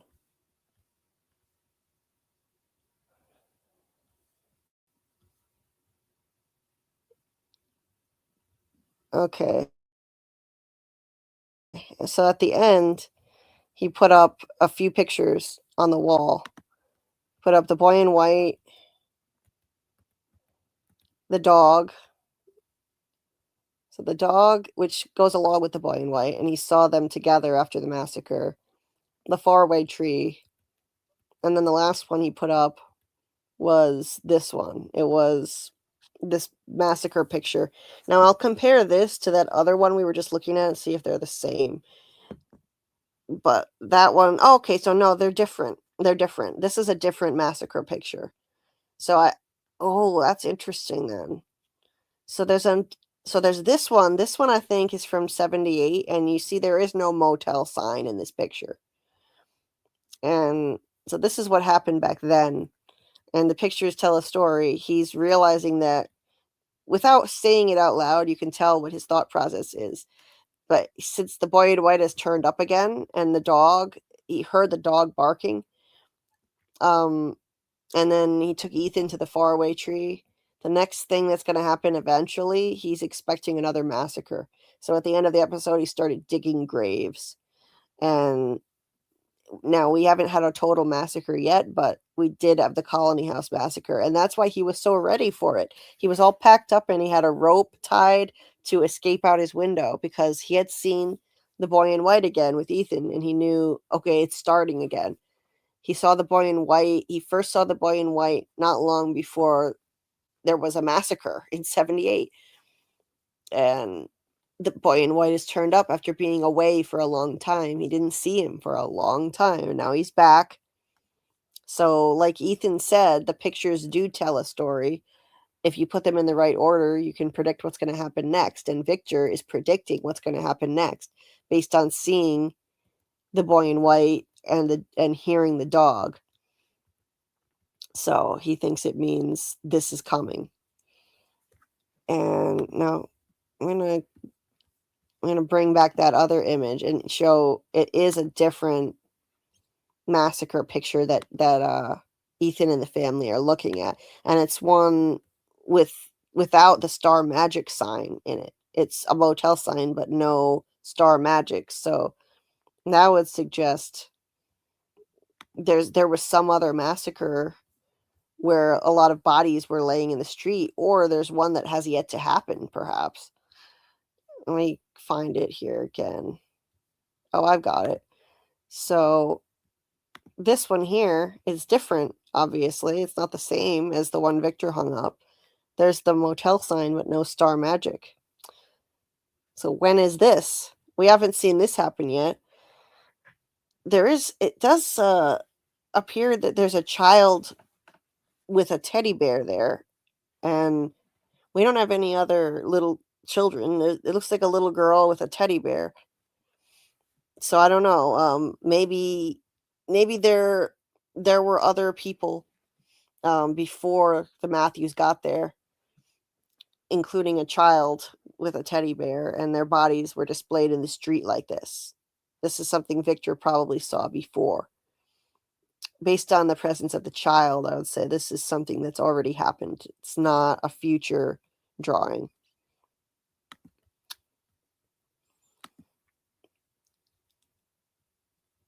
Recon says it's the same one with the face missing, same clothes and missing arm. Yes. Yes. So there's that picture in the opening credits. It looks like the same little girl with the face missing and missing arm and a teddy bear. But in this one, I don't see a head. So there's no head in this. That's weird. That's so the one in the opening credits, yeah, she just had no face. But yeah, this one is headless. Weird. Very weird and creepy.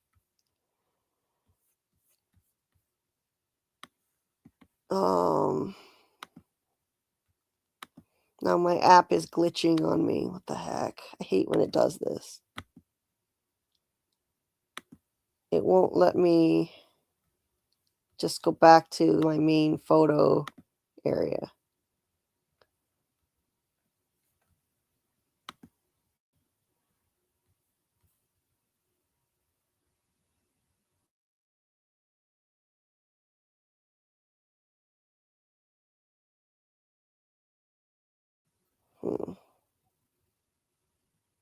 Yeah, it's now it's being a real pain. I think I need to close a bunch of tabs. Like everything is moving at a glacial pace. Strangers in a strange land. Okay. Finally found what I was looking for. I'm pulling this up in another tab so you don't have to see my buffering screen here.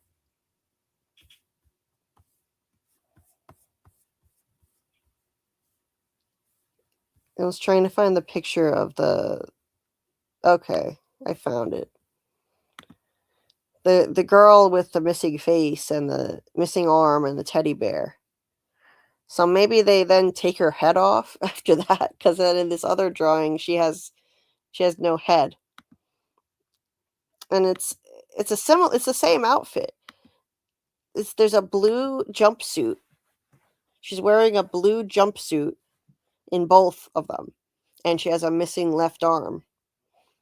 And a teddy bear. So there's that one. And then there's this one. There's a blue jumpsuit there too. But there's no head. There's a missing arm and there's no head. Oh my god. What this place does to poor little children. See, it definitely looks like the same kid. So maybe Victor saw a kid get dismembered pretty badly here. No wonder Victor is so screwed up. Yeah. Go back to the chat here. Jen said, I am the girl with the missing voice. Bye. Wait, what? What do you mean, Jen? Daryl says there are 2 dogs, so even if one dies, we will still have another. Yes. Yes, that's true. And it does look like there's going to be a dead dog. No ripped apart dog in the one in left corner. Okay.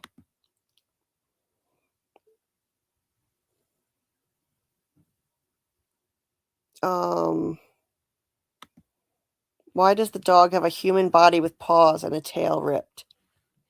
Wait, where are you seeing that, LV? Where are you seeing that? The dog with the human body with paws and a tail ripped. Oh, okay. Recon said, I think Jen is feeling a little groovy and had to sleep it off. Okay. So then these other images here. There's what looks like a flood back there, but the reason I have this image, even though it's kind of blurry in the front, this is the best shot I have of this creepy thing. There's a woman with black hair and what looks like a stitched up mouth, possibly. Kind of reminds me of that pale-faced lady from Scary Stories to Tell in the Dark. I don't know if anyone has seen that movie and or read the books as a kid, but I did. But she reminds me of that. Who is this creepy lady? And if her mouth is stitched, then that could be one of the Scarecrow monsters, because there's one that's a woman and it has stitched. It has this. Just saying. There's one. I'm gonna go to that image and see if it looks anything like her from the trailer. Let me see. Yeah, it could, I could see a resemblance. A little bit. There's dark hair. There's dark hair and a stitched mouth. Yeah, I could see it. The eyes are kind of different though. Yeah, I was just thinking, wondering if that lady could be her, but the eyes are different. She doesn't have button eyes. I don't know what that thing is above her nose either. I don't know. I wish we could see this whole image. This is such a tease. I want to be able to see everything. This one is just a nondescript house. There's really nothing to say about that. But there's the big spider with the raindrops and a lot of water underneath. Could be the flood happening. I definitely think we're going to eventually get a flood. Julie, that's a scarecrow.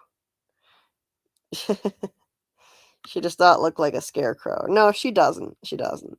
But that scarecrow monster thing, she also looks like a rag doll. So with a stitched up mouth. So I was checking to see if it looked anything like her, but the eyes are too different. Anyway, holy nostalgia. Yes, right? So you remember Scary Stories to Tell in the Dark. Yeah, I think a lot of us are like around the same age group. Which other picture, LV? Describe the picture. What's in the picture? I'll go back to it. It does have dog paws and dog ears and a ripped off tail. Let's see. Let's see what. The one that has this one has the dead dog dressed as a human. The dog is there. That's not a human. That's a dog. This one, the one in the left corner, is a dog with his tail and paw ripped off. Is it the massacre one? Let me see. Let me go back. Is it this one?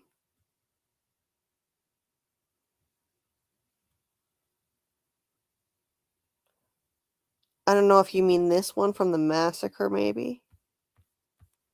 Yeah, let me know if that's the one you're talking about. Oh, let me see. It's glitching on me again. I'll just reload the page. There we go. Okay.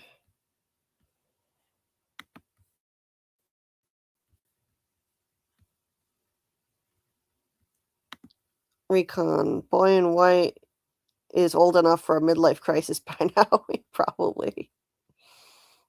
Probably. Maybe some of these pictures are just for Victor to have context of what else was happening in the town, of when certain events happen, like taking photos. Yeah, that could be just for context.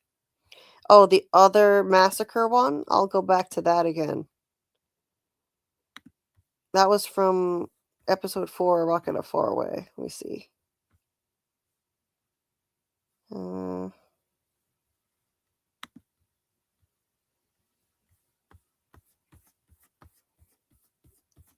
Okay. I have a lot of the artwork images all in one folder, but this is the one episode I forgot to grab them from, so I have it separate. Okay. All right. So the other, let's see. I'm not seeing one a dog one though. One with a dead dog in it. That's interesting. I see the headless child one again, except in a blue jumpsuit, except this time she still has her arm and there's no teddy bear. It's like there are two different versions of the same massacre drawing. Yeah, like if there are two massacres, then having other drawings of the town can help him place when and where things happened. Yeah, I agree, Recon. This one. Okay. Let me see. So it said it looks like, why does the dog have a human body with paws and the tail ripped? Ripped apart dog in the one in the left corner. Dog paws and dog ears and ripped off tail.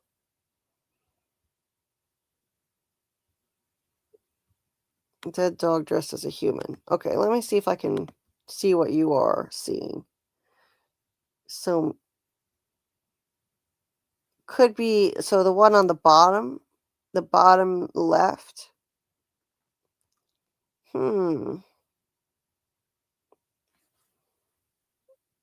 Yeah, it does kind of look similar. Like those could be paws instead of hands. And dog ears. Yeah, I kind of see what you're seeing now. Potentially dog ears and dog paws and a ripped off tail.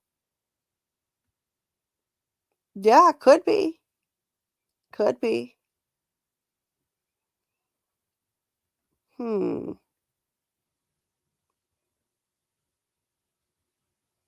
Yeah, it's very odd looking, isn't it? That looks really weird. It's hard to say. It's kind of dark too. It's kind of hard to say what they were going for with this. Creepy. It's very creepy.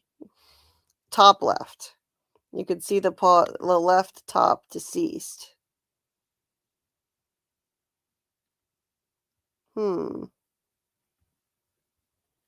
Oh, wait a minute. Okay.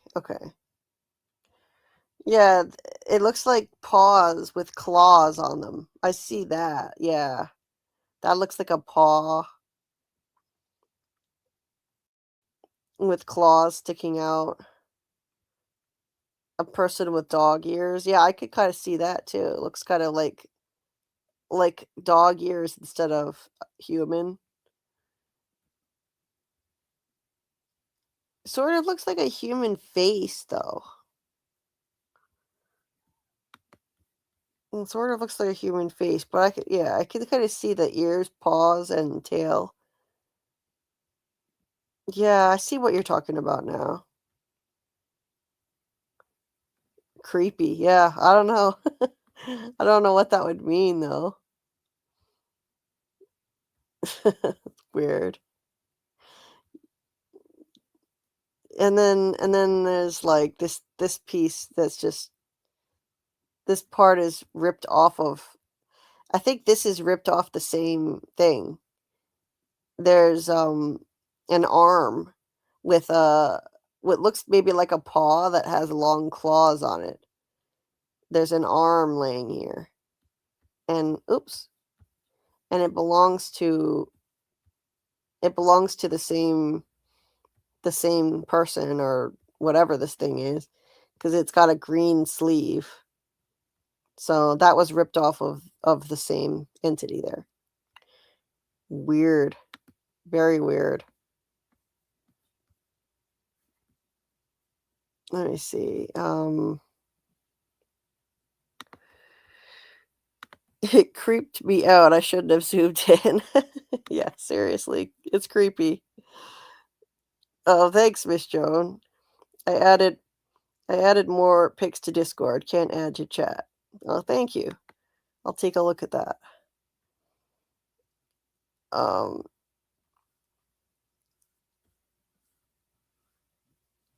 So, okay, so let's go back over to let's go back over to this tab here and just look at the rest of the drawings that Ethan's going through that were Victor's. If I can zoom back out again, that would be good. Okay. There's the boy in white hanging out on the back of a piece of paper randomly. And this is a house that looks like it's bleeding. not literally the house bleeding, but there's blood dripping from the house's windows and from the house itself. And yeah, the boy in white just hanging out on the back of a piece of paper is weird. There's obviously the spider coming down. Ethan interpreted this as a giant spider. He described it that way. So I think he's probably right. And it is a giant spider. There is some kind of entity that manifests as a giant spider. There's, of course, the one that looks like a snow globe, the town in a snow globe with the cave under it, the monster's lair.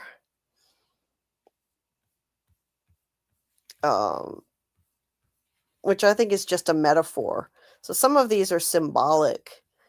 Obviously, there isn't like a snow globe version of the town that Victor drew. This is a symbolic thing that he did. A bloody window. Looks like it's been broken. Looks like a big hole in the window and there's blood all over it. In the background, there's two people on a house that is being flooded. So at some point, there was either a flood here or there's going to be a flood later.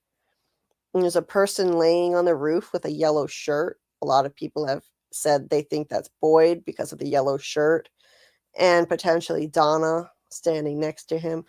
It's kind of hard to say if it's Donna or Boyd, but you never know.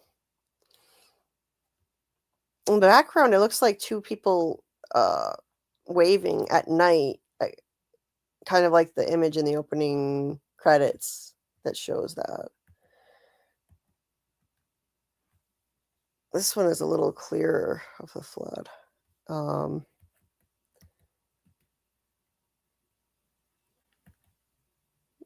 Yeah, and then, so those are all the ones Ethan was looking at and says that they tell a story and we just need to put them in the right order.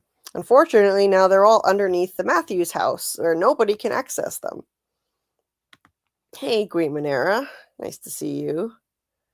There is the snow globe from the other picture, the map. Yes. Yeah, it's like the image from the map, right?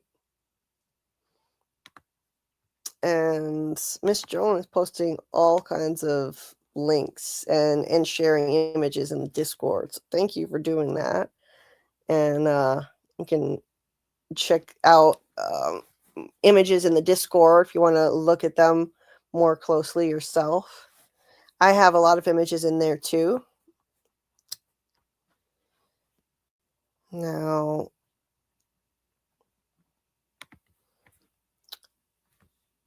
let me see. So I also have some other shots here from Victor's room, season 2. There's the picture with the bar stool, the diner stool, that is. There's something there. I can't quite make out what that is. Looks kind of like a boat, like a sailboat, but hard to say. I don't know where Victor would have drawn that. And yeah, I swear that looks like a sailboat. Doesn't it? Does that not look like a sailboat? I think it looks like a sailboat. Isn't that also the same color as Boyd's keychain? It is. Yes, it is the same color as his keychain. Are those arms reaching out like, fuck, he's getting away? Maybe. Maybe they are. Yeah. Interesting. And that just pops up in season 2. That's hung up there in season 2. It's after he packs up a lot of his drawings and sends them off with Julie in the massacre, during the massacre. And Miss Joan, I see lots of links here. Let me see. I'm just loading them all in separate tabs so I can look at them. Thank you for doing that. And hit the like button, like Miss Jones says. Thank you. Yeah, is that blood around it? It kind of looks like blood, LV. It does. It looks like blood around the boat. Is there a pony on it?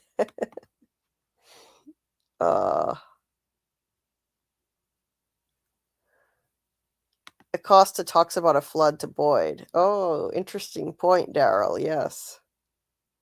Hey there, Ayush. Martin and Abby both were Marines, and Martin knew about Abby, so can there be any connection between them? Yeah, you never know. It's possible. I thought I saw someone else in the chat who I missed, but I can't find them now. Anyway. So that's the boat, and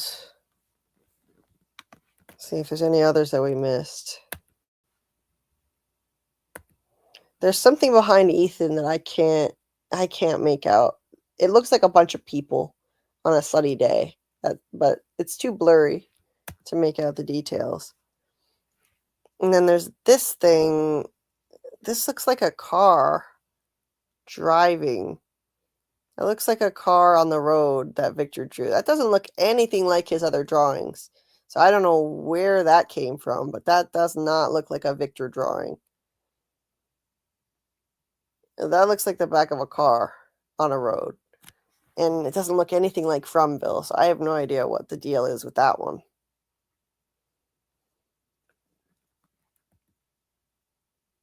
And then the peach truck, we have some random drawings in there of people, but it's a little hard to see them, so I'll just go by that quickly. Yeah, there's some random drawings of like this old man with a beard. And it's like a whole bunch of people lined up that he drew. There's like this guy with a mustache. And just some random people. They don't look like Victor's normal style of drawing, so maybe his mother drew some of them? I don't know. It definitely doesn't look like Victor level ability. Oh, I've got to get a device that works better than this. Let's see. More people in the background. Okay, Jasper. He drew Jasper after seeing him in the cave sitting on the trunk. That's one of my favorites. I love that.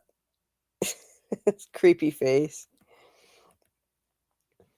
And this weird thing that kind of looks like a gorilla head. I have no idea what to make of that. He drew that after getting out of the caves with Tabitha, and he told Ethan he's drawing things he saw with her. I don't know what this could be. That after having the cave adventure with Tabitha, what exactly this thing could be that he's drawing? But to me, it looks like an evil gorilla. Isn't that the monster that was waking up? Oh, yeah, maybe. You know, remember how it had its monster face as it was kind of waking up? Yeah, that was probably the monster. That was probably the monster waking up. I don't know. Maybe it's dark because it was dark down there, so that was his view of it. Yeah, that was probably it.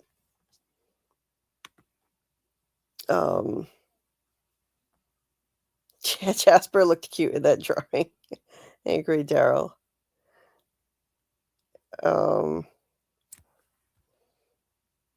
And thank you, Michael. I think if that's, yeah, I've definitely gotten those images myself from the paintings in Henry's basement. So I think I have those, but thank you, Michael. I'll double check and make sure I've got all the images because it's been a while since I've looked at that website. Daryl said it definitely looks like a boat from a previous cycle. Boyd's boat ain't gonna look like that. I agree. Recon says pretty sure a flood is when the town gets purged and starts a new cycle. That could be the purge for the end of the previous cycle. Jasper is scary, LV. There's another picture of a boat at Kenny's house. All the hints are there. Oh, I never noticed that, Daryl. Interesting. Looks like he drew Clara's bicycle, too, randomly. And then this is Eloise's stuff. Victor and Tabitha open up his mother's trunk, and they find Eloise's drawings, and he remembers he had a sister. They're in marker, so it looks like his sister colored in marker, and he colored in crayon, apparently. Although some of those look like crayon. But you can see some of her drawings. There's a house with stars in the sky. It's just some random stuff. There's this weird thing that has a whole bunch of faces.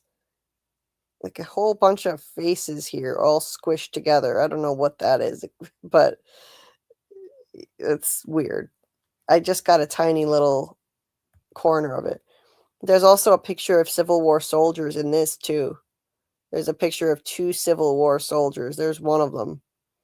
So Victor drew them, and so did Eloise. These are hers.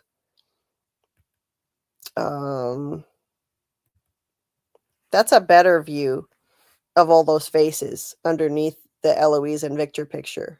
It's a whole bunch of faces, smiling faces all squished together. It's creepy. And Eloise and Victor together. Let's see, anything else? This is upside down, but that's a bottle tree. So if I were to flip this over, you would see like this thing in the middle of this drawing here with the green is a bottle tree. There's grass and a couple regular trees, and then there's a tree with bottles hanging from it. So Eloise drew a bottle tree, one of the bottle trees. There are two of them. This looks like somebody shooting somebody else. So somebody's shooting a gun. Can't really tell what else is in the image, but that's the gist of it. There's, what is this, a bus? What is that? There's a vehicle with a bunch of windows. So this might, the bus coming to town in the 2020s may not have been the first time a bus came to town, because this looks like a bus with a bunch of faces in the window and smiling people off to the side. Yeah, that definitely looks like a bus to me. So maybe there was one in the 70s too. It appears that way. And maybe the bus is in the car graveyard or something. Yeah, that's gotta be that. That's gotta be a bus. And the people on the outside are smiling monsters, maybe.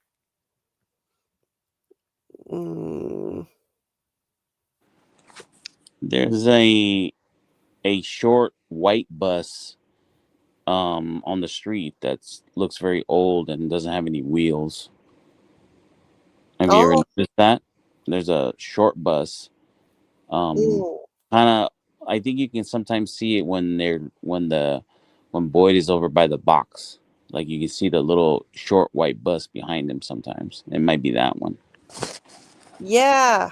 Now that you mention it, I remember that. That could be the bus. That could be the bus, and it came in the 70s, and that's what Eloise drew. So that's Eloise's stuff. Those are all the best images I could get of her drawings. Michael says, we know there is a bus from drawing in the collage next to the bugle finger drawing. Oh, sorry, I missed that earlier, Michael. Yeah, there were a lot of chats going at that time, and I didn't get to see them all. Let me take a look. I'll take a look at that collage again, because I still have it open. Next to the bugle fingers. That's easy to find. Let's see. I see the bugle fingers. I'm gonna share this screen. But I don't see a bus here. There's the thing that looks like bugle fingers, but I don't see a bus. Unless maybe I'm just not seeing it the way you are. LV says, oh yes, there is a school bus coming in the future. Oh Lord, that would be the worst. The worst thing that could happen. A school bus. Oh my God, I hope not.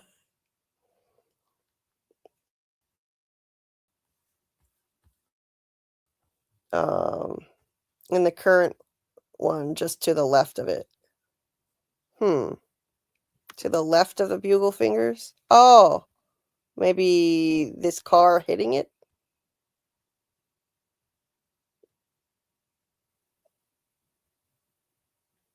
So maybe it's that car hitting it.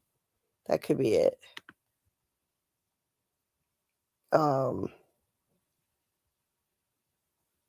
And Miss Joan, yes, I've got your images, at least a few of them, here in some open tabs. So I'll go through those.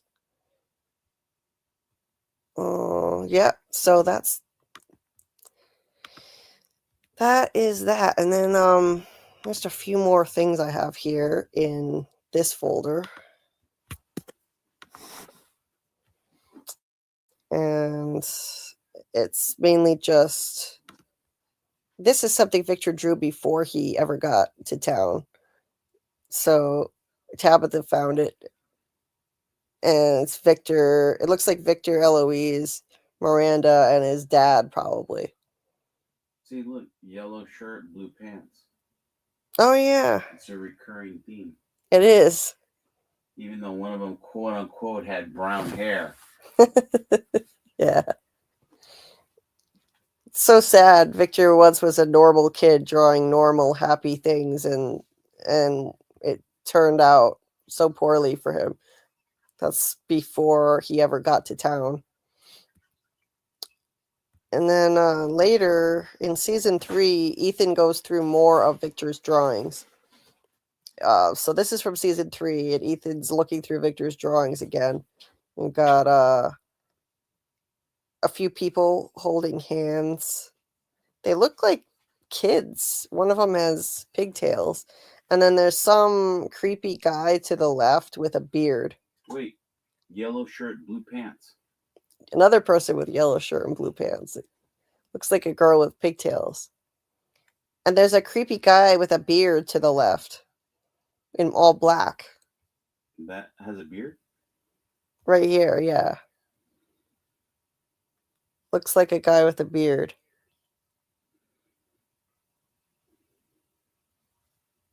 With all black. Let's see. And then there's this. It kind of. See right there, the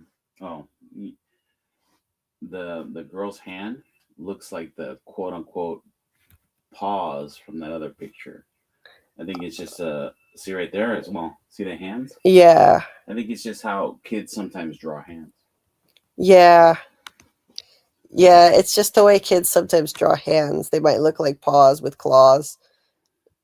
Yeah, they kind of look like paws too. I remember we were looking at these in season 3, like, who the hell is the creepy guy with the beard? We still don't know. I don't know who that could represent, but are they Inkhui children? Yeah, maybe, Recon. That's Victor. Yeah, see, yeah, I was thinking that too, Michael. Like, this here is Victor and Eloise in the basement telling stories. He said that he used to do that with Eloise, or maybe it was just implied, but he did that with Sarah.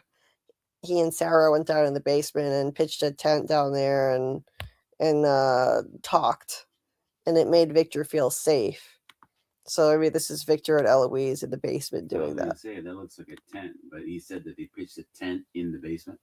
Yeah. Oh well, that why would kids do that? That's creepy as fuck. Yeah, it's kind of weird. I could see it. It would be a fun thing to do as a kid. If Victor does that with Sarah to remember. You would do that as a kid? You would go down into a basement, pitch a tent, light candles, and tell stories? I would, yeah. It would be fun. It makes a the picture's coming more in focus, Julie. It would be you could pretend you're going camping, you know? In the basement, lighting candles, telling scary stories? Yeah. Like a pillow fort type of thing, like Michael said. Yes, Daryl, we know you want to be with Sarah in a tent. Of course. Yeah. Yeah, that's some scary shit. That sounds like some scary shit. The candles look enormous. Michael says, heckin' yeah, scary stories to tell in the dark, indoor camping, etc. A total kid thing to do. Yeah, it's like building a fort. Wouldn't that be fun? Recon said, Karl, did you not ever do that? No, there aren't too many basements in California, so that's for one. Telling scary stories. No, I wasn't that kind of kid. like that. I told you I would watch that. What's that one show that we said? It goes like where it's like creepy music and it's like there's a darker side of the blah blah blah blah. Tales from the Dark Side. Yeah. That I'd have to turn the intro off and then I'd go back and watch the story because it was like scary to me. Well, that's not a kids show. Of course, you shouldn't be watching that anyway. That was. I mean, that's what you guys were talking about as kids telling scary stories in a dirty, dank ass basement. Obviously, it's not a finished basement, right? It didn't have a rec room. You guys were talking about a dirty, dank, scary basement, lighting candles. Is that an East Coast thing? Well, I was afraid of the basement, so I wouldn't have done this in the basement. But elsewhere in the house, I would have done it, just not the basement. Oh, maybe. I remember in Sixth Sense, one of the dead people, she put up a little tent as well in her room. Oh yeah. Or he did. I forget who did. There was a tent involved there. No, that's not. It's funny how looking back as a kid, I would have been afraid of that stuff. And yet, as an adult, I've done some more scary things, Oh yeah. I've been involved in some scary things. But as a kid, I would have been scared of that. Yeah. I want to know what scary things. I've already told you some of those stories. Yeah. So anyway, yeah, I loved scary stories as a kid.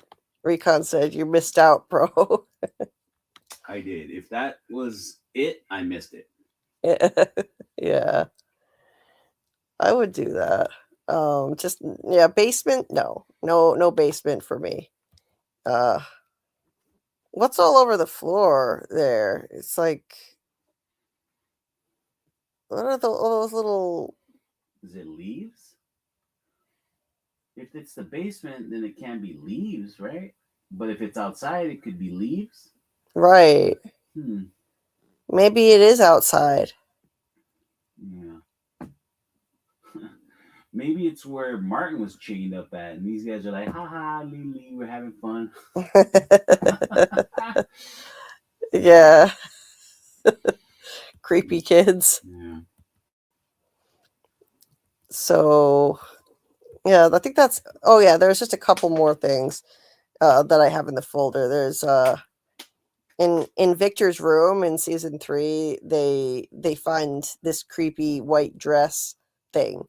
Is there a girl in white that we don't know about that's going to show up? Because why is there a creepy white figure in a dress? Tabitha opened that suitcase that the man in white has, or the man in yellow has. Yeah. And there was a white wedding dress in it. Yeah, there was. There was a white wedding Probably dress. whoever the fuck that is right there. Yeah. Yeah, maybe Doug. Hey, get on the chat. Who is that? Who were you in that wedding dress? Maybe that is the one in the wedding dress. The man in yellow figure or somebody like that in the wedding dress. You know what? We need to start changing it to. So it's the spider in white, the spider in yellow, the spider. The spider. Maybe the spider is transforming into different things. Yeah. Maybe Doug is the spider that came down from the ceiling. Yeah, maybe its true form is a spider. Could be. Are there any ancient myths? I know there's some ancient African myths about a storyteller that was a spider that cursed some people. Yes. I forget their name. Was that entity a shapeshifter in those stories? I don't think so. But you know that the entity it in Stephen King was its true form. Well, it turned into a spider at the end. Mm-hmm. So I always remember that line that I forget what chapter it is, and it goes, "Oh my God, it's female." Yeah, because it had eggs. Mm-hmm. So this might be the bride monster too. There's a monster who wears a wedding dress, so it could be that. like LV says, and Amy. Doug may kiss the bride. Maybe Doug will kiss himself. Dun dun dun. Maybe he turns into this thing, or he puts on the dress.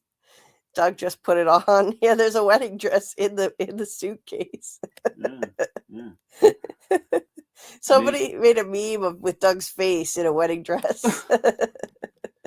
Maybe it's Doug and Kenny, true love. Oh, maybe he's Sophia as well. Oh God! Imagine if Kenny finally gets a girlfriend. It's a Doug. boyfriend. It's Dun, Doug. dun, dun. It's really Doug.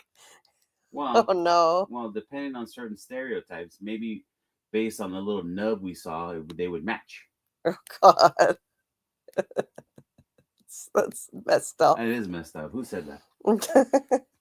Maybe he puts on the dress to mess with Henry. If it was Miranda's, maybe Michael. Maybe that's Kenny in the dress, and he's just like, "Fuck it." Yeah, could be. The heart wants what it wants, as Selena Gomez once said. Yes, Sarah would look good in that wedding dress, right? I bet you think that, Daryl. Yeah, but hers would be like bloodstained somewhere, like on the hem or something. Right.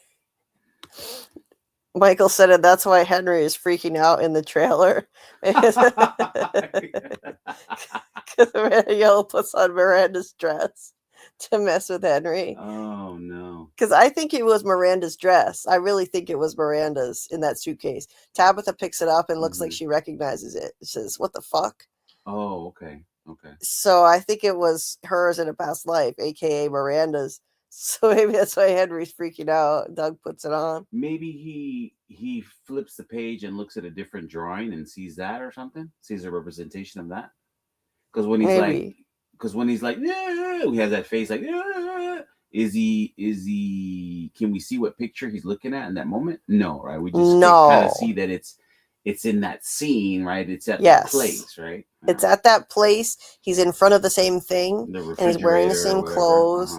So it looks like he's freaking out because of that drawing of the man in yellow that Victor perhaps digs it was up. Explained, hey, that person XYZ. And then he flips out because that information. He's like, hey, that guy was a cop.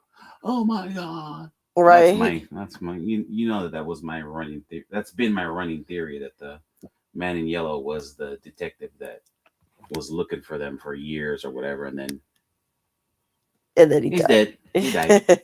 Right. He could be. And the reason I hang on to it is, as I've told you, is that when Henry explains it, he doesn't say the police, the FBI, the authorities. He specifies a police detective. Right. Because when it's more in general, it's like an entity, as in like an agency. An agency was doing something and they failed. But when you specify a specific person, it seems to me that specific person will be referenced by name, by picture, by something at a later date. And I always found it suspicious that it was like, he died. Mm-hmm. If he died and it has no importance, as a writing team, you don't have to specify it as being a person. You just kind of intimate that the agency failed, that the authorities failed, that they didn't find you, not he didn't find you. He was looking for you versus they were looking for you. Right. That's a great point. Mm-hmm. Why even introduce the idea of this person? Yeah. You need help? Mm-hmm. You trying to go down? So that's interesting. That's all. It could be some, but I think these people are way too meticulous and way too careful to just accidentally create a red herring like that or something, you know? Yeah. So maybe he comes into play at some point. Maybe he shows up in town, or they find out he was in town. Mm-hmm. Maybe he was the man in yellow. And Henry and Victor, they were from Camden, Maine? Yes, they were from Camden, Maine. Right. They were. But the more I look at this picture of the white dress, and it was interesting the way Henry picked it up, and we get a nice close-up view of it in season 3. Mm-hmm. Maybe it was foreshadowing. The man in yellow Suitcase, right? the Wedding white dress is in you it. know, Now the wedding man in dress or yellow, white dress. Is it a wedding dress for sure, or is it a white dress? it's unclear if it's a wedding dress, but everyone Well, seems to obviously it's think it white. is. Okay. Uh-huh. Yeah. So it does make me wonder if this is going to come into play, if the man in yellow is going to turn into something wearing that white dress now. And this was foreshadowing it happening. Mm-hmm. It's possible. And why is it just for variety? Why do you think that this particular picture is done in this different kind of way? Yeah, where it we looks paint so it all, different. right? It's sort of like a negative. I don't know. Is it just like, hey, cool, check it out, look what we can do with crayons? Or is it like, like this person in this image was like illuminating the dark? Maybe. Because I was thinking that too. The style is totally different than the others. Mm-hmm. And just the way this was highlighted with Henry picking it up and pulling it close to the camera and giving us a good look at it makes me wonder if that is supposed to, if that denotes this being important and it's going to come up later. Right. Like maybe related to the white dress in the suitcase. Yeah. Could be. And the fact that he's handling it, right? Yeah. He handles it. It's a white dress. Tabitha was like, hey, this looks familiar. It's in the suitcase. Doug's got the suitcase when he's metamorphosizing or whatever, or taking a dump, whatever he's doing in that moment. The suitcase is there. Yeah. Also in white, like the stick figure with the nubby, right? Mm-hmm. So interesting. Yeah. Mm-hmm. So stick figure with the nubby is white with black eyes, black mouth. This is a black background in all white. Yes. That's a great point, actually. Because if we look at... Where is it? Are you saying that I made a great point? Yes. Whoa. What's today's date? Oh, April Fool's. I get it. No, it is a great point. Because if we look at the From artwork, it's white against a black background. Oh, and the Ankuis are very, if you remember, the Ankuis are very black and white as well. It's white against a brown background, but yeah. What I mean is they are. Like they're all super pale and they're right dark circles around their eyes, dark lips almost, right? Yeah. It's not like they're wearing a brown shirt. They're wearing all white. Right. Yeah. So yeah. Now back to these images. I think that was it for the new ones. There's this. I don't know what that is exactly, but that was also in Is Victor's that a room. word right there? Is that a... Oh no, those are just in the background, right? Yeah. Huh. Yeah, what is that? I don't know. Is that the cookie at the end of the spiral? It looks like a bite was taken out of it. Is that a billboard? It might be a billboard. Is that a can of peaches that he's using to organize his yes, charcoal? It's a can of peaches. That's that face he was drawing that time after coming out of the cave with Tabitha. Oh yeah, look. And it's like it's almost like two things. It's like a dude with a goatee. It's the monster, and almost looks like a luchador mask a little bit. Oh really? Oh really? And that comes up in season. Let's see, is this season 3? Interesting, right? At? Yeah, it comes up again in season 3. It's shown again. Muchos. I wonder. And let's see, did I go through all of them? And then there's another episode where this is highlighted again. Is this the other episode? This image right here? Okay. Yeah, 2 different episodes. Henry is near this thing. I wonder if you're very warm back here. I wonder if this is going to have any relevance later. It seems so simple, so almost designed for us not to pay attention to it. Like, oh, no big deal. It's just a white figure in a dress. But Right? I have to wonder. Whatever. I have to wonder, you know. Is this did he took all his in this scene, it's showing that he's taking them all down, right? Like he's putting them all away, right? Or no? Or was it just so happened that these are the only two on that wall? Those were the only two left after he had gotten really upset, and I think this is after he got really upset and he threw a bunch of drawings out the window. No, this was before. Okay. He threw a bunch of drawings out the window. Right. He was throwing he was throwing more than just drawings, right? Wasn't he throwing stuff out too? He threw stuff out. He threw stuff and drawings out the window. License plates. Ooh, what's that? I don't know. I thought I saw a face. It looks like a face, right? There are two eyes and a mouth. And then, is this like a vest? Is this a team leader at Target? What is that? I can't tell. It's a blue person who works at Target. Yeah. So. Oh, and then. And then that. Look at that. That's a snow globey as well, sort of. That's a map of the town. Mm-hmm. Okay. That's a map of the town. So if you look at that, I'm looking. Those are. Mm-hmm. They look like they're supposed those to are be the trees, right? Yeah. But they're made out of runes. They're made out of the same runes that are on the town. Oh, muchos gustos. I think Miranda probably drew that. Right. It looks very roundish, like the theme of the different round globy stuff. Interesting.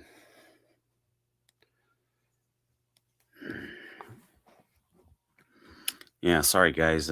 Julie had to step away for a moment, so you're stuck with me.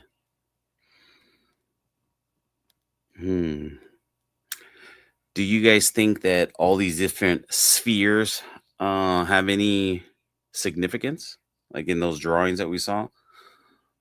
I know Michael had said something about potentially the bubbles around the different houses may represent sort of the aura of protection that the talisman is creating. I thought that was it. It had occurred to me as well, but Michael gets the credit for saying it first, I guess. I thought it first. How's that? But yeah, I think there's definitely something to that. And the globe and the flood, in other words, the snow globe and the flood, if anyone's into biblical cosmology, if you've ever seen some of the early depictions of what the world looks like, that one globe, a snow globe that has like a dark, like underground, sweetie, that looks a lot like the representation of Sheol, which is like the Hades, the underworld. Oh. And if you were to have a global flood, it'd be a lot easier to do if the whole world was, say, under a dome, or as opposed to, a whirling ball in space. If we were, say, in a what's the term? An enclosed cosmology, Yeah. something like that. It's a lot easier to flood a snow globe than it is a hunk of earth flying through space. Right. So let me check in on you guys in the chat. I just got on the treadmill. You might be able to hear it in the background a little bit. So hope that it's not too annoying, too loud. Something from here, I'll just give it to you. Yeah, I think so. Let's see. I'll go back to that image and just. So I'll just leave it. I'll leave it on this image for a minute. Let's see. Oh, hey Annie. Nice to see you.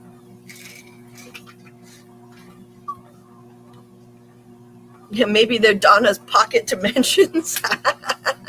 Oh, the different spheres areas of influence. The spheres that look like Men in Black. Yeah. They're different marbles that she plays with. Yeah. Oh, maybe they're the pocket dimensions in Donna's pockets. Oh, oh, I love that. That's hilarious. Football says it just makes sense from what we've seen and what Karl just said. Victor's showing him the man in yellow. He looked like he recognized him, and that's probably why he's screaming. Yeah, that's what Karl said too. That's what, like when we first saw it, that's what we thought. Remember? Yeah. But like maybe he recognizes that dude all in yellow. Right. Because Karl thought maybe he recognized him, and that's why he's screaming. Like, why is he screaming? Henry doesn't just scream for nothing.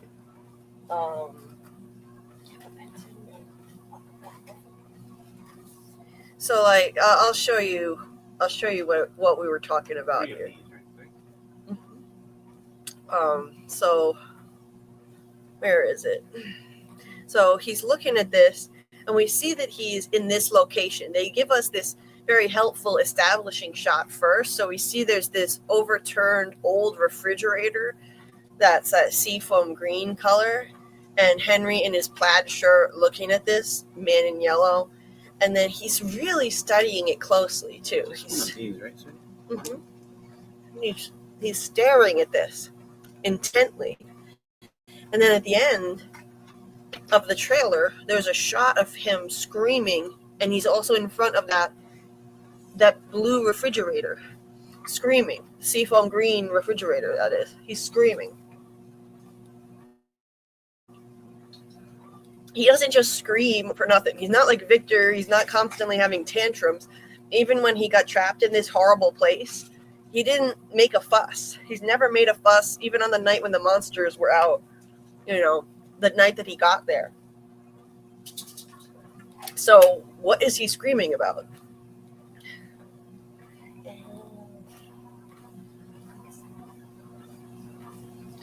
So yeah, what is he screaming about? That's interesting to me.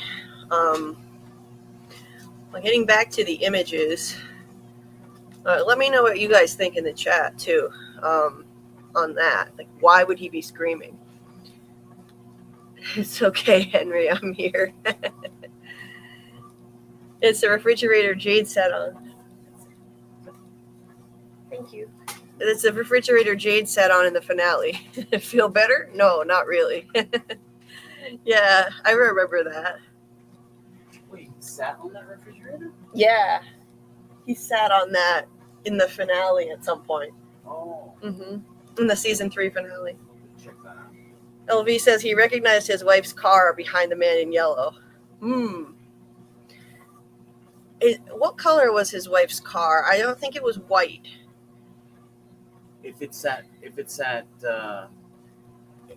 the trunk that he gets Miranda's drawings from the car, his mom's car? Yes. That was like a burgundy or red or burnt orange. Yes. AMC Hornet, everybody. Yeah. Car guy over here. Yes. Probably like a 72 or older. So there wouldn't be that, because that looks white. Yeah, that's a white car. Yeah. So not Miranda's car, but good guess, though. They did a redesign of the Hornet in 73, by the way. The front and rear clips changed. Oh, if anyone was wondering. Yes, Karl has a lot of car knowledge. Julie outside says, could Man in Yellow be Victor's uncle? Yeah. Wait, does his uncle play into anything? Has his uncle been mentioned? Or she's just saying, like, throwing out a relative, right? Yeah.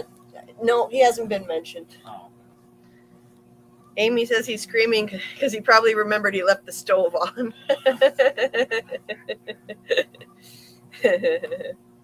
LV, Miranda crashed into Christopher. AI says her car was white. They say the other is Christopher's car. I think sometimes AI is wrong, because I'll show you Miranda's car. I have a picture of the back of it here. Let's see. It's Don't say that too loud. That AI is wrong because it'll destroy you. right? Yeah. Yeah. It's Wink, wink, AI. You're always right. sometimes AI is wrong. Because if we go to my album here of where is it? Because if it's the trunk, it's that car is like it's either totally rusted or it's like red or orange or like burnt orange or something. One of those earth tones from the 70s. Yeah, it's right around here.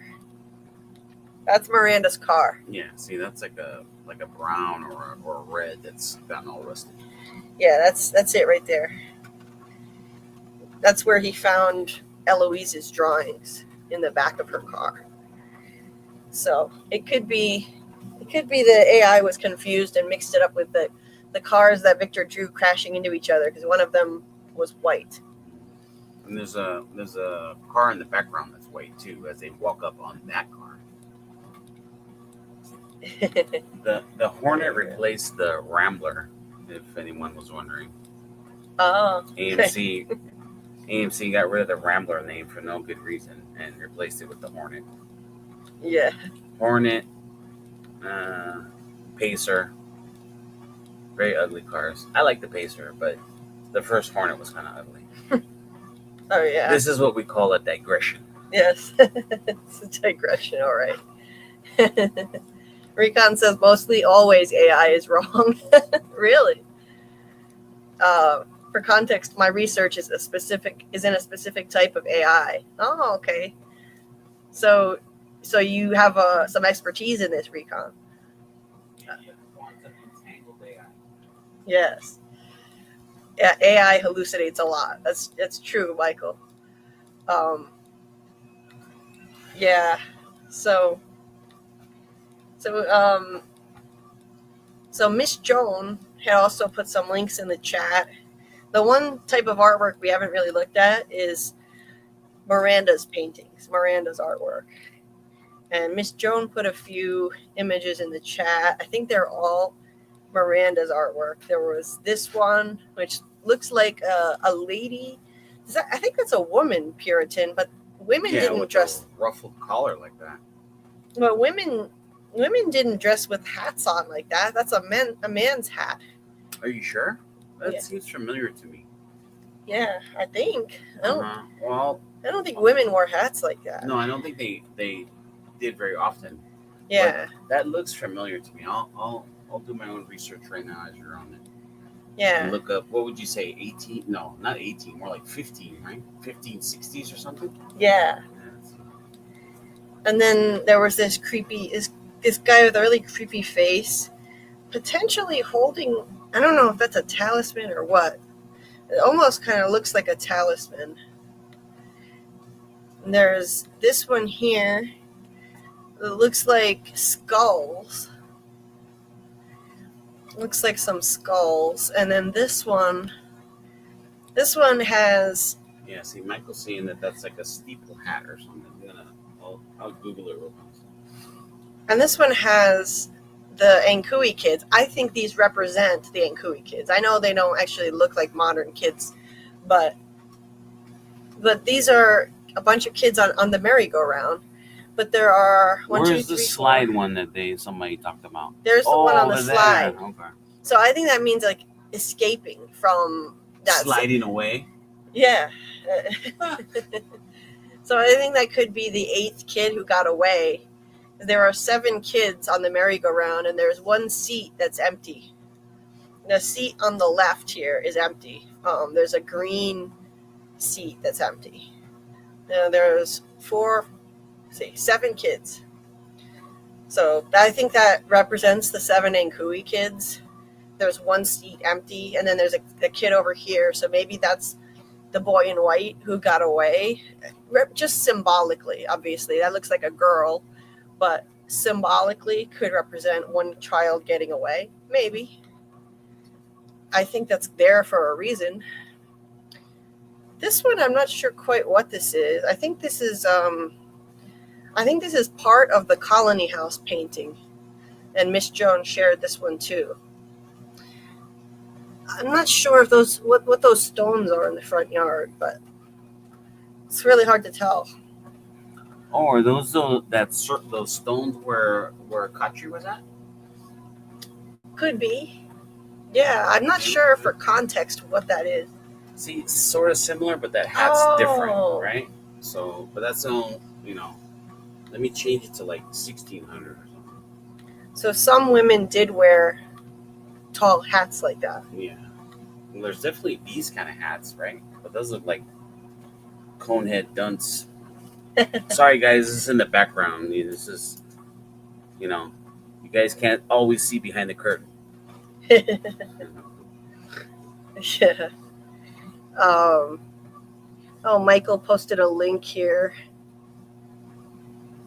Let's see, look up Capitaine and Steeple Hat. See, Daryl thinks this is a man.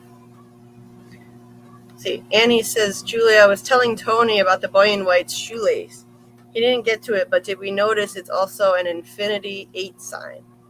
No, the boy in white's shoelace. Where'd you see that, Annie? Where did you see that? If you can remember where you saw it, like what episode, I'm curious. Or was it in a drawing of the boy in white? Let's see. Painting comes up. Oh, okay. So some women did wear hats like this. And that looks like a woman's face to me. Yeah, I agree. It looks like a woman's face. Let's see.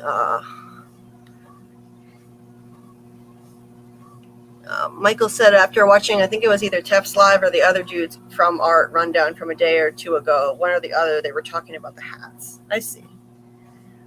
Oh, okay. I see. Kind of, right? Oh, look right there. But that's a little newer, right? Yeah, Karl is showing me other images of like women. Oh, there. That's a lot closer. Puritan women with tall hats. Capitaine. Okay, I did not know that. Oh, look at that. Definitely ruffle collar and a weird hat. Oh, definitely. Okay. It's like, I guess women suffered not only not having enough rights, but wearing really stupid hats too. Yeah. Yeah, my condolences. Charles says there's a Miranda painting of a colonial woman, and a colonial woman character was cast for season 4. That's right. Cast for season 4, indeed. So you think it's kind of warm. So. It's okay. You think we're gonna see this character maybe? Because it looks significant because they're also scarred in the face. It's not like she was posing for, a portrait or something. It's probably literally someone walking around with a injury. Yeah, look at that. It does kind of look like injured now that you mention it. What's all that black? She's got grayscale. Wait, that's Game of Thrones. Oh, I was going to say extra points in the chat for the reference. Yes, I don't even watch the show, but I do know what that is. Interesting. I don't remember ever seeing this particular one before, and me neither. And I looked closely at the paintings, but I didn't see this one. At least not an up close version of it. I have a folder from that episode with lots of paintings, though. So we can take a look at the rest of them.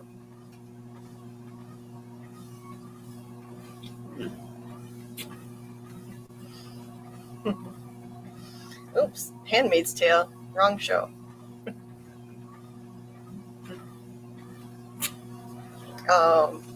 Let's see.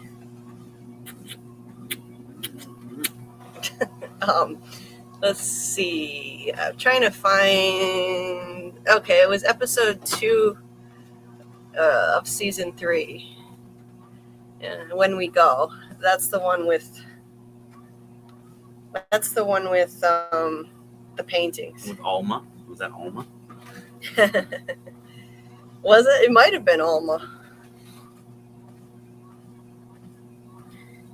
So, it's going down a little bit. Okay, Tabitha's in Henry's house. And I'll go to the really high quality versions of the pictures first that we have. Obviously, the man in yellow, that's where we first saw him. There's the lighthouse. Mm-hmm. The lighthouse. The Civil War dude right there. Civil War soldier. And are you sharing this? Oh, yeah. This is him looking evil, surrounded by a red aura, and red in the show symbolizes evil. The red door in the root cellar to the secret room where Smiley was reborn, or the Smiley pod was reborn, that was evil, obviously.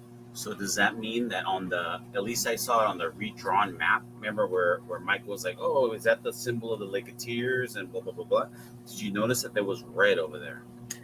There was a little blue, oh, maybe that's that. And then there was some round thing, and there's like hills or trees or whatever, and it's red there. Yeah. Could that mean that's a bad place? Yeah, I think it could. I think it could mean that.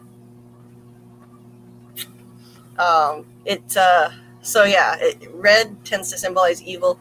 The red thing on the cave mural wall symbolizing the immortal monsters and Smiley's membrane when he was getting reborn. So we knew that was going to be an evil thing. Okay. What was that? I don't know. I think those two things are Ankui kids, the two who appear close together. But why does that one look angry? Yeah, I don't know. And their heads form an infinity symbol. Whoa. Yeah, I see what you're saying. Yeah.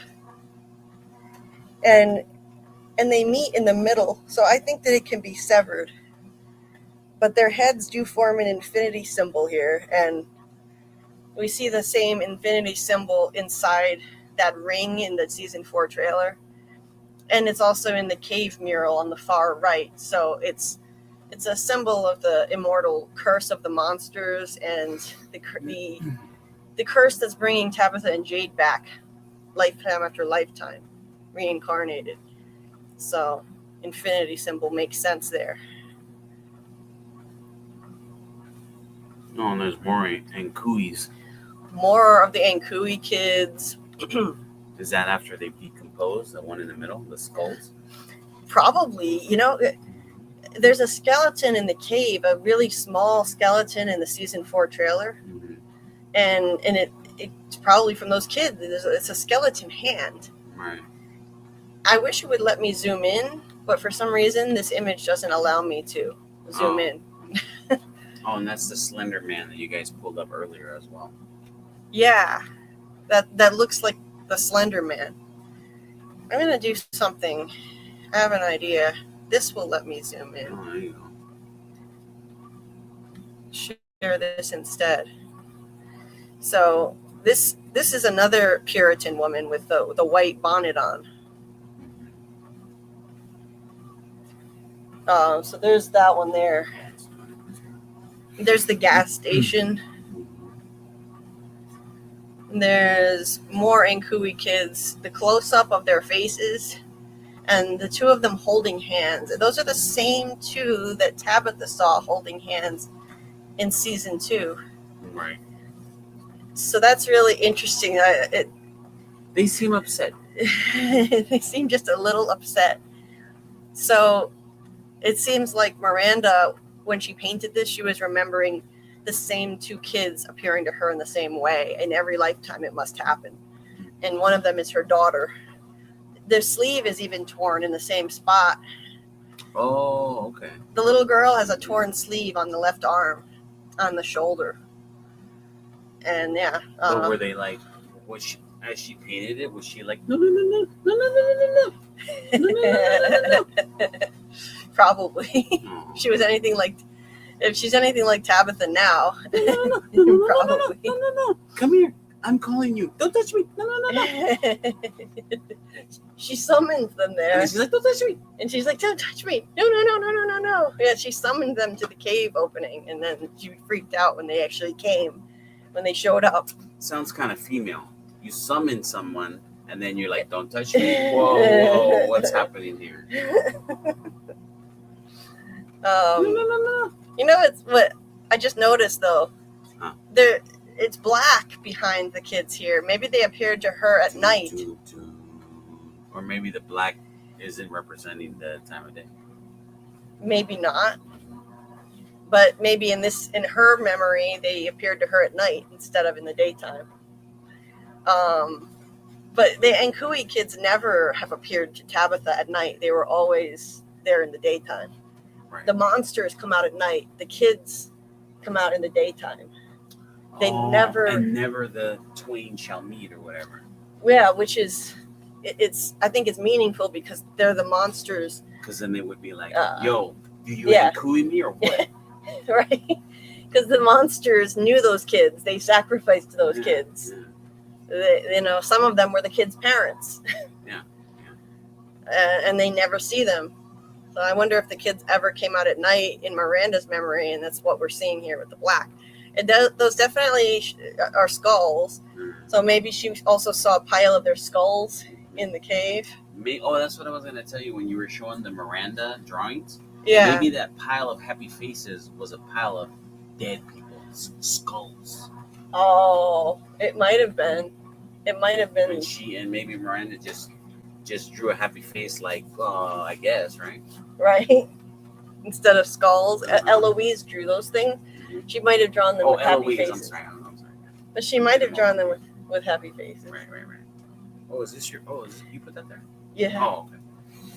This looks like black stuff falling on the tree instead of snow, like soot is falling from the sky. Does that not look like black? Yeah. Black snow? Mm-hmm. Or, black precipitation? Mm-hmm. Yeah. Can there be such a thing? I don't know. I mean, other than, I guess, ash, right? But I don't think ash falls in clumps like that. No, I don't think so. Yeah. It's like ash falling from the sky. That definitely looks like Slender Man back there showing up. Hey, but that's good, like shadowing and whatever. That's it is high degree of difficulty there. There's the gas station there is that again. The dog You right can there? see it a little Is that better. Dog right there? That's one of the dogs. Oh, and he's looking that way, huh? Mm-hmm. Okay. Yep. And and some trees, and there's the boy in white painting. Right. I'll go to a different image, but that's. Oh, look, that's a house in the background of those skulls, right? Yeah, it looks. Building. It looks like a little building behind the skulls, maybe.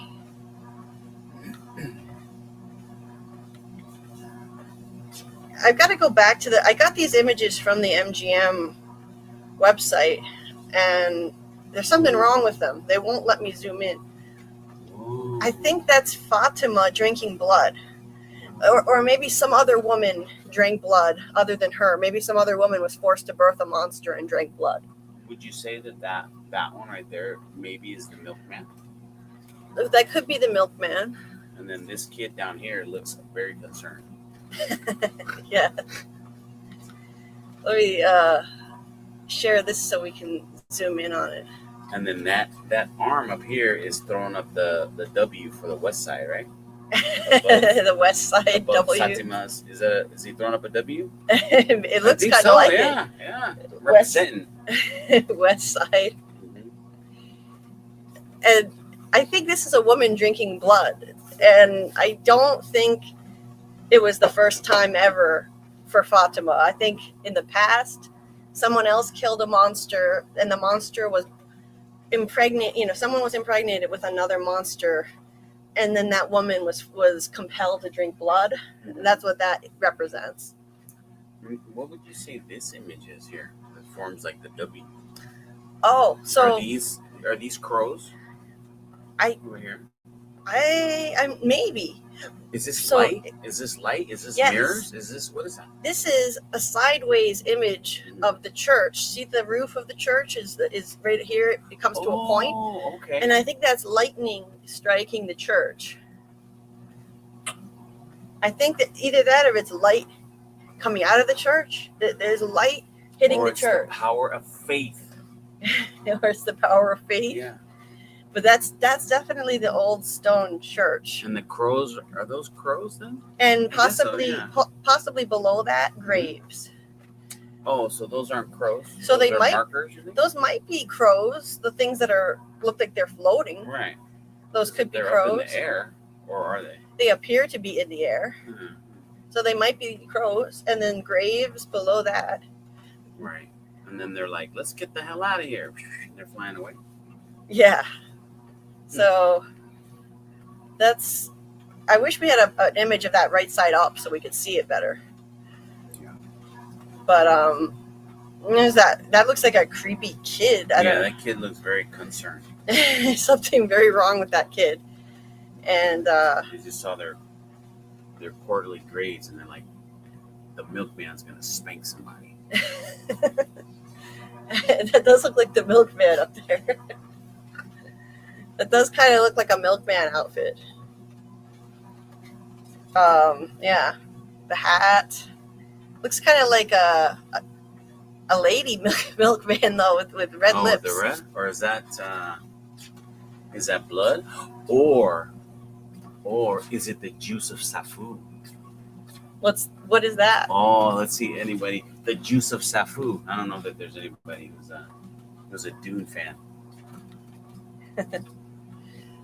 Sorry, I digressed again. I'm sorry. It's all right. You can digress. Let me check on the chat again.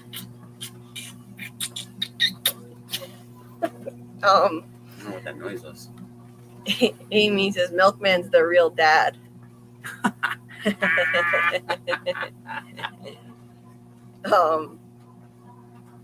Let's see. Daryl says you can find a full clear image of the church with lights. Oh. I've got to locate that.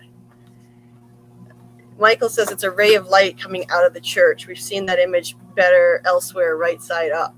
Ah, see? I've got to find that. The power of Christ compels the monsters. Yes.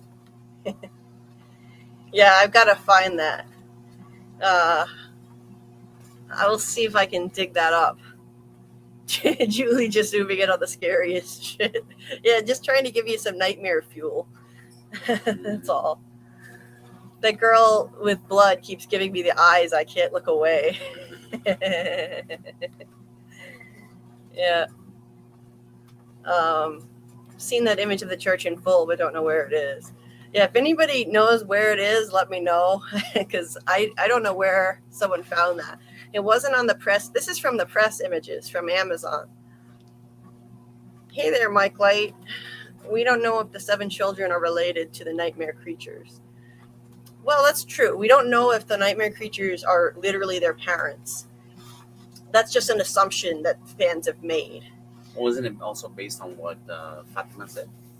Fatima said that, well, she said that the monsters, well, she did say the monsters,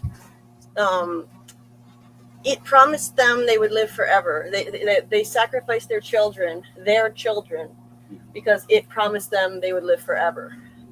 So that does mean some of them were the parents. It doesn't mean all of them were. Right. But I think some of them had to have been. Some of them have to be related, right? Some of them had to be the parents. And then Victor remembered the boy in white telling Christopher that the children were laid out on the stones and they were murdered by people who loved them. Didn't say parents, but Fatima said they sacrificed their children, the monsters. Ipso facto, you know? Yeah, so some of them were the parents.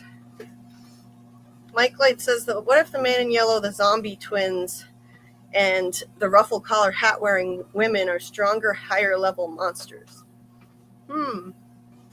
Yeah, maybe so. Maybe so, you know, just higher level monsters. Let's see. Pretty outside. It is? Yeah. It's the moonlight is reflecting off of the clouds. Be a perfect night to sacrifice. I mean, what? Annie says, I'm going to send Boy in White Infinity 8 to your Discord. Thank you, Annie. Found it on Reddit. Appreciate that. I'll take a look at my Discord. Doug looking fresh. Dapper Doug. Dapper Doug. And it really does. That painting of the man in yellow does look a lot like Doug. just a one with brown hair. Looks a lot like him, but that's a coincidence. Jack Bender painted it before they cast Doug in the role. So it was just a fluke. It was manifest destiny. Yeah. It was just a fluke that that he happens to look like the painting. Although I will have a feeling you will come upon it now that you're going through your file. Maybe, but I don't know. I don't remember. Maybe I just never noticed the shoelaces forming an infinity. Imagine a painting of Ethan. The thought of it gives me the shivers. Now, do we think that Miranda could see visions of the future, or is this all from the past? I think she could potentially have painted something from the future that she saw in a vision, because Tabitha had a premonition dream with stuff that came true. You think that are they implying that the man in yellow painting is of Ethan in the future or something? Is that? No, I don't think so. I think they were just, throwing Ethan out there. But I'm asking, like, could something in here be from the future? Like, for example, maybe that is supposed to be Fatima literally drinking blood. She does have dark hair, and she got pretty pale when she was pregnant with that smiley pod. It could be literally a picture from the future of Fatima drinking blood. But I do think this kind of stuff happened before. So in other cycles, someone killed a monster and it was reborn, and the woman drank blood. And it's going to happen again. Yes. Or this has all happened before. And this will all happen again. Yeah. Yes.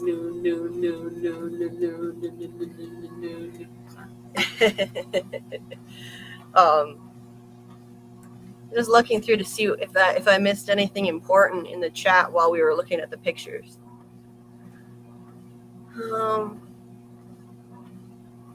Let's see. Yeah, I think I got pretty much everything. There's a Miranda painting of a colonial woman, and we'll see one in season 4. So, and yeah, we already went by one of them. There's this one here. This one here is really crazy. It's a monster that I think this is purely symbolic. The monster with the yellow tongue, and it's eating a bunch of kids, or about to eat a bunch of kids, and it's got a single eye. It's like a cyclops. Now you see those sharp teeth, right? Yes. Like the bugle fingers a little bit, right? A little bit, yeah. If you turn this image, does this look like the Drago that Michael pointed out, or David pointed out on the wall a little bit? Well, maybe. The teeth, kind of. Yeah, the teeth, maybe. Yes. I mean, it's not 1-to-1, but just it created that. It reminded me of that. Now, yeah, I could see that. He was saying that, like the dragon on the wall. There's a dragon in the cave mural that looks like it has sharp teeth, and this kind of has similar teeth. It kind of looks like birds when you look at it, but then when someone enhanced it, it kind of drew it out, right? Yeah. So. Was that Michael who said that? Who said who what? Said that the Drago thing. It was David. It was David. Oh. Who said that about the dragon. I think we'll see a colonial woman with Julie's story walking too, Daryl. I agree. There was a colonial period ghost lady / monster that was cast. And so I think we're going to see that through the story walking. And I don't think I think this was symbolic. As for what Mike Light says here about the 7 kids on the merry-go-round, I don't think that the Ankui kids were literally on a merry-go-round. I think it's supposed to be symbolic. And that's why we keep seeing the merry-go-round featured in the show, and it has 8 seats. There's 7 Ankui kids. Maybe 1 got away, and the merry-go-round symbolizes the endless cycle that they're all trapped in. It goes around and around in circles, That's what it is. It's symbolic. Obviously, there were no merry-go-rounds in the colonial period for the Ankui kids to be on. It's just a symbol. The show is really great at using symbolism. But yeah, this, I don't think we're going to see a Cyclops monster. Do you? Do you, Carl? Oh, no. I don't think we're going to see this thing come up literally in the show. I don't think so. No. Like, You never know. We didn't think we were gonna see ragdoll monsters come busting through like the Kool-Aid Man either. no, we didn't. So, So you never maybe know. the Cyclops is on his way. Maybe the Cyclops is next. Honestly, you never know. It has green. I think the teeth represent trees. Right? Look how they look like trees. Yeah.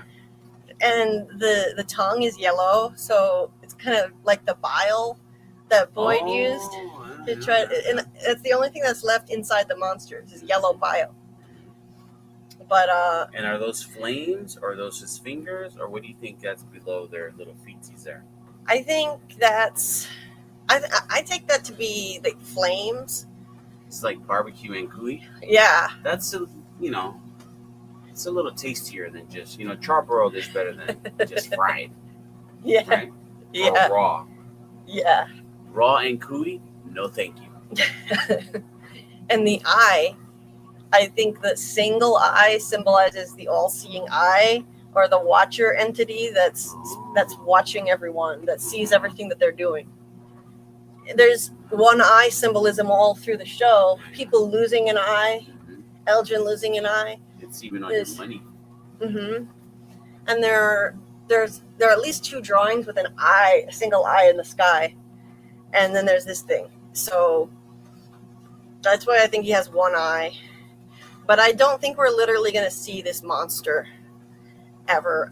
It would be cool, but I think it would be kind of ridiculous if we see something that looks like this. Like, this is a little over the top.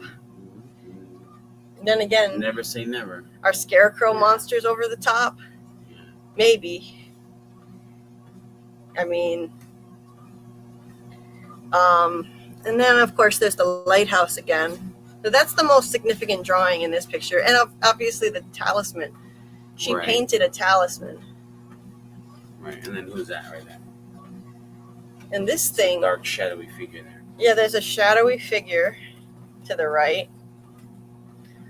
So she was mostly, I think, painting her memories from past lives, but something in here could be a vision of the future. I do think she has that ability because Tabitha demonstrated having that ability. Sometimes I zoom out and then it won't. Okay. I zoom in and then it won't let me zoom back out. And then, of course, this Puritan was one of the first things that people spotted. Is a Puritan man. So that's. Where? I'm sorry. Oh, Right there. with the ruffle. Now, Yeah. you don't think that's that woman or that same other character? Do they have a scar on their eye? Or Looks like a different can't one. really. It doesn't have no eye scar, huh? It's darker. And won't let you zoom in on that one. Let's see. Yeah, I can't really see That's too as much. far as I can go. Yeah, I can't really see too much, can you? No. They're just kind of there. Yeah. So you can't see much of the face. It's too dark. And the sacrificial stones, of course, right there. Nice. So is Now- that? Let me ask you this, okay? All the images show 7 stones, right? Yeah. So why? If there should have been, with the supposition that there should have been 8, Yeah. why don't we see 8? Why do we always see 7? That's a good point. That's a big ass stone. Yeah. Then You think they're like, Yeah. oh damn, we only got 7. All right, help me with this. And a couple monsters carried it out. and they just remove the 8th stone. Given that, and I've thought of that, Mhm. it's probably supposed to be 7 because there are always 7 stones in the visions. Well, 7 in biblical numerology indicates completeness. If that matters. Oh yeah, It's the completed number, 7. right. And that's why 6 is the evil number, because it's always incomplete forever. Huh. Interesting. Like 7 days of the week, Mm-hmm. That's right. and she also painted a Civil War soldier too. There's a Civil War soldier there, so that's another period of history that she's Right seeing there. in her memories. I didn't even see the angle. Yep. It's a landscape. And of course the lighthouse. Painted the lighthouse. And what do you think this one's representing? Yeah, this person. Hand and then that person. Are they on the ground? Oh, are they laying on the ground like, I'm dying? I don't know. What is that? What is that thing the person's face is against? The floor, and that's a severed hand. Yeah, Maybe. I don't know. A severed hand. Yeah, like because that's blood and no extension of the arm, right? Potentially. Yeah, I don't really see. Yeah, I don't see an arm there. I just see blood. That's a good point. I never noticed that. It could be the blood is there's so much blood that you don't see the arm, but right. Yeah, it looks like there's a lot of blood there. They don't look happy. Let's put it that way. Yeah. So and again the one eye, you only see one eye. Yep. So yeah, that's another odd image. Don't know quite what to make of that one, that face. Let's see what you guys are thinking in the chat. Oh, Miss Joan added the church pic. Thank you. Appreciate that. Thank you. That helps me out because I didn't know where to look for that church picture. I'll look in the Discord for that. Ayush said, I told you before our man in yellow had a doll. Oh, really? Okay. Oh, he did? Yeah. Oh, yeah. He has it in his apartment. In his apartment? Yeah, we've seen him on the screen. Remember? Oh. It's on his Instagram. Yes, he's got a mini man in yellow doll. Michael says on the left, there's a white drawing or canvas hanging over a painting and it has the 7 stones on it. And then he shared an image. So I'll look that up. Boom, boom, boom. I'll look that up. Recon said this is exactly the painting I'm looking for. Maybe referencing the one that they posted, or it might have been the one that Michael just posted. I'll take a look at that. Let's see. Oh my God, I saw it. That's what Susie said. Oh my God, I saw it. Yeah. Julie is proving the point of just because the townspeople have seen crazy stuff doesn't mean you believe in other crazy stuff. Yeah, that's true. When I said that we're not going to get a crazy Cyclops monster. Right. It's just a little hard to believe that we're going to see that thing. It looks pretty ridiculous. You're saying we're not going to see a giant spider? No, I think we might now. Yeah. I think we might see a giant spider. You think it's going to come down from the ceiling? Probably, or something representing a ceiling, because that's what Ethan said. Susie said, go back. Was that like a man in yellow doll in the basket hunched over? Hey, what basket? Yeah. What basket do you mean? Let me see. Let me zoom out. Let's see, any baskets? Do we have a... in right this there? thing. In that?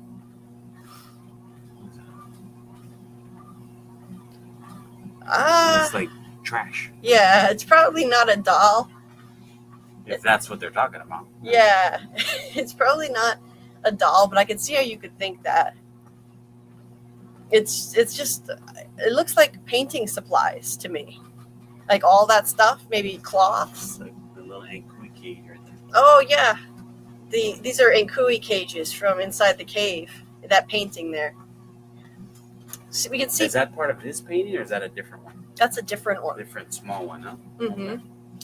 And these are painting supplies that she left down here. So that's probably more painting supplies in the basket, I think. We just are seeing like man in yellow stuff everywhere now. Like our eyes are gonna think that. Does this represent that he has an earring in his ear? Looks like an earring in that thing's ear, yes. So he was an old pirate? Maybe. Or a new hippie? Maybe, yeah, I don't know. Well, if it's the original sacrifice, then it's got to be like a arr from back in the day, right? Yes. Yeah, probably a pirate. And I just noticed something. A pirate motif. Is that a boat? No. No. I just noticed It looks like this painting here is a closer up version of the lighthouse. That she was painting a lot of stuff from the lighthouse tower. Yeah, you see the bricks of the lighthouse or the stones of the lighthouse, huh? Yeah, these two canvases both have bricks from the lighthouse. So then this is different. What is this? Why does it have this notch right here? Does that represent? That's a different painting. So it's a different painting? Yeah. So yeah, see see that painting ends right there. Oh, and the lighthouse is on the. It's like sitting in front of the lighthouse one. Yeah. Or the lighthouse one is sitting in front of it. The lighthouse one is sitting here, and then behind it, there's a close up of part of the lighthouse tower. Uh-huh. That's a painting in itself, and then behind that is the Cyclops monster, and there's also part of the boy in white painting right there. Okay. So it's just like stacking paintings over here, huh? Oh yeah, stacks and stacks of them. It's like Bob Ross's house. Yes. The press department put that together. Like this was not in the show. They put all these together and they took pictures of them and released them to the press. Yeah. Yeah, it was cool that they did that too to get us a better view of it. Let me see. Dude with a white beard. Oh, so you think I think it's a ruffled collar, Michael. I think this is a Puritan with a ruffled collar rather than a white beard because it goes way back. Yeah. It goes really high up. It looks like the aesthetic of that lady, to be honest. That's why we were like looking for the scar on her face. Yeah. So. Make sure you're watching the timer. Yeah. So I'm gonna stay streaming until I finish my walk, which is another like 20 minutes, and then we'll end it. If I don't come back in those 20 minutes, possibly. Yes, happy April, Annie. I can't do April Fool's jokes. Just don't get caught out in these streets today. Yes. Yeah, be careful out there. It's April Fool's Day. Don't forget. Mike Light says, I think the one-eyed monster represents the evil entity that they sacrificed the children to. Yeah, it very well could be, because it's appearing to eat the children in this painting. So, yeah, I think it's symbolic and it represents that entity. Like the man in yellow shape-shifting entity. If I can zoom out again. Okay. I think it represents that evil entity, the ancient evil entity that it sacrificed the kids to. Which very well, it could be represented by the man in yellow today, now that we know he's a shapeshifter. Let's see. Susie said, I bet it moves the forest. I wonder if that's why the trees started moving. What moves the forest? This monster with one eye. Oh, and he goes like, and the forest moves? Yeah. Michael thinks that we're just seeing one eye in profile, artistic license. Look at the placement like right of it, though. on the front of its thing, though, huh? To me, it looks like it's on the front of its face, right above the nose. And it looks to me like we can't even see the whole eye. You only see one corner. You don't see where the eye ends. So it's stretching way far to the other side of its nose. That's why I think it's a single eye. Because it looks like it's aligned over the nose, and you can't see the other side of it. So that's just my opinion. Amy says, was a religious cult sacrificed kids to the giant, had their babies in the dang cave? Could be. And he said, LOL, did you think you were going to see a giant scarecrow? No, I definitely didn't. But I guess I should have, because Ethan did say that Victor drew scarecrows, and we have a picture. There's also a picture of a scarecrow. I'm going to pull it up and show it. It's, where did I put it? It was in the images channel. I shared it in here myself just a few days ago. I like what Amy called them. Cali Patch Kids. Nice, Amy. Mm-hmm. The Scarecrow one, I think I shared it in the From channel, but it's probably buried by now.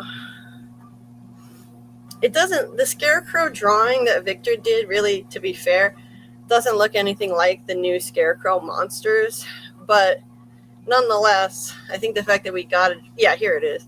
I think the fact that we got a drawing of this Scarecrow in season 1 released by Epix means, you know, this was foreshadowing Scarecrow monsters coming eventually. Was it Annie that's in there about this? Did you think you're gonna see? Yeah. Because he said he wrote it in a kind of a jokey tone. Yeah. But then when you read it right now, it sounds more like serious. Like, did you expect to see, right? Yeah. Because I wouldn't have expected to see no ragdoll, nothing. And besides, everyone says Scarecrow. Like I said before, why does the Scarecrow dressed in the farmer's clothes, because it's supposed to be the farmer? Yeah. How often does in those times, how often did the mother or the housewife or whatever word you want to use, how often did they make scarecrows out of women? They really didn't. No, they didn't. That's why it seems more ragdoll-ish than straight up Scarecrow, especially being this other one wearing a dress. Right. But see, when From used to be on Epix, they released this as a promo image. Okay. So that's why I'm leaning a little more towards Scarecrow now, and because in season 1, Ethan said there's scarecrows, giant spiders, boogeymen in Victor's drawings. Right. Maybe it is a Scarecrow monster, but I still agree with you that it looks more like a giant ragdoll. Right. And there's a female. Right. For me, that's what made it ragdoll. But yeah, it could be both. It could be. You know, one's a Scarecrow and one is a ragdoll. Right. You know, it could potentially be both. And there are, like someone had pointed out, Daryl had pointed out that there are scarecrows that look like ragdolls too. Right. So, let me go back over to the images tab.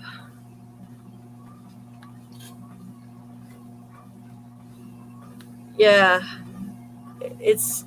Recon says, aren't they making scarecrows in the trailer? And we see the crows at the start of the trailer. They must be getting into the food. Well, that could be. I never thought of that. Oh, that they made them? Oh, they didn't find them, that they were making them?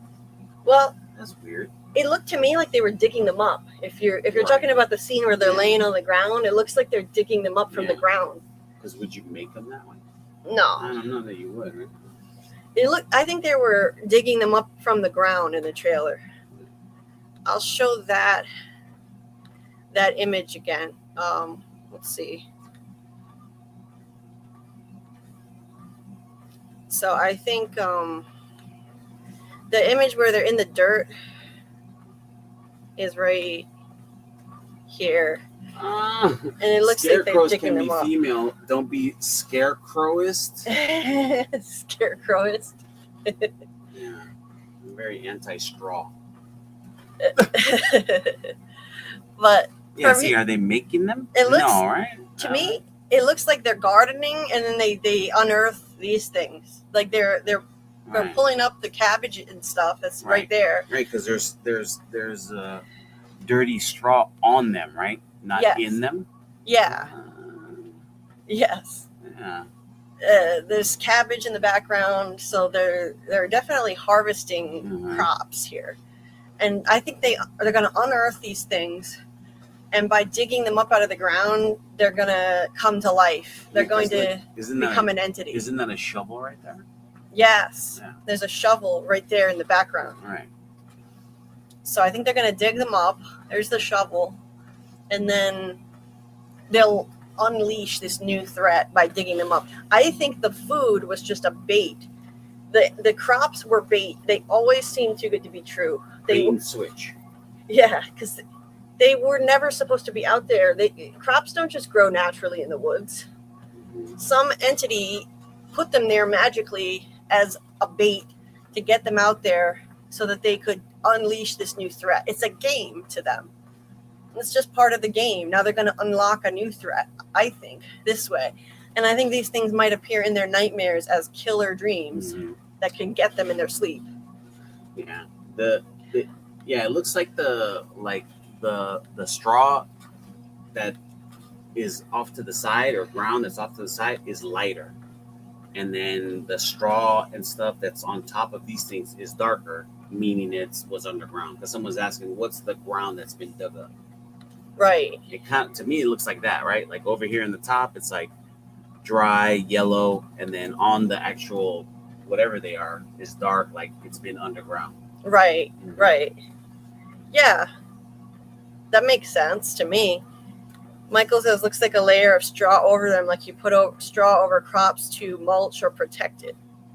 We're covered up, and then they uncovered them. Right. Right. Maybe they turned into this, like. Right, and they're like, ooh, what is this? And turn into these, right. And maybe they're solar powered, and, they were uncovered, they absorbed some vitamin D, and then they got up and like, bam! Yeah. Straight through the wall. Yes. What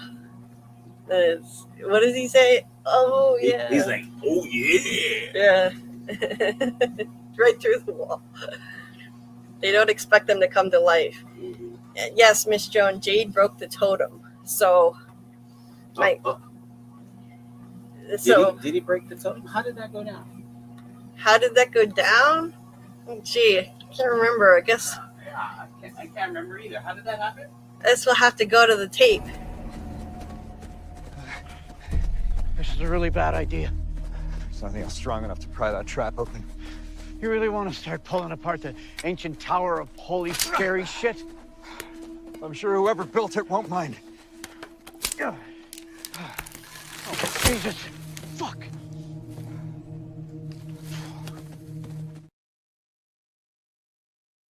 I think that's they're not going to have protection against those things now.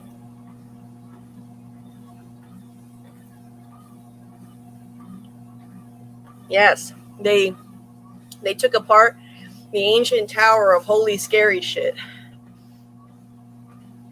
So now they're not going to have protection against these new threats, the Scarecrow monsters. Everything will be fine. Yeah, right? Susie says, I think the Scarecrows were always going to come alive, don't get me wrong. Oh, yeah, but I think something had to be done to unlock this new threat. And they probably attacked in a previous cycle back in the beginning. They were probably one of the original threats. And they created those totems to protect themselves against them.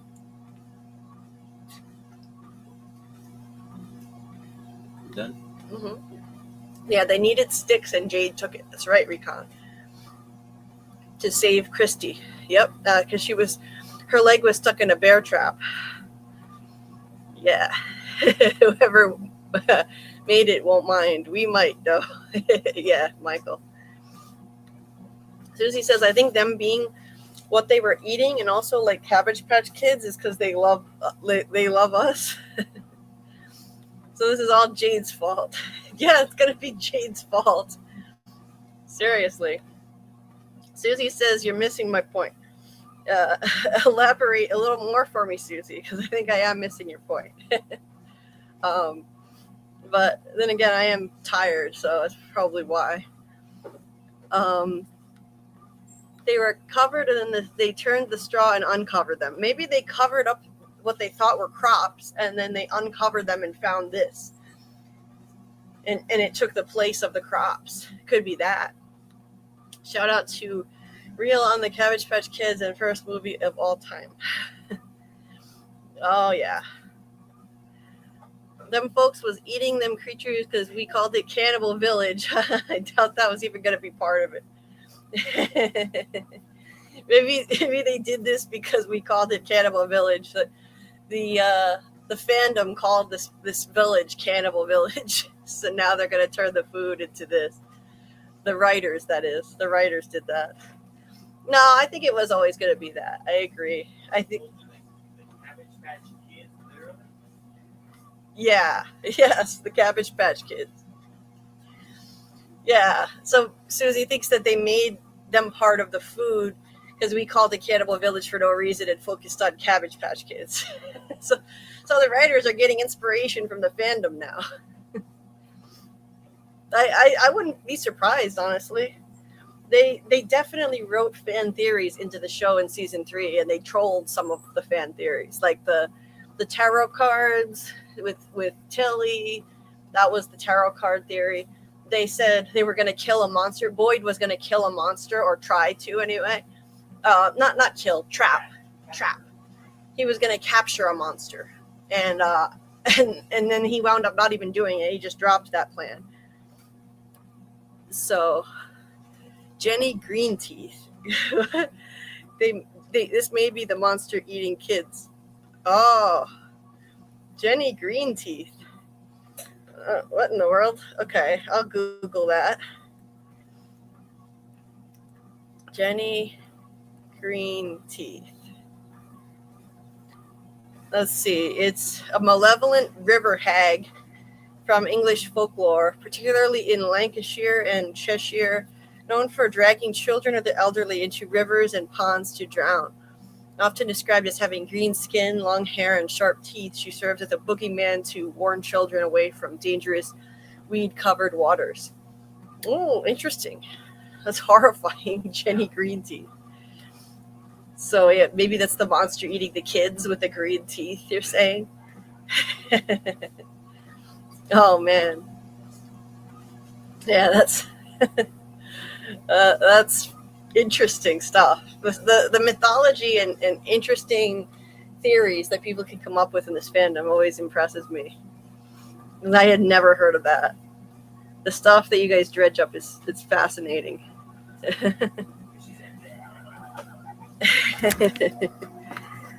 So let me check and see if we've covered all of the pictures I have of Miranda's paintings. Let's see. Go back to my gallery of all her paintings. Gallery of horror. I know I have some more, so we'll look at the rest of them. This is another shot of like the weird infinity symbol face kids. And I'm gonna make an image I can zoom in on, because this is not letting me do it. So I'll just take a screenshot, zoom in that way. Oh, Karl, this is a closer up, or not a closer up, but a better view of that full painting of the Cyclops monster. And that is its hand. Oh, it's two hands. Oh, look at that. One hand is orange, the other hand is black. Oh. So that wasn't a fire. Those are its hands. Okay. Yeah. That's even more interesting now, looking at the full painting. Look. Are they wearing white? It looks like they have white and black hair. Yeah, white and black. And it definitely looks like they only got one eye. Yes. That angle. Oh yeah, it does. So they're like blah, blah, blah, blah, blah, blah, kids. Blah, blah, blah. Yeah. And there's a house back there. There's a house in the background. Really interesting artistic style here. Or green behind one half and red behind the other half. And orange arm and a black arm. Yep. And little girls and boys, 4 of them. Everything is always 4s or 7s with this show. There are 7 Ankui kids normally, but they couldn't fit them all into, like 7 kids into one picture, so they have 4. And then up there, there's this cool picture of the moon behind that spooky tree. Oh. Looks like the tree is holding onto the moon. Woo! Too close. Yeah, like that. Oh, I see right there. Oh, there's just some random something in between there, huh? Yeah, this looks like the Grim Reaper now that I see more of it. Mm-hmm. That looks like the Grim Reaper. It's got a black hood on. Mm-hmm. Oh, that's those 2 from the other angle, huh? Yep. Okay. Different angle. That's Ooh, a creepy face down there. That's the one holding the talisman? I think so. Mm-hmm. I think that's the one that's holding a talisman. And there's the lighthouse with the moon in the background. Mm-hmm. Civil War soldier, 2 Civil War soldiers shooting. That one has a bayonet, I think. Yeah, so that's that painting. Oh, so this is all those pictures rearranged. Huh. Yes. Oh, I see. So that's the pictures rearranged. And there's the one you were talking about. Yeah, it has a notch in it because it's a different ending point of that painting. Yes. That lighthouse painting. Yeah, and they lined up so many pictures for the press. Like, look at this whole room was full of. Wow. Was full of them. There's one here that looks like a mouth up there. It looks like an upside down face. Where are you going? Oh. It looks kind of like an upside down face to me. Where, this thing? Yeah. I'll zoom in on it closer. Where is it? This one here. Mm-hmm. The eyes. Oh, you're right. Like, that's the mouth. The mouth and the looks. eyes are there. Yeah, it looks like the mouth is on its forehead. We thought that in season 3 we were talking about that one. But do you think it's like a weird wrinkled forehead and this is a weird nose and the mouth isn't there? Yeah, it could be that. Or their head got so twisted around through some violent action. Yeah, maybe their whole face is scrambled. Oh, wow. The nose is below the eyes and the mouth is up there. Crows and then 2 buildings? Looks like crows and 2 buildings, yeah. Down there at the bottom. The more I zoom in, the more it'll get blurry. And that's somebody looking through a window right there. That's somebody, it's a face looking through a window. Is that inside or outside? Are they're on the inside looking out, huh? Probably on the inside. No, that's a tree. I thought for a second it was a curtain, but I think it's the other way around. You think it's a tree? Tree, and they're looking in all creepy like, oh, come that's out and play. Spooky. Mm-hmm. That's a faraway tree and somebody standing next to it back there. Yeah, we've seen that one in a different image. Yep. The boy in white. Let's see, did we miss any? It looks like there's all kind of stuff in there. Oh, there's a lot of pictures here. Oh, is that another image of the boy in white? Oh, there he is, chilling. He's walking down he's just walking down the tennis practice. Yeah, there's another picture of the boy in white walking down the street. So there's that one too. There's not much to see there. But they arranged and rearranged these pictures like a few times. It took pictures of them for the press. There's another image of him, so you can get a better view. And I'll go through the screenshots from the episode too, just to make sure we didn't miss anything. Let me see. Where was she looking through the basement?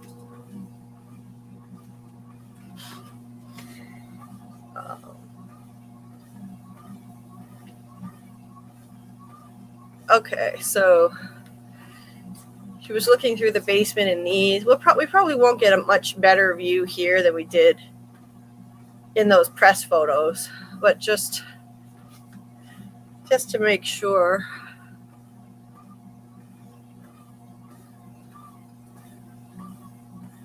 And there's a person with a weird face behind Tabitha. Didn't see that one before.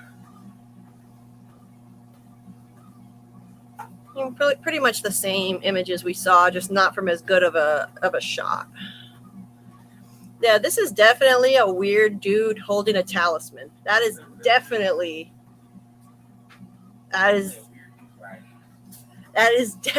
a weird dude holding a talisman in that dark painting. He's holding a really big one, a big talisman with creepy eyes. That's spooky. That's some nightmare fuel.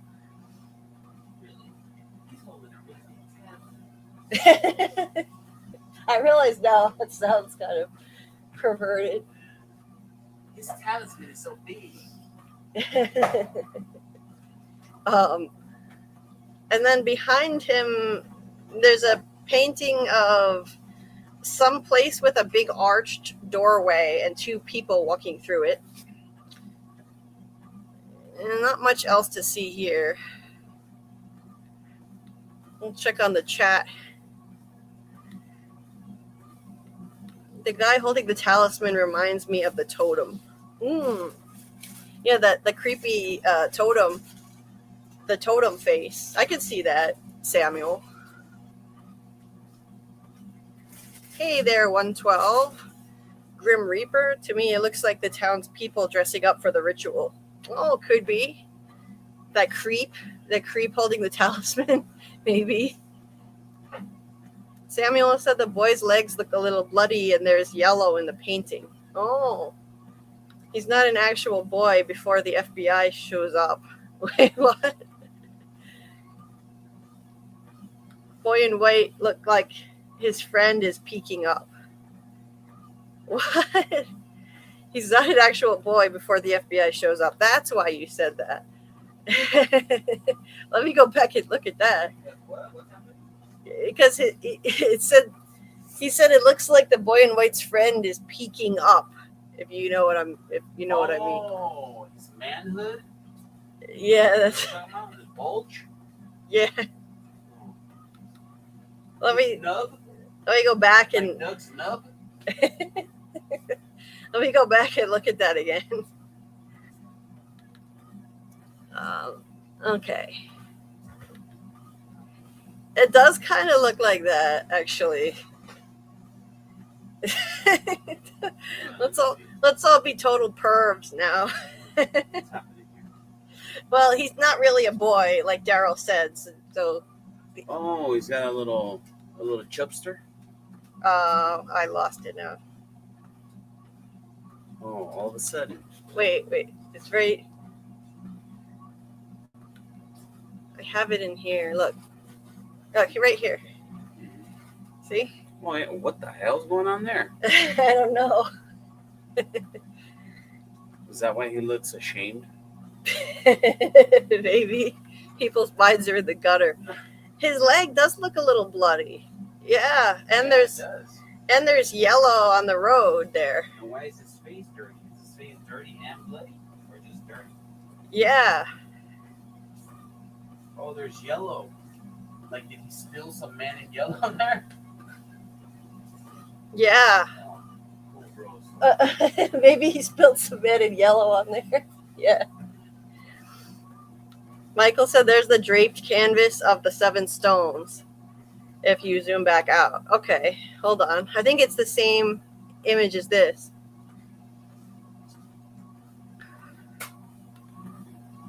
Let's see. No, not that. I'm trying to find it again now. Oh, I see. Michael was talking about this earlier. There's another image of the 7 stones, but it's draped over something, so you don't see it all. That's weird. Oh, one of the stones is bigger than the rest. Yeah, it does look that way, doesn't it? Yeah. Yeah, we've been doing so much studying the images that I've missed some of the stuff in the chat earlier, Michael. So sorry, it wasn't deliberately overlooking you or anything like that. Plus, the chat was really going by fast earlier. It was impossible to keep up.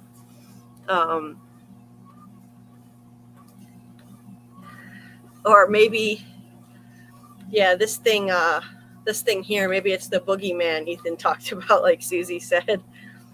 Maybe it's the boogeyman, this creepy guy. Did they have to choose only one conjoined twin, but the operation backfired or something? Yeah, so that's a good point. It looks like they were conjoined. Those 2 with the faces connected, like conjoined twins. Oh, okay. I just got off the treadmill. Finally.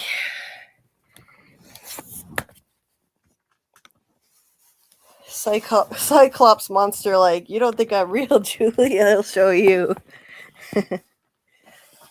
Yeah, he's gonna come after me in my nightmares now tonight. This show, horror stuff, doesn't give me nightmares. Real life gives me nightmares. Only real life. So I can watch this stuff and talk about this stuff all night. Doesn't give me any problems. Oh, Miss Joan, I'll take a look at the Discord and see if I can find what you sent, the image of the church that you sent, and then we've got to start wrapping it up. So you're saying that later tonight you won't be afraid of a one-eyed monster? No, not at all. Oh, okay.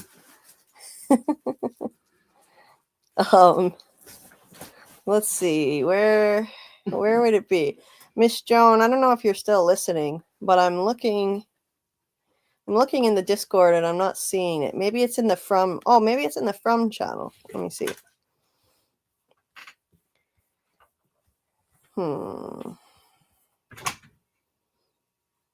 Let's see. Yeah, I don't see where you're posting these, Miss Jones. So let me know if you hear this. And I'll take a look again. And I see somebody posted the infinity symbol thing. Let me share this from the Discord. This was posted in the Discord about an hour ago.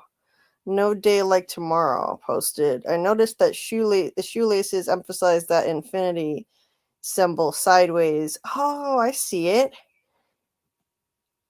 Whether it's important, I'm not sure, but because the ring is a topic with the symbol, I really zoomed into it this time when I saw it last. Yeah, I definitely see it. This is the boy in white, the bottom of the boy in white painting, and those are his shoes. And the shoelaces really emphasize the infinity symbols. Right. Yeah, I see that. Interesting. Yeah, big loops. Yeah. Mm-hmm. And they look symmetrical, like it's like an infinity symbol needs to. It has to be the same on both sides, and they're perfect. Especially the right foot. It's perfect. It's a perfect infinity symbol. And definitely it symbolizes the endless curse, the immortality of the monsters and the Zaba. And the curse of the reincarnation. And this one definitely on the left, it looks like it's probably a Civil War soldier, but it could also be the milkman.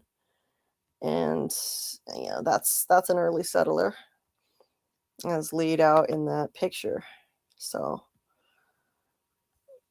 anyway,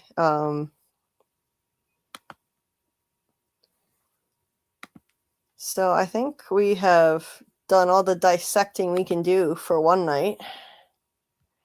But let me go back to the chat here and wrap this up now with what you guys have been saying.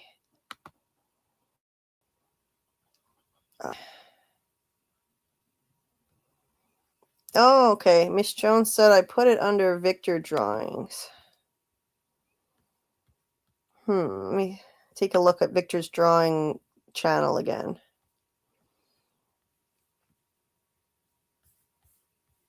Oh, I see it. Okay. Yeah, I've seen this before, and I couldn't remember where. So thank you, because I didn't know where to find this now. I'll show this on the screen. So that's a better view of the church with light.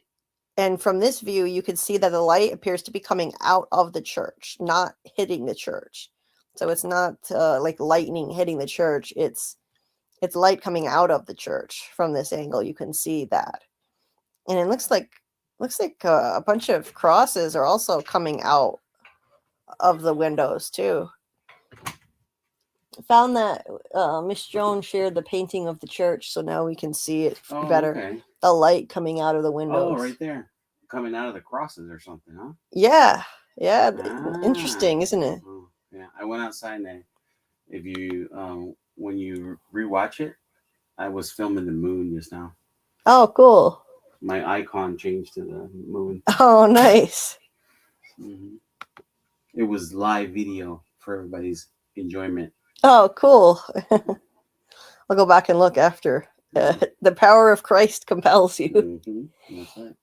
And now Sophia's coming to town, the daughter of a pastor, and she's listed as a series regular. So religion is definitely going to play a role in things. There's going to be something related to religion going on, and so yeah.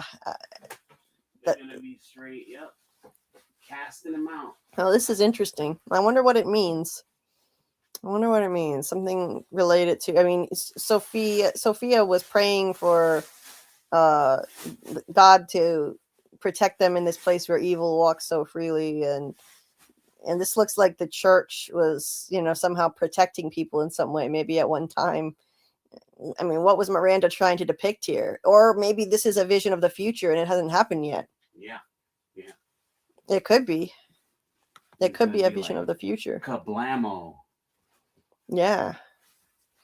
Michael says some kind of even happening in the church with a bunch of light streaming out. Don't know if it's the original bargain or something else. Some kind of event. Right.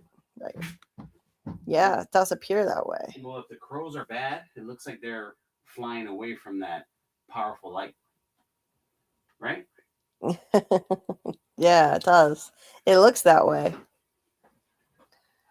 So thank you, Miss Joan, for posting that.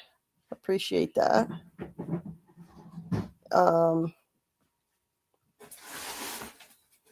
Susie says, thanks for keeping me from watching the news, guys. Anytime. The news is depressing. And Michael shared some more images and links here. I'll definitely pull that up. All the paintings from Victor's dad's basement. Thank you, Michael. I'll take a look at that before I close it down, just to make sure there's nothing really glaring that we missed.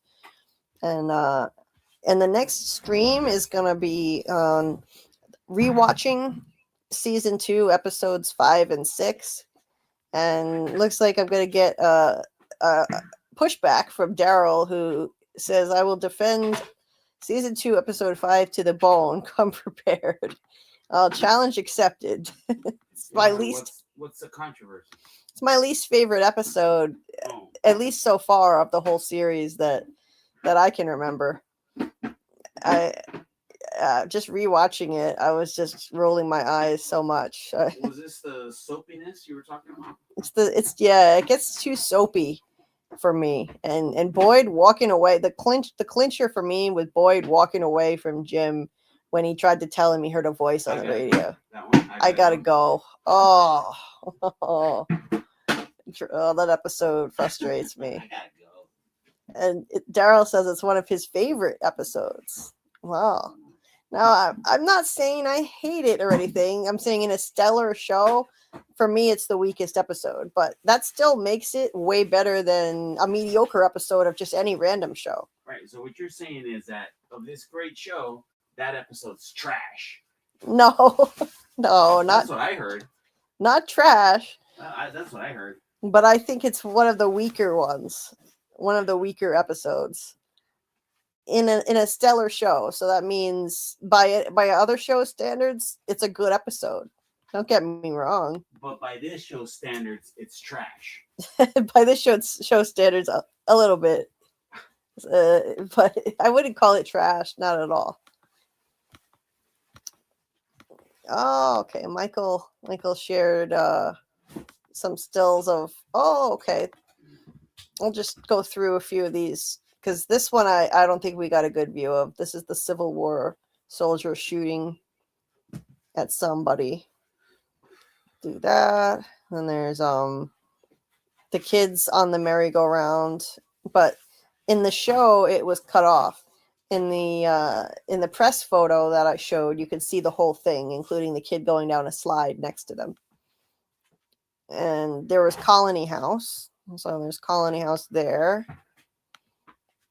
And what else? The diner. Of course, the boy in white. we didn't talk about this one a lot, but I showed the images from the opening credits earlier. It's the same thing. This is the painting shown in the opening credits. They just showed the bottom half of him and then the top half in the credits. And that's that. So those are all the pictures that were shown in the actual show itself. And the diner, yeah, that's all of them.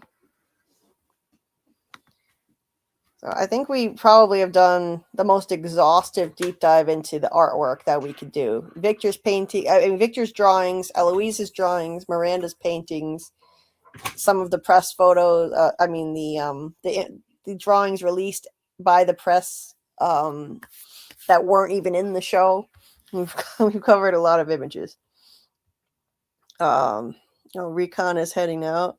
Gotta head off. I was having the worst day today, and you all made it so much better. Much love. I'm so glad to hear that. Much love to you too. And I'm so sorry you were having a bad day, but I hope it gets better from here. And see you soon.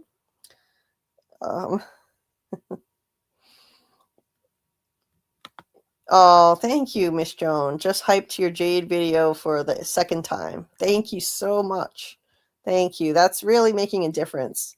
It's still gaining views because people are hyping it and the hypes are carrying it. So YouTube is showing it to more people. And as a result, it's still gaining instead of just stagnating. So that's amazing. Thank you so much for doing that.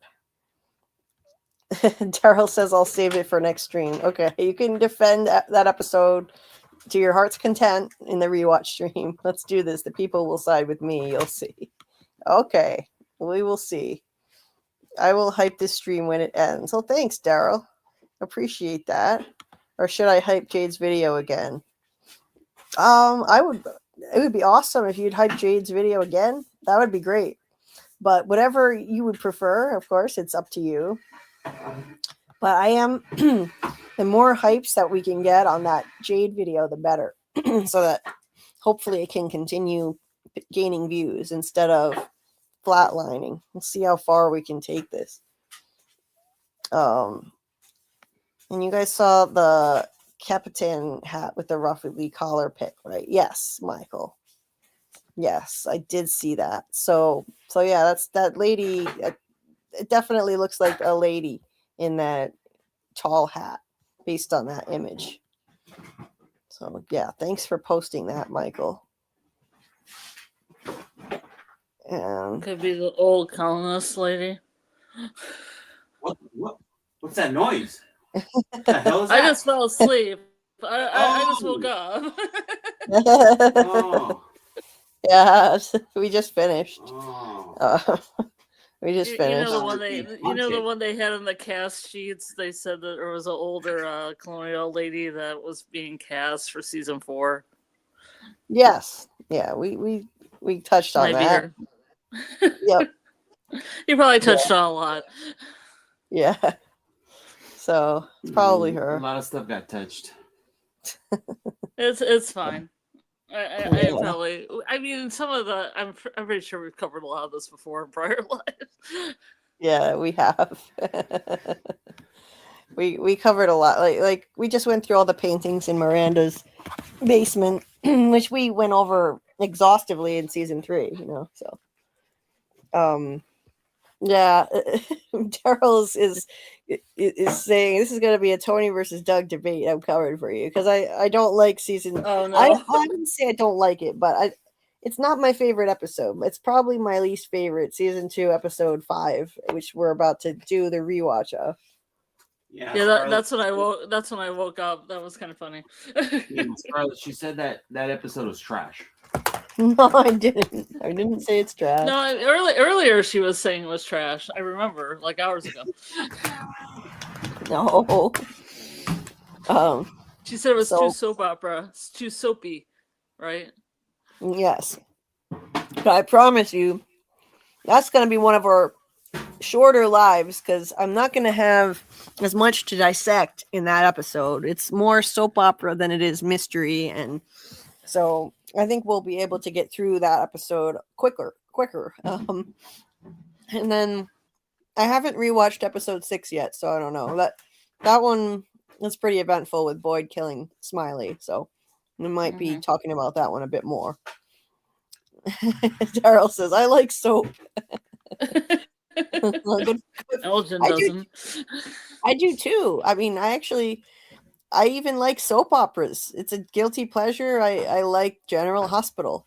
I like The Young and the Restless, but I don't like soap in my From. This isn't As the From Turns.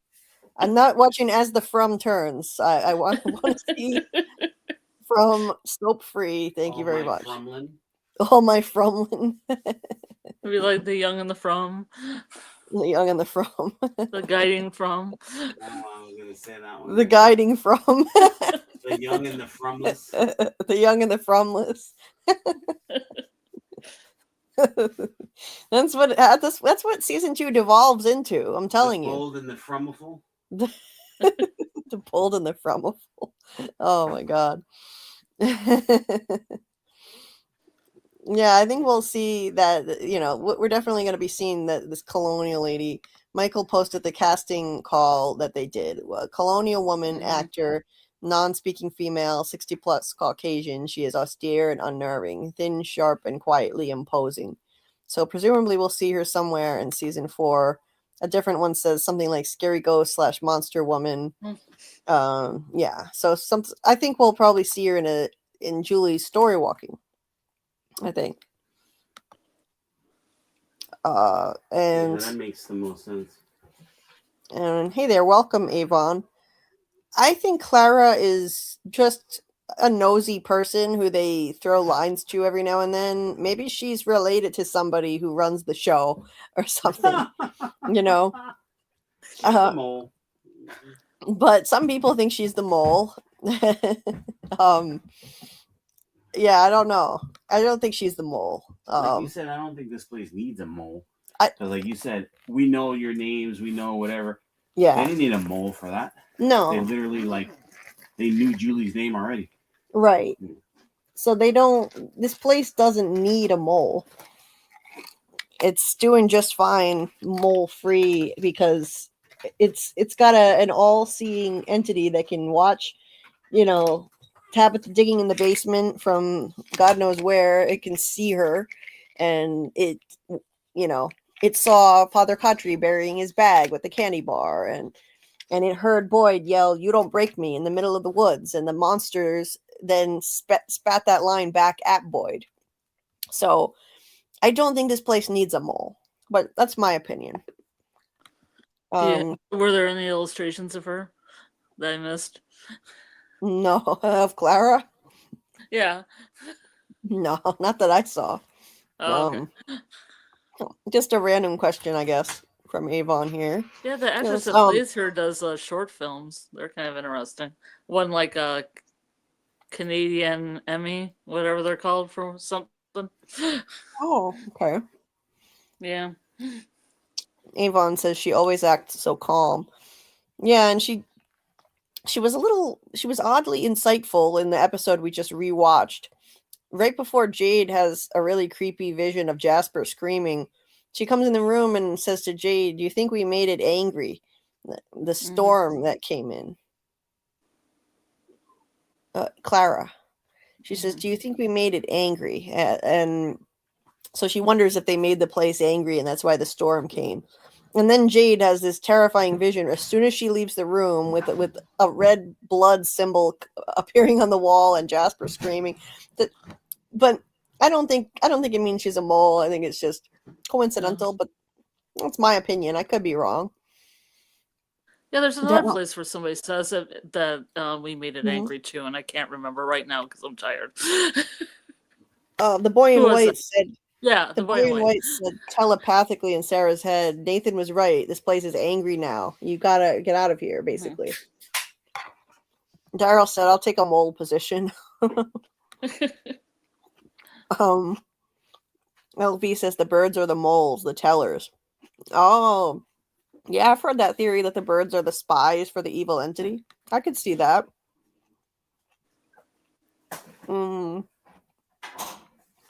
Maybe that's how the entity knows everything.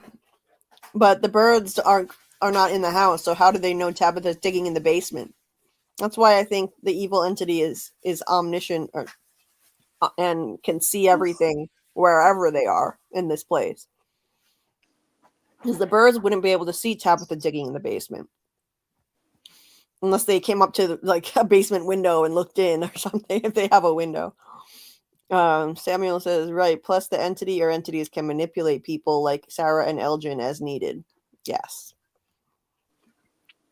Yeah, if they can project communication into somebody's head, can't they thus receive? If you can transmit, you usually can receive. So they should be able to go into someone's head and also see and or know what they're thinking or hear what they're saying. Makes sense to me. Michael says, has some kind of semi-omnipotent eye in the sky, or at least omniscient, knowing everything, or things that go on at any rate. Yes, I agree. Absolutely. Yeah. In my opinion, Sarah was, if not the mole, at least the useful idiot for a while. Right? Daryl says Clara thinking if they made the place angry is a normal thing to think. I think so too. Yeah, I think so too. It reminds me of the Endless yet again. Oh yeah. You know, the Endless was just kind of like they try to, you know, they have the. I mean, I'm not going to give anything away, but I mean, people are living in certain ways, and if they if they act in a certain way, they think that the entity will treat them better. Okay. You know, you've seen the film. Mm-hmm. Like people live in little loops, they get longer if they're nice, and they get shorter if they're not. Right.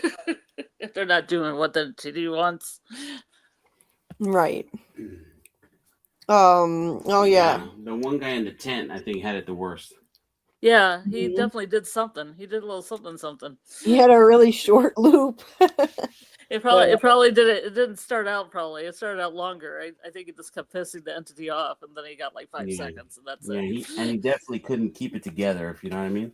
Yeah, could not keep it together. It was very explosive. Like Doug Hughes and Murdoch Mysteries. So LV, Sarah said to Boyd that they're laughing at you. That's right.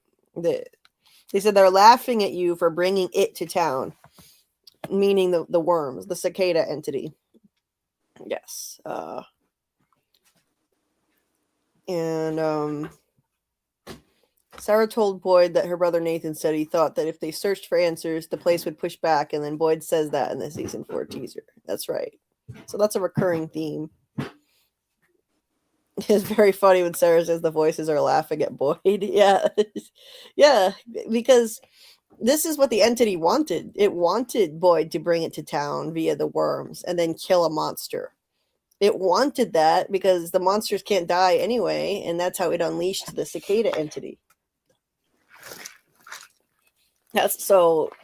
Yeah. So by killing a monster, all Boyd did was unleash a much worse entity than the monsters on the town. So it wanted Boyd to bring it to town, kill a monster, and unleash that entity. Anyway, but now we're just getting into digression territory here. So we've been going a lot of hours. So it is time to wrap it up, and our next live will be Thursday night.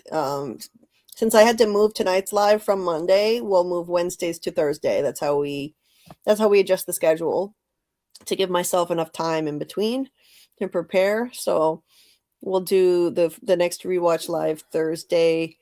I'm gonna shoot for 10:30 p.m. Eastern, but lately that keeps getting pushed back. I've been struggling with a lot of pain lately, and I just can't seem to get it together earlier, but I'll try.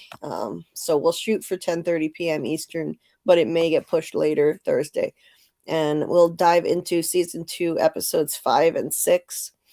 And then hopefully Saturday we'll do another 2 episodes, 7 and 8 of season 2. So we'll get closer to finishing season 2, and because we don't have a lot more time. We've got like 2 weeks. a little over 2 weeks until season 4, so we have a lot of ground to cover. Once we get to season 3, we'll do 3 episodes at once, and that's how we're gonna make up the time and be able to finish. I do enjoy all the Austin Powers stuff in the chat. Oh. Yeah, a lot of molly. Oh, I didn't know that was Austin Powers reference because I never saw that movie. Moly. Okay, that's what that was about. Less than 20 days. Yeah, it's 18 days now.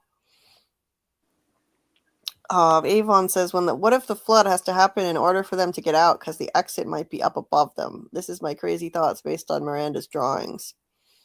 It's possible. Exit might be above them. That's an interesting thought. I like this. So that's how they get to it. Interesting. That's interesting. It's like a Truman Show thing. Like a door in the sky. Like a Truman Show thing. Yeah, I like that. LV says, pardon me, my life is flashing across my eyes. Sleep deprived. Thank you for the chat. Thank you for being here. We appreciate you. I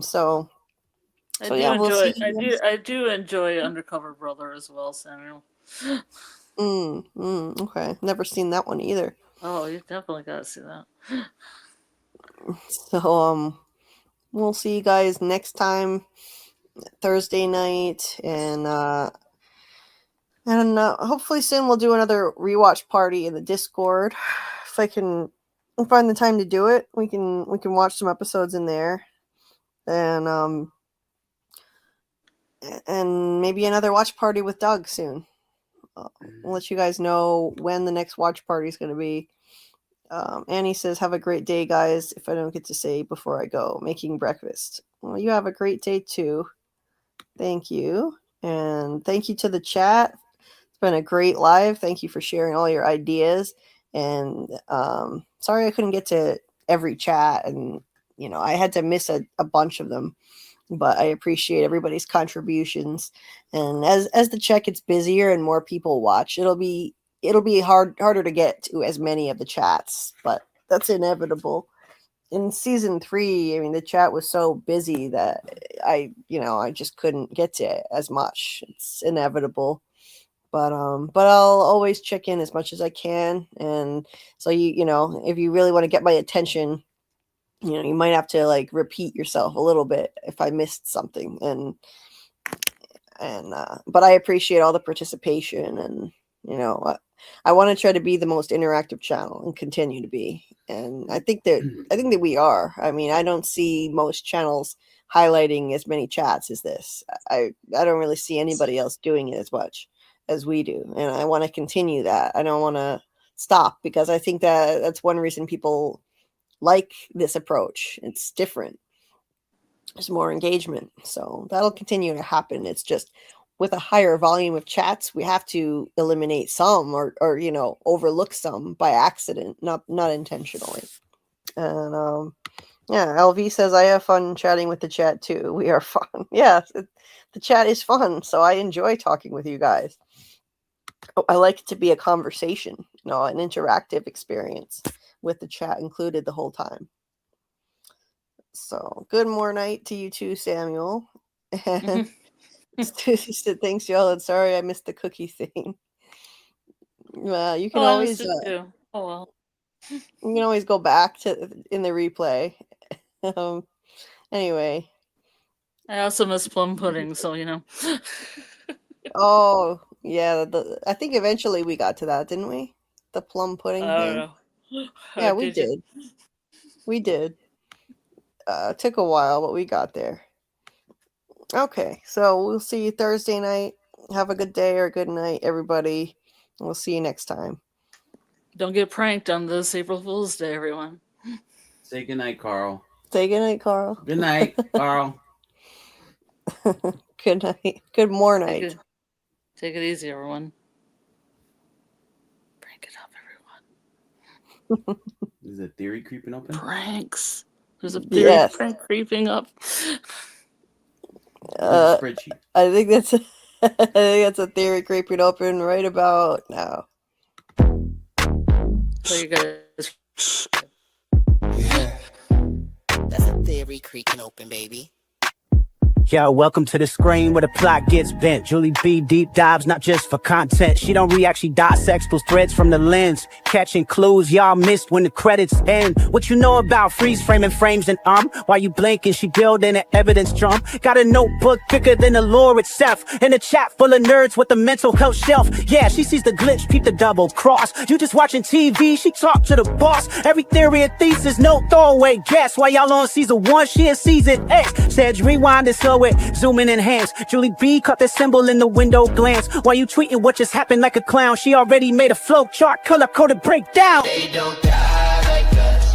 They don't vibe like us. They binge and they bounce. We revive that trust. They skip intros, we every frame. You watch shows, we decode the game. They don't die like us. Nah, they don't die like us. She cracked Severance before y'all knew it was deep. Predicted the Last of Us deaths in her sleep. When the camera pans, she ain't blinking once. Catch a ghost in the glass, call it theory punch. Watch parties lit like apocalypse nights. Call-ins while they bringing alien rights. Hey, Julie, I think the trees are spies. Well, I have a spreadsheet that confirms that, guys. Zoom in, boom in, she moving through clues. Spinning Discord in the courtrooms, Lord of views. Got mods with receipts. Time stands with heat. Every rewatch turns into a Reddit elite. You stuck on the surface, we beneath with maps. Cross-referencing lore with the rector's caps. If your fave show got secrets, don't be dumb. Julie got the chalkboard out in From's where it's from. Don't dive like us. They don't vibe like us. They skim the edge. We inside that crust. They zone out, we zone in the pain. You say plot twist, we say nope, chain. They don't dive like us. Nah, they don't dive like us. What's that?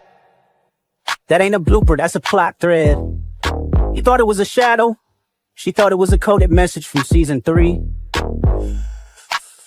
And she's probably right. Step this way if your mind's unbent. Step that way if your theories pay rent. Say Julie B, deep dive queen. Now zoom, scroll, theorize, pull. Ain't no rabbit hole safe once she got the cloud.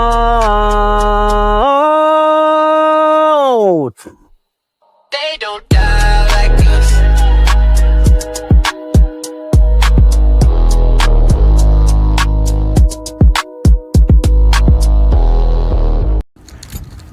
Julie, hi. It's me. Why am I screaming? It's me, David Alpay. Hey Julie, it is also Julie here, name twin. Hi JulieBDeepDives, it is Avery who plays Sarah on From. I just want to say thank you so much for watching and supporting the show, and I also want to give a shout out to your co-host, Scarlet of Many Names. Hey Julie. Hi Julie B. Julie B, Scotty McCord here. How are you? Hi. Finally, I get to connect with Julie B Deep Dives. Julie B, my child, it is I, Father Khatri. But Julie B, I understand you are rocking it on the old YouTubes, and I appreciate you. We, as a Fromville, appreciate you like you wouldn't believe. And we are so thankful for everything you do and all the love and energy that you put out there into the universe. Julie, you're awesome. You work so hard. I wish we were friends in high school. You could have helped me with my, literature essays, my critical essays, because you are so deep and thorough. Keep doing what you're doing, and I'll see you around. Thank you for what you're doing, and keep at it, and I know you got this. You know you got this. Keep at it. Take care. Congratulations to you guys on all your success of your YouTube channel, and I'm wishing you all the best in 2025. Anyway, Julie, I just want to say, keep going, keep on keeping on. You got this. Holding Julie B, protecting Julie B. With big muscle car hugs, there's a bottle tree. Keeping you protected. That's for you. That's for you and for all your brilliance and for everything that you've given from and helped make it what it is. So, Julie B, thank you. Thank you for season 4. We'll see you in season 4. It's coming. Hold tight. Maybe binge the show until we get there. Dive deeper. Julie B's Deeper Dive. You're doing great. It's amazing. Bless you. And we'll see you in season 4. Don't stream and drive. Father Khatri thanks you for watching. Sean Majumder, the actor, who couldn't be here right now. But he wanted to let you know he's very thankful. And I hope you feel better. I know you will. Keep your chin up. And I wish you all the best. Take care. Season 4 is going to be fucking bananas. Be well. Julie, hi. It's me. Why am I screaming? It's me, David Alpay. Hey Julie, it is also Julie here, name twin. Hi, JulieBDeepDives. It is Avery who plays Sarah on From. I just want to say thank you so much for watching and supporting the show, and I also want to give a shout out to your co-host, Scarlet of Many Names. Hey Julie. Julie. Hey, Julie B. The man in yellow here, along with his alter ego, the mini MIY. We just wanted to let you know that you're in our thoughts. We know you're going through a rough time right now, but you will get through this. And in the meantime, if you ever need to talk, you know where to find us. Anything you'd like to add? Yeah. Hey! Listen, kiddo. Like the man said, we're here for you, 24/7. Anything you need, you just get on the blower. And hey, don't take any crap. Anybody gives you any grief, you just tell them. They're going to have to answer to this guy. Couldn't have said it better myself. Take care, sweetheart. We'll talk soon. See you later.